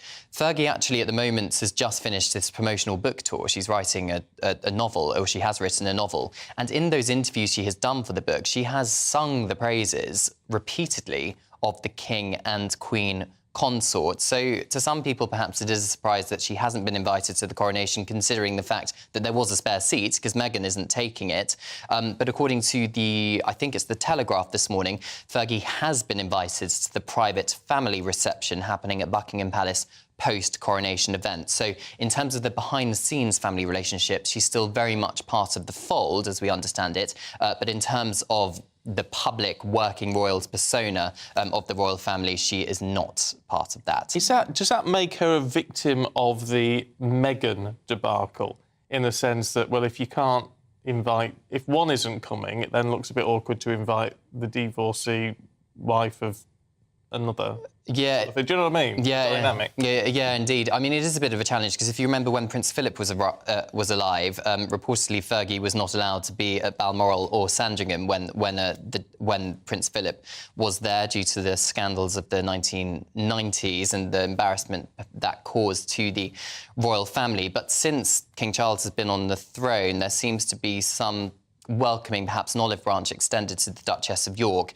But you're right, it is a challenge, a tricky line to tread when you have Meghan the other side of the Atlantic, who clearly has the power to talk to the media about her discrepancies with the royal family, compared to Fergie, who hasn't done this big tell-all memoir or complaining documentary or something like that. She seems to toe the line, so perhaps they feel they can get away with it. But yeah, I think she's still very much part of the firm privately behind the scenes. I mean, you spoke about the Duchess of Sussex perhaps not coming over because it is Archie's birthday and she wants to stay in Montecito with him, which is totally understandable. But looking at the papers, I mean, yesterday I think one of the papers showed Meghan Markle walking down the aisle with Prince Charles then, and it said something along the lines of, well, if he was there for you, why can't you be there for him? It does kind of make you think she couldn't win either way, really, because if she came, she'd be a hypocrite because of the criticism of the royal family in the Oprah interview and in the Netflix series. Then if she's not there, she seems to be betraying the king in some way. Yeah, she's almost damned if she does, damned if she doesn't, isn't it? We have the Sussexes really do divide people, particularly Meghan. Some people are saying, you're right, that it is a snub. I think it was the front page of The Sun, which had the picture of her and Charles. Yesterday, clearly Charles walked her down the aisle in the absence of her own father, very, very last minute, which was a kind gesture from the king, very according to Meghan. Her, yeah. Indeed, and that is something that Meghan did actually praise in the Netflix documentary. She was really warm towards the king on that particular instance. But other people are clearly saying she wants to spend time with her family. So if she did attend, I think a lot of people, the people who are complaining about the fact Meghan isn't coming and saying that it's snubbing the coronation, snubbing Charles, if Meghan did attend the coronation with Prince Harry, I can very much see a situation where they are talking about the fact she's trying to overshadow the coronation day and things like that. So it is a really tricky line, I think, for Meghan and Harry because they have done all of these media appearances over the last few months. To be fair, I think most people are just relieved, aren't they?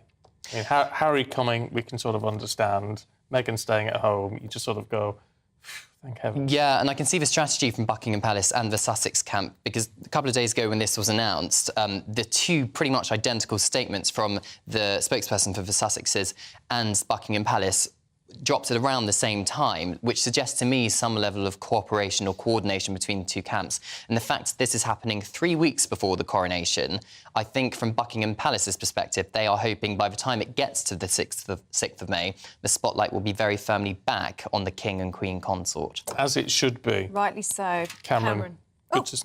Very much. Yes. Completing each other's sentences at this point. Thank you, good to see you. Thank you. And we're looking forward to being with you at the coronation. Yes. Yes, indeed. looking forward to it. We'll be at Buckingham Palace. Should be good, We've shouldn't been it? discussing our colour scheme already. Oh, yes. I'm glad to know the important conversations taking place. Imperial purple. Yes, and I'll be in Doesn't purple. matter. You already are. Right. We've got much more to come for you, including another look at the latest showbiz and sports news. Stephanie Tecci and Aidan McGee will be here momentarily.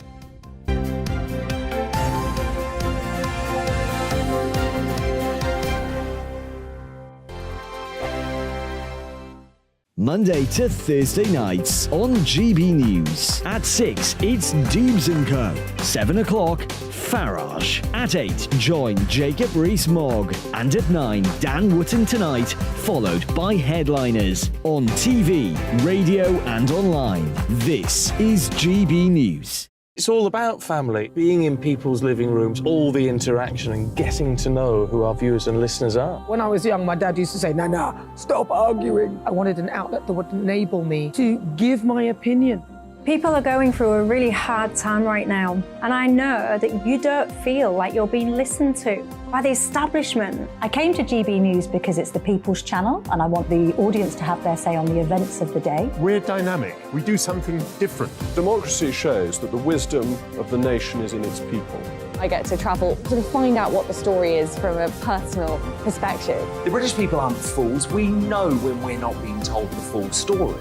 We've got to work out how Britain moves forward from this. is the best country in the world. The establishment had their chance. Now we're here to represent your views. Britain's watching. Britain's watching. Britain's watching. We're proud to be GB News. The People's Channel. Britain's news channel. Westminster is going around in ever-decreasing circles, followed by the media. Britain is broken. How on earth did we get into this mess? But more importantly, how do we get out of it? Join me at 7 p.m, Mondays to Thursdays on Farage, here on GB News. We will have open, rational debate. We've got to work out how Britain moves forward from this. Join us here on GB News, the People's Channel. Britain is watching. I'm Jacob Rees-Mogg, the Member of Parliament for North East Somerset and a former government minister. For years, I've walked the corridors of power in both Westminster and the City of London. We need to have the arguments, the discussions on how we make it better. Crop failures, famine, war, suffering on a scale completely unimaginable. We are putting the cart before the horse. As Charles I said at the scaffold, he was the true defender of liberty. Yeah, I've completely derailed the conversation. Join me Monday to Thursday at 8 p.m. on GB News, Britain's news channel. GB News has its own late-night paper preview show, Headliners, where comedians take you through the next day's top news stories. You don't have to bother reading the newspaper, we've got it covered for you. Headliners, every night at 11 p.m. and repeated every morning at 5 a.m. We won't send you to sleep like some of the other paper review shows out there. GB News, the People's Channel, Britain's news channel. Join me, Camilla Tominey, on Sunday mornings from 9:30, taking the politicians to task and breaking out of SW1 to see how their decisions are affecting you across the UK. Bursting the Westminster bubble every Sunday morning, only on GB News, the People's Channel. Britain's watching. You've probably seen politicians interviewed 1,000 times, but we do it differently. We find out who they really are, we don't shout, we chat, and hopefully we bring a bit of light, not just heat. Did you know, Kate Moss? Apparently. Do you have a pair of jeans or a pair of jeans? No, of course I don't. What would I do with them? My friends are like, oh my God, what's she doing now? Join me every Sunday at 6 for Gloria Meets, only on GB News, the People's Channel, Britain's news channel.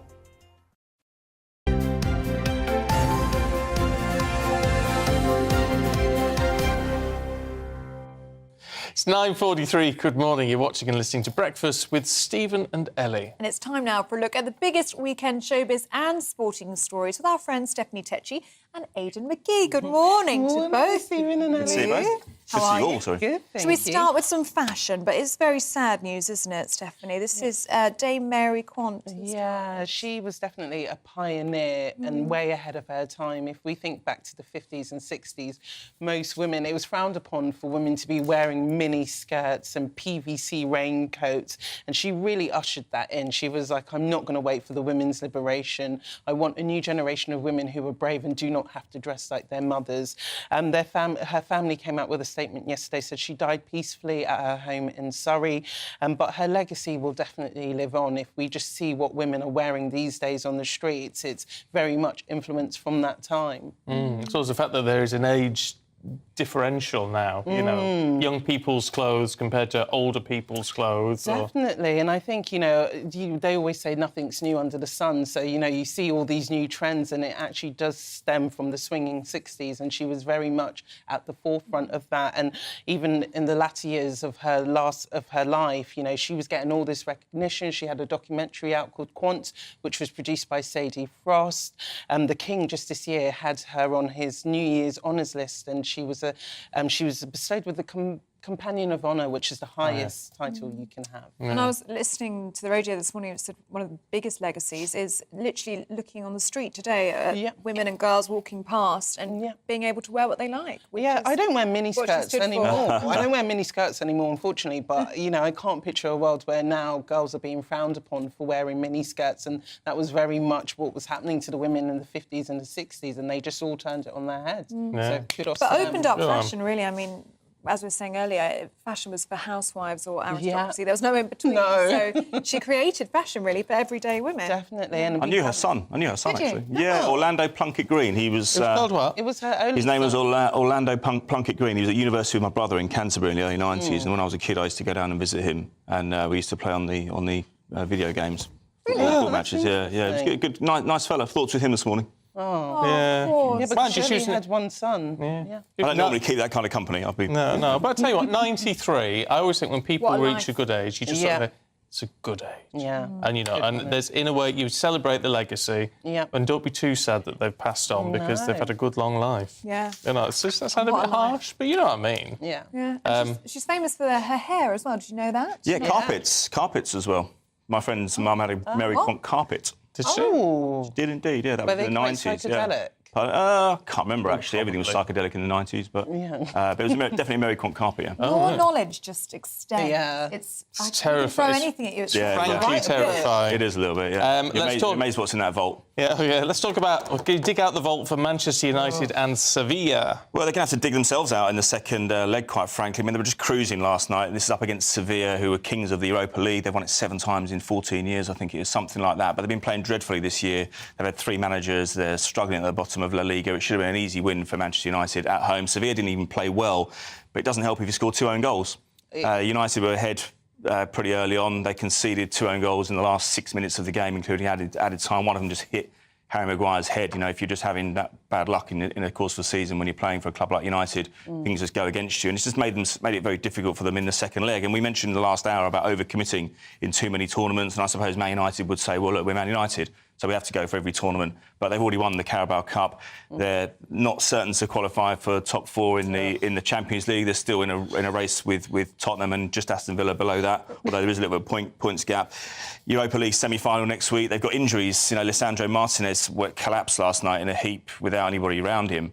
And nothing too serious, but it's going to keep him out for a little while. The coaches are very worried, and you know after the game when they say, "Oh look, you know we're not really sure what the extent of the issue is," but you just know by someone's body language if it's bad. Rafael Varane injured. Marcus Rashford already has a groin problem. Bruno is suspended after picking up a needless yellow card last night. So they're creating problems for themselves. And I sometimes think that, you know, I mean, I used to speak to Sam Allardyce about keeping players fit. He said it's not a difficult thing to do up until December.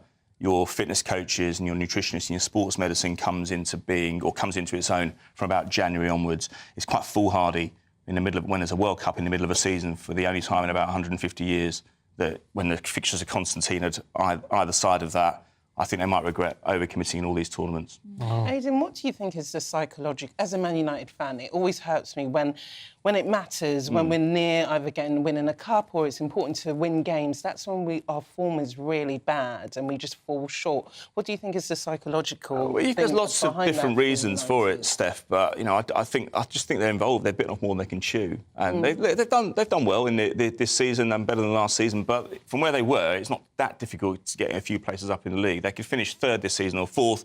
Next season, they'll be expected to go for the title, and that's when the psychology really comes into it. Are these players geared up to go toe-to-toe with Liverpool, Arsenal, Manchester City next season, even Chelsea? They spent a lot of money. They spent £600 million. They're going to have to go with that. The takeover is lingering in the background as well. Are they going to invest in players when they're trying to sell the club? The problem with these big clubs and this is why some of them are up for sale now, is because the cost of borrowing has gone up so much. The cost of servicing and greasing the wheels of the club week by week has gone up, as we're all finding with our mortgage payments. Talking of psychology,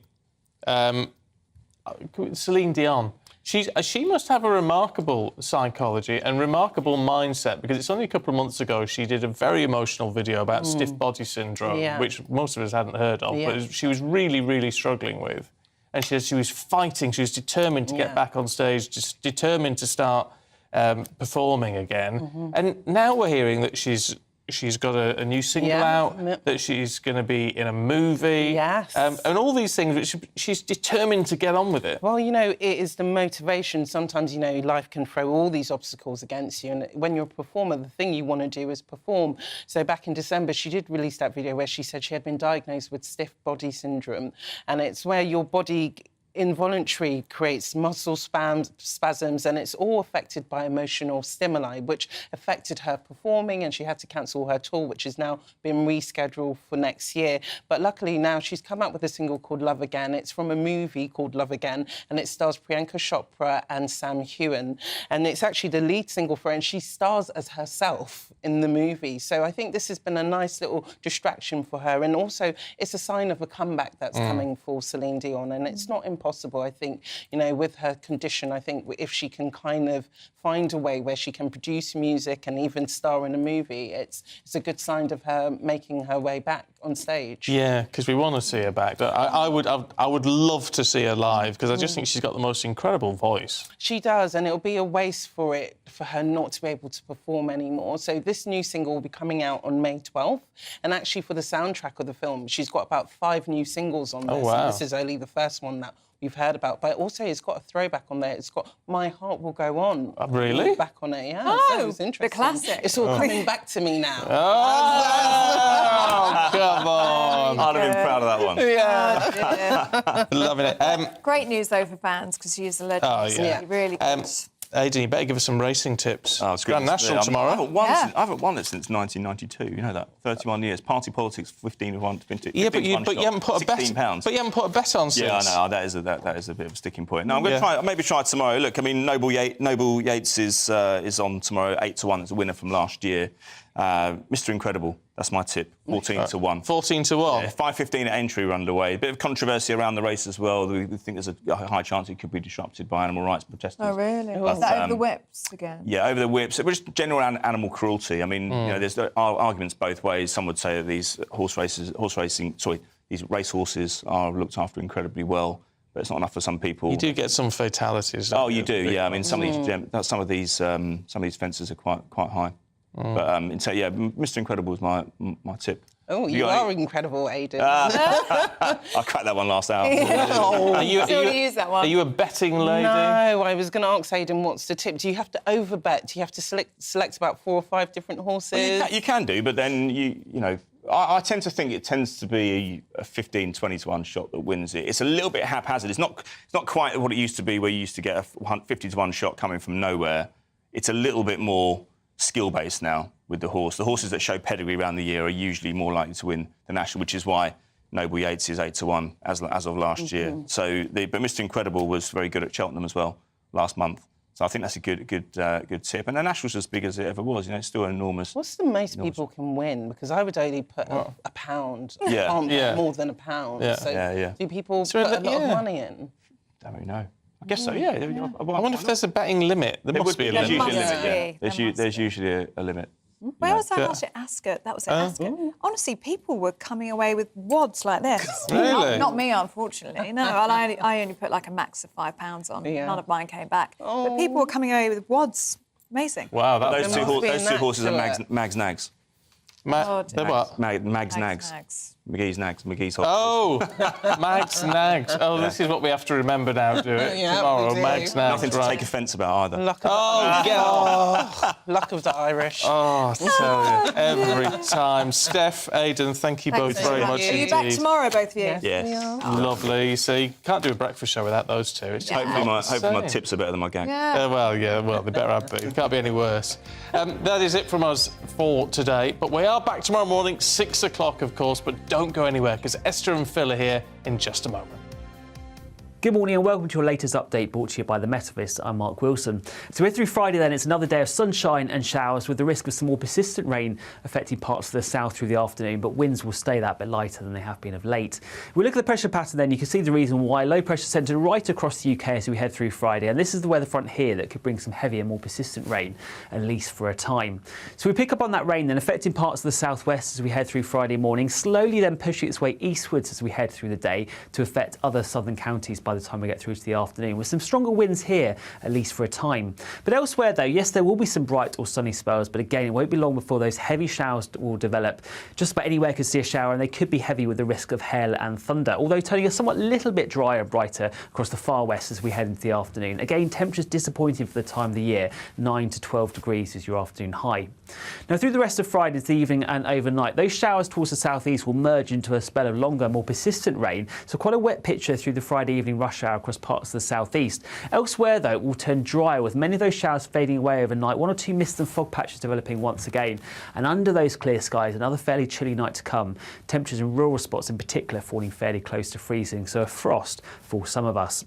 But under those clear skies, we get off to a fine start on Saturday morning. A really good start to the weekend. Lots of sunshine first thing. Still a bit more cloud, though, across that southeastern corner, particularly East Midlands, East Anglia, southeast England. And that could lead to 1 or 2 showers by the time we get through to the afternoon. But elsewhere, though, as I said, a much drier day to come compared to recent days. Lots of sunshine with light winds. I think it will feel that bit warmer as well. So by the afternoon, we could see highs of 16 or 17 degrees, a good few degrees up on Friday's values.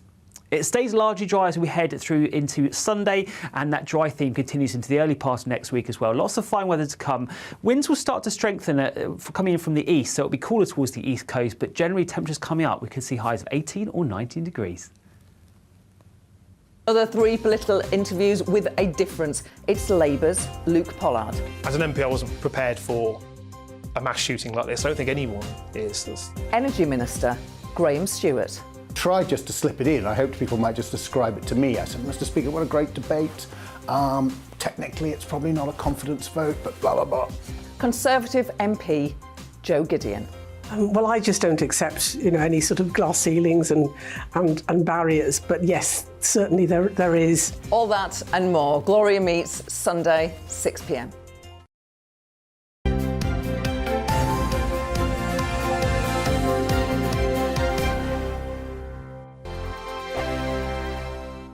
First and foremost, I am a GB News fan, and I was before I was working here. Just love the fact that we're asking the questions that a lot of establishment media won't ask. With a bit of a twist, we not only want to inform you, but we want to keep you entertained. It's worth the drive because you get in and the team's all ready and waiting, they're itching to go, and it's a proper little family. GB News is the people's channel. It's the audience that makes the programme sing. We're giving our viewers and our listeners a voice. I see the thousands of your letters, tweets, emails, you name it, coming in. Britain is broken.